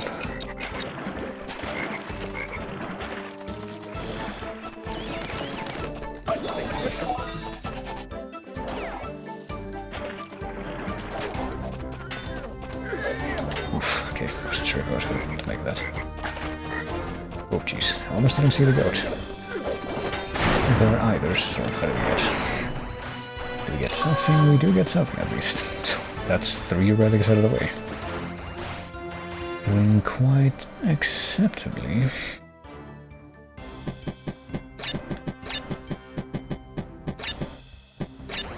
Can only hope that it keeps up like this, I guess. Speedrunner? Yeah, no.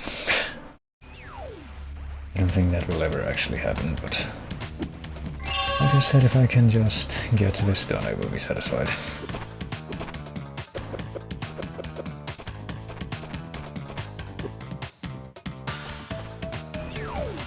So what other options do we have? One of those, one of these. I want to believe that at least that one would probably not be that bad, but I don't know. I could try this one at least. See, how hard could it be to get a speedrun challenge in a level where you're supposed to go fast to begin with?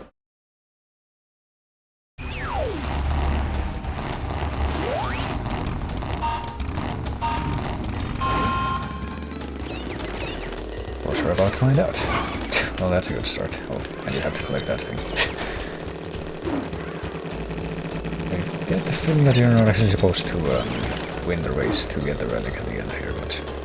Oh, I didn't even realize that box was there.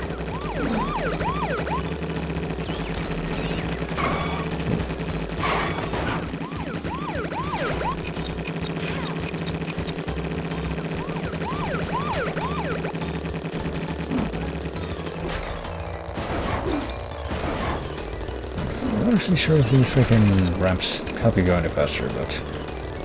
at this point I would be willing to believe.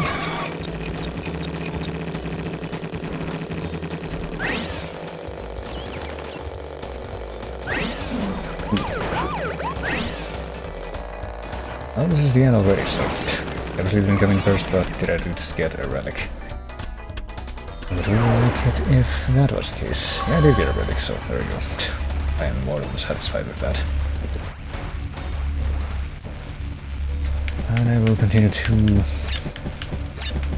leave my own opinion of the situation of these, this part of the game existing as I clear each one of these challenges, of which I guess there's only one remaining, so...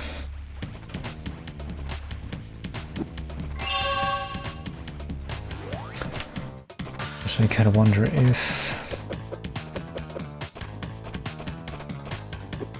I can find another level in another hub that would lead me to... Let me go ahead and save. I should be doing that more often, honestly. As little time as it comparatively takes to get through these, actual speedrun challenges.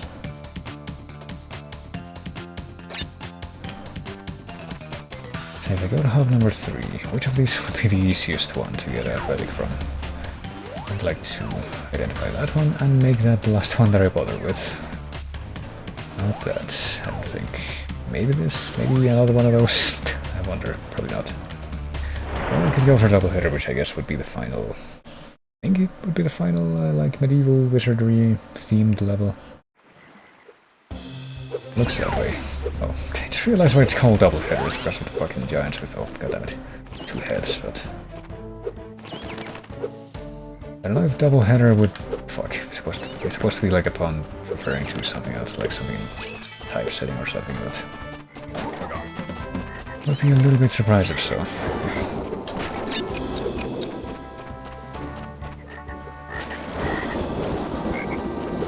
You can also find an Easter egg in one of these levels from what I remember.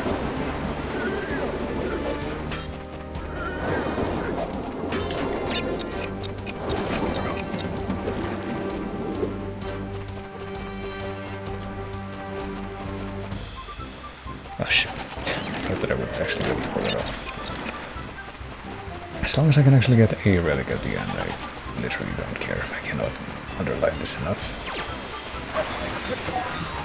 I don't know how that happened, but okay. Actually would have preferred that if that didn't happen I could just like rush through everything, but I only have so much, I guess.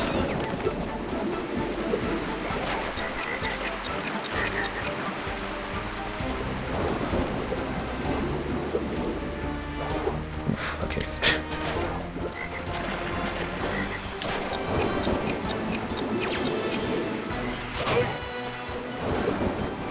I think we're pretty much at the pot. I didn't think we were gonna get hit by that, but that shows what I know. At least we survived and we got to the end. And we even got a gold relic, so there we go. I don't remember if platinum relics actually exist in this version of the game. I know they do in Insane Trilogy, but maybe they don't in the original. Let me look at the same wiki page that I was looking at before. Relics were introduced. Relics of any color. Let me see. Platinum relic. Obtainable with a special power-up such as the Crash Dash or the Triple Spin. Crash 4 and Crash 2. Platinum relics are required for full completion. I'm sorry to hear that.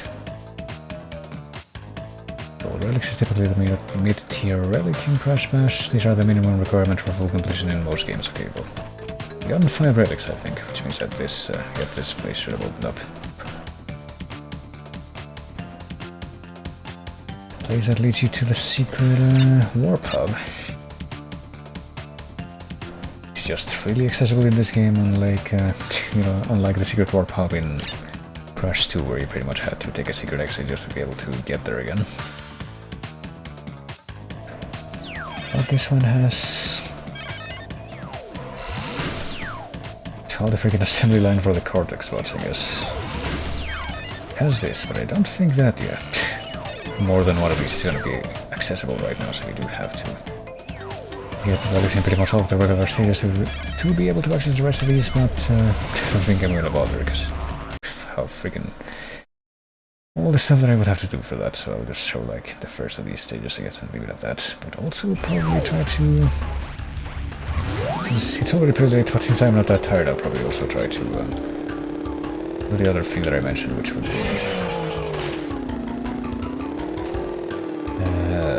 trying to get all the rest of the color gems. That shouldn't be that difficult, I don't think. Maybe, possibly. We're gonna have to reference the wiki before I actually commit to that idea, but for now at least I can probably commit just to the idea of finishing this level.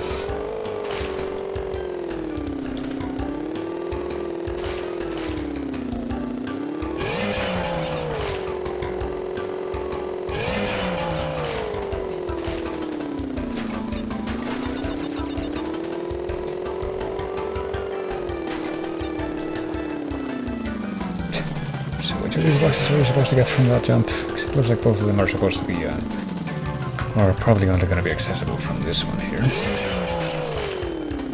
There we go.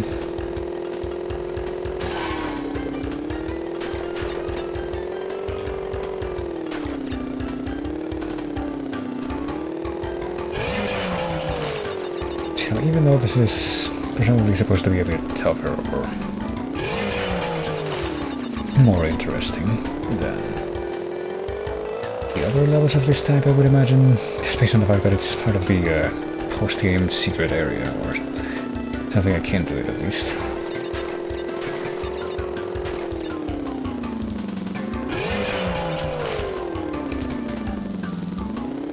I kind of expected this would maybe be a bit more, I don't know, differently paced and not as quote-unquote relaxing as the other jet ski levels, but I think it's definitely comparable. Yeah, the box that's left back there is just a nitro box, so I can't really do anything. Only hope that there will be a nitro detonator at the end of this level, that's what I can do.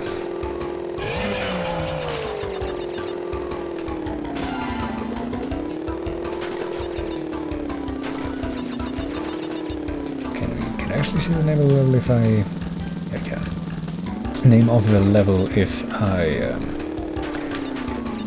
go into the pause screen. I don't think you could do that in Crash 2 unless I'm crazy misremembering stuff. I think the only way to actually check that again. Maybe not that, but see, it was either that, the name of the level itself, or just like check what you've collected within the level. I guess you can't do that from this game either. That's what you're trying to do. Can't tell if you've collected any gems within this level, or if you've done anything. Well, apparently missed the box, so you know what that means.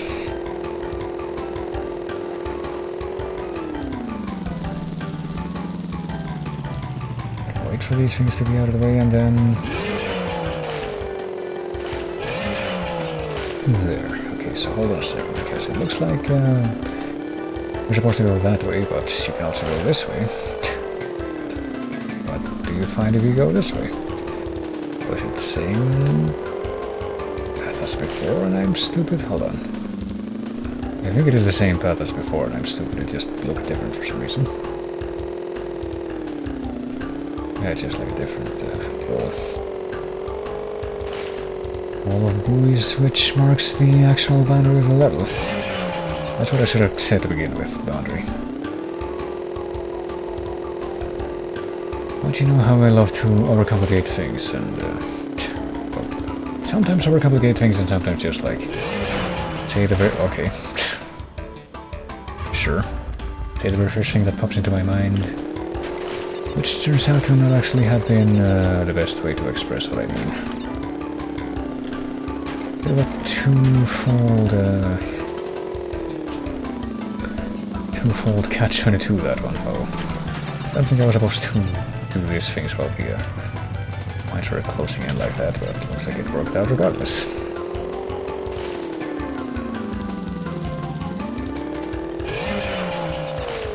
Maybe even a 22-fold catch. Okay, there. That time I managed to get those 2 boxes in one go, so it's not a big deal. Okay, so let's try to get these 2 boxes in one go as well. There we go.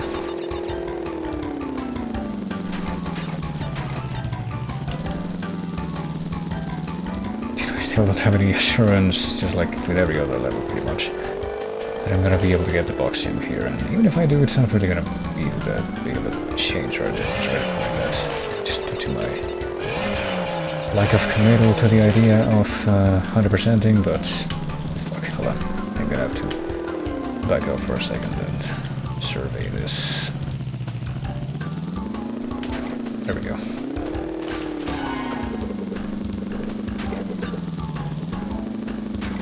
I mean, so far I managed to get how many? 60 out of 100, not counting whichever many of those are nitro boxes, so... I'd like to imagine that I'm doing good, right? I mean, I think I vaguely recall a stage like this, where you're, you know, with Coco and the jet ski, but also... Did I get both of them there, or only one? I only got one, okay.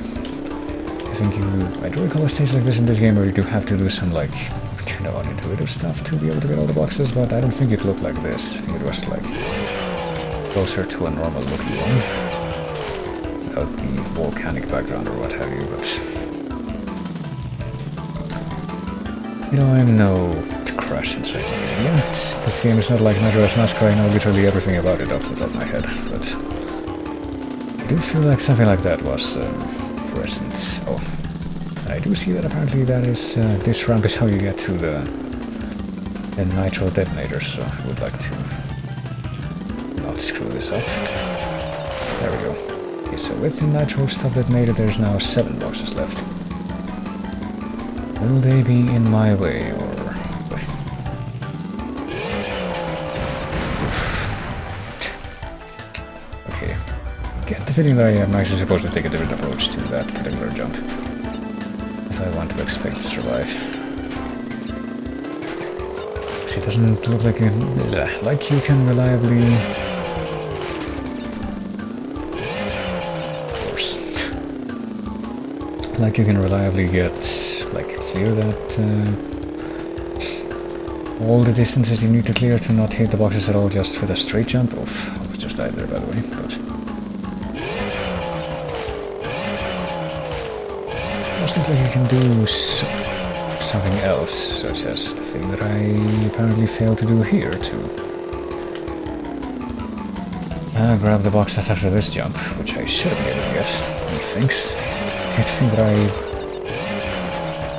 made contact with it. Okay, so here, what I think you actually are supposed to do is do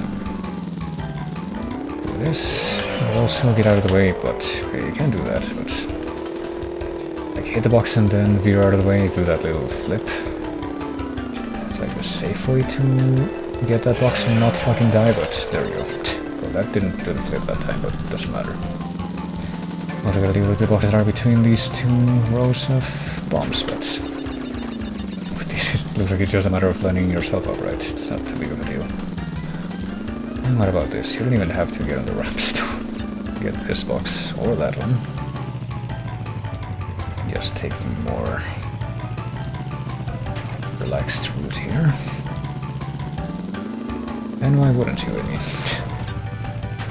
It's kind of foolhardy to take the ramps when doing that is much easier. And there we go. Pretty much brings us to the end of the one bonus level that I was actually able to access through enduring the process of getting at least 5 relics, and as a result the only one that I will bother with down here, at least in this timeline, I mean. I don't know how I did it, but I did manage to at least open up all those levels in the Insane Trilogy. Something that I don't think I'll feel particularly compelled to repeat here. And certainly not now, but the last thing that I think I will look into getting is look at the color gems, because there are, let me see, 1, 2, 3, 4, 5 color gems in this game, pretty much the same as in Crash 2, I think.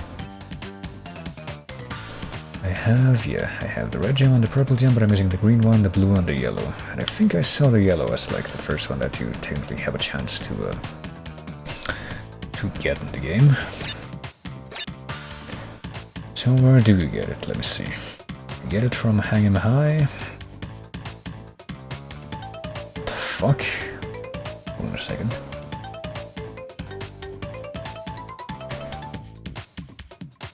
Okay, apparently I am not getting that one because it looks to me... Yeah. According to this little write-up that I'm looking at, that the only way to get the one in Hang 'em High is not by doing anything special within the level, but rather by...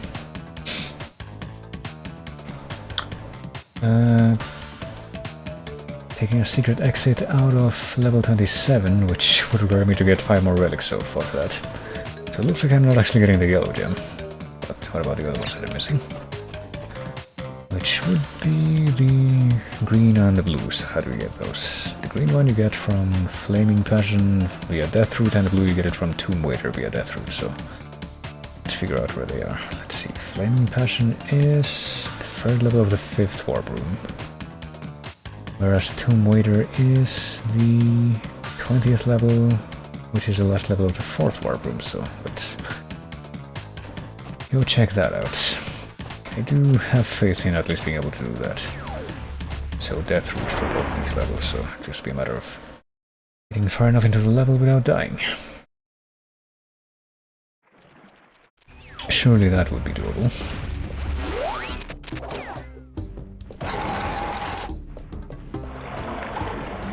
And yeah, don't even have to worry about the boxes this time around. So we're not going for that gem this time.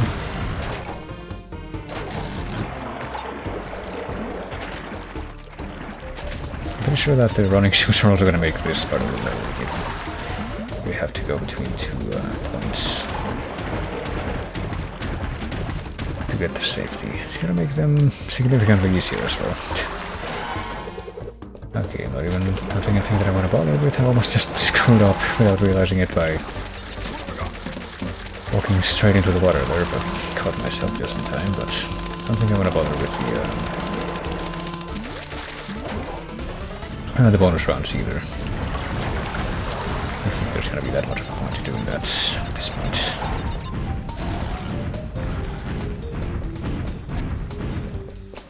Is this what I'm going to come up as well? Yes, it is.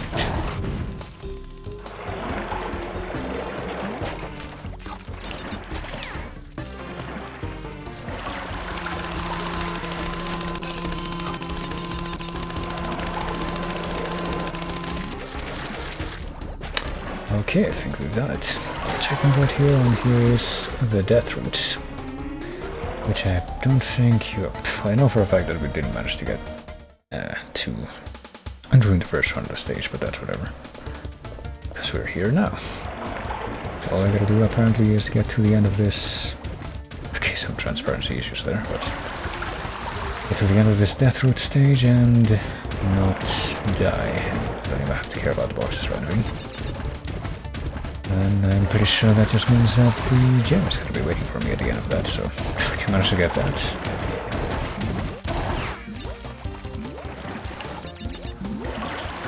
And that'll be that. And I make it sound so simple, I'm sure, but oh fuck. But, you know, stuff like that will happen. Probably more than I am intending for it to. I mean, I don't intend for it to happen at all, really. So, if it happens once, it's already clashing with my expectations, and my stomach is also protesting. And in spite of how late it is, I'm gonna have to appease it before I go to sleep as usual.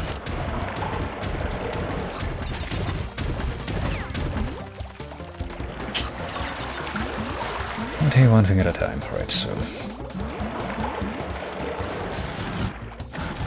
there we go. That's that obstacle level 1. But of course we're gonna have to spin this thing again, I expect. But with better timing this time.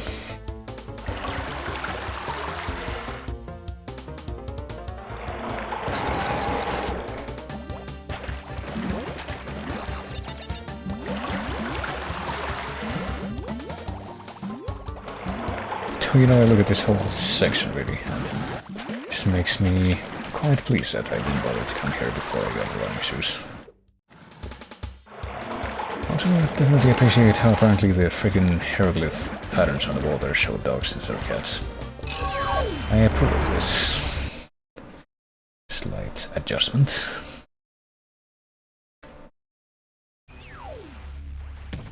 And there we go. One more color gem in our collection, and coming up next, the final one that I will actually bother going for at this time, and probably just at all, honestly. I feel like both combination of what I've done today and the stuff that I've already done in the Insane Trilogy version of this game has me more than satisfied for progress, I guess, completion percentage in a game such as this. So the final one should be in here. It should be one of these. Let's see. It's not Gone Tomorrow. It is not Orange Asphalt. It is Flaming Passion, so it's also a death route that we need to get to in this level. It looks like. I've even been taking regular drinks, but apparently that's not going to be quite enough to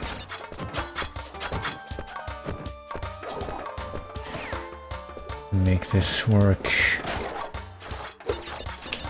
as conveniently as I would have hoped. Okay, so also I do have the bazooka, and I do intend to abuse it to make this process easier, so I shall continue to do that. Even here. I'm sure that I can.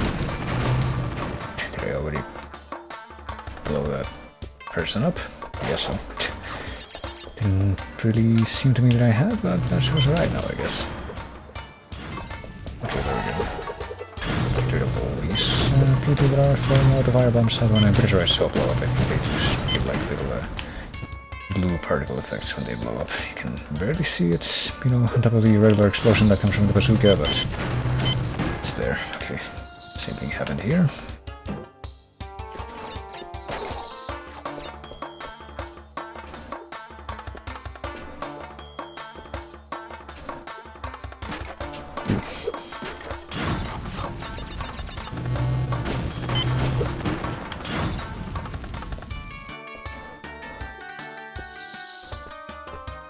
There we are. Ooh, this motherfucker's like right after that. Not a great place to put him if you ask me, but do I know?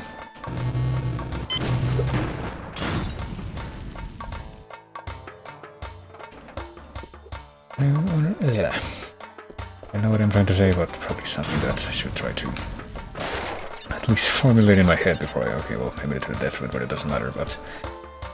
I think what I was just trying to say there is... This is kind of ironically the type of gameplay that I probably prefer. I do prefer to have this kind of stage where instead of going fast, you're actually going slow. Specifically to try and avoid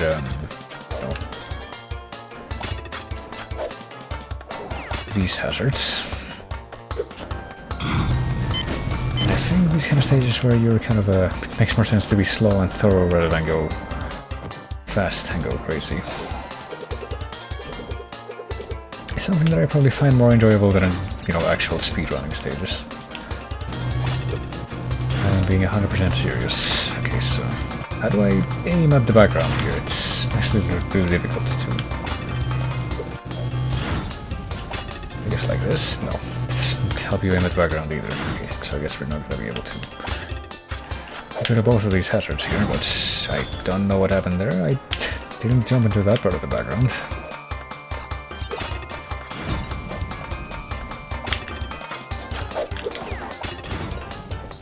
I guess it was just a one-time thing though. Okay, there we go.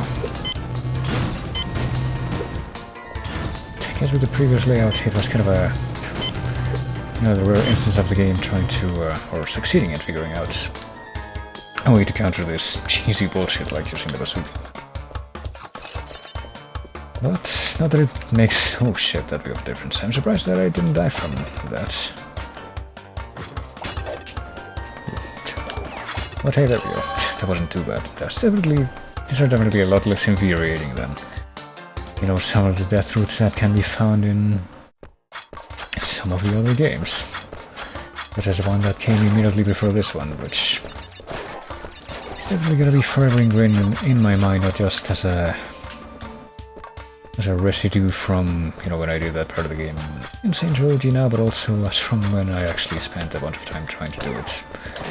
And did succeed in doing it, but only for the game to pretend that I didn't on stream.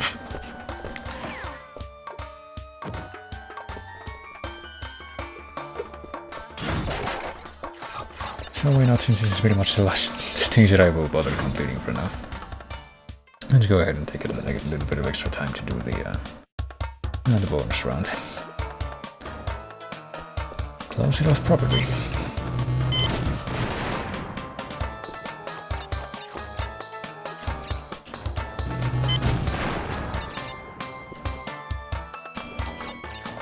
Oof, okay. I can just shoot that stuff from over here, I think.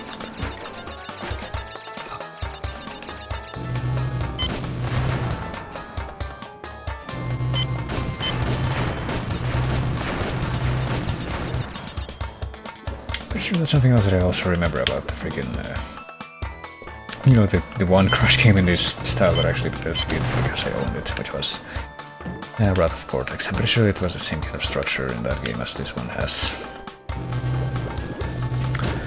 So you clear the bosses, you do the hubs, and then you actually get the exact same power-ups in this game as you, well, in that game as you do in this game, I mean.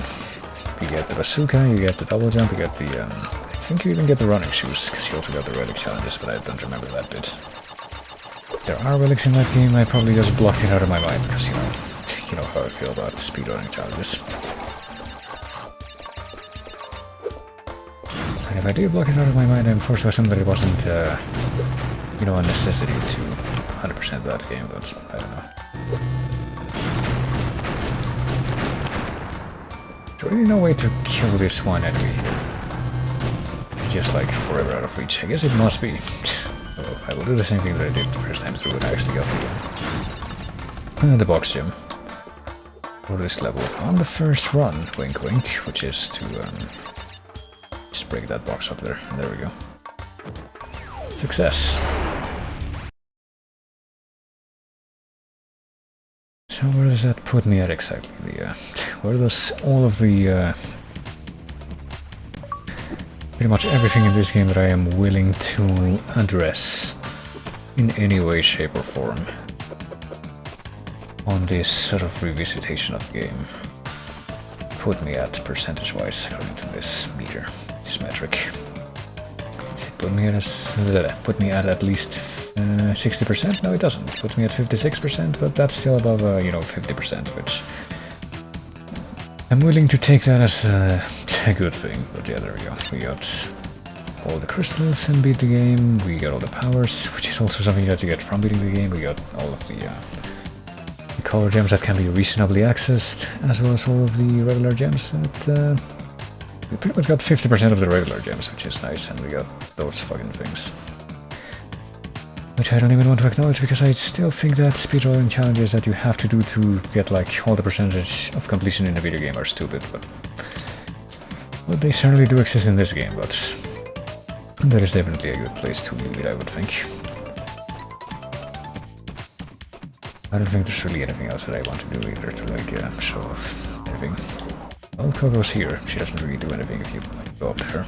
I don't think that you can even like talk to her and have the same functionality as in Crash and Saint Trilogy, which I guess, based on the fact that you can't do that in this game, this wasn't in any of the classic Trilogy games at all, which is just being able to play as her instead of Crash for any of the regular levels.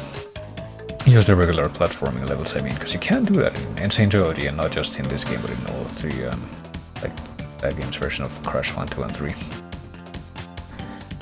But, oh well. I think that we've had enough with that animation. That's kind of apropos to my stream, I would think.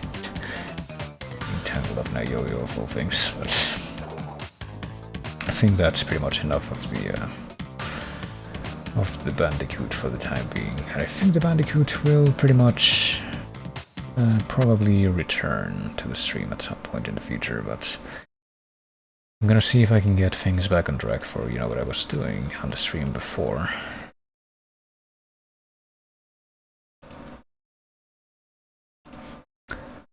Starting probably next Monday, but well, let me go ahead and start up the playlist again. Where would I have been at? Here? Yeah. Well, this is a Naganuma song, but it's from Jetta Radio, which makes you kind of paranoid. And that's gonna get picked up by something, so we'll go with this instead.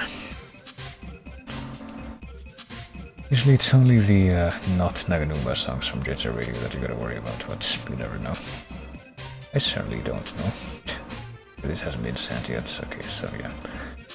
At least one of the— what the fuck? Wait, what is this? Okay. It's showing me a weird picture for some reason. The thing that I ordered on the order page. Apparently it is the same item. It just had a different picture there for some reason on the tracking page, and it still does. What is up with this? Like, no, don't open the link, show me the image. It's, yeah, it's showing me something completely different, and I don't know why, but I'd like to assume that that's not gonna be a problem. Oh well. But yeah, it's gonna be things. Just things. Not just it, but things. That's gonna be it for tonight. And we might have another stream tomorrow if all goes well, if, you know, hopefully tomorrow I'm actually able to get my door actually installed, if the people that were in charge of that are actually able to properly deliver that this time. And maybe if that does get done in time in, you know, good form, then maybe I'll also be able to possibly have a co-op stream tomorrow with, you know, the usual folks.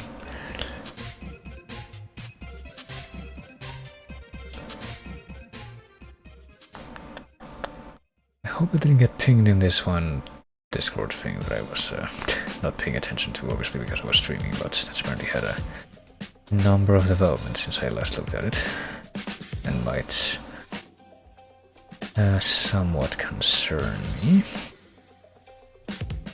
But yeah, I can just look this over calmly after I end the stream. And speaking of that, yep, it's actually time to end the stream, so I'll actually go ahead into the end of stream section. Hopefully come back tomorrow, like I said. So I wonder if there's anyone hanging out right now. Seems to be a slightly livelier time right now than it was yesterday, so maybe I can throw a quick raid at somebody such as, ooh, someone who I did not necessarily expect to see streaming, but probably will. Just based on the fact that this person is apparently live right now, we'll probably throw a quick raid out just as soon as this stupid forced Twitch ad is over with. I don't know how they expect people to react to Twitch ads at this point, honestly. Every single time that I see one, I just like mute it. I get out of the tab for at least 30 seconds because I assume that's how long it's gonna go on for, and then I go back, and in the end I never know what the fuck they're advertising, so it's not exactly successful in that regard. And this one was no exception, so here we go.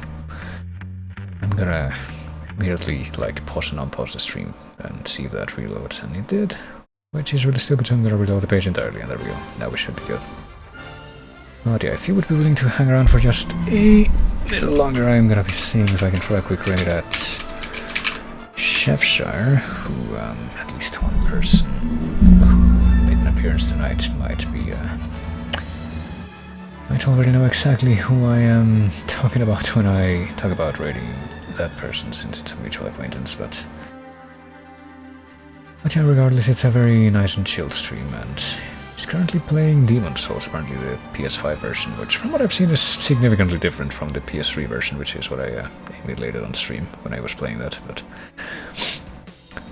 you know, it's gonna be, I feel like it's gonna definitely be quite a long while before I even think about the possibility of getting a PS5. I mean, you consider especially, I have a PS4 now, but I got that like really late in its development cycle. Or life cycle, or whatever you want to call it, so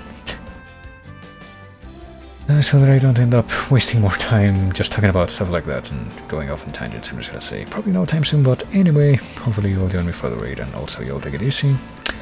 Thank you everybody for coming like always, thanks for chatting, always great whenever people chat, and like I said, I'll hopefully see you tomorrow for a co-op stream, but we'll see. And anyhow, I will say that I will see you later.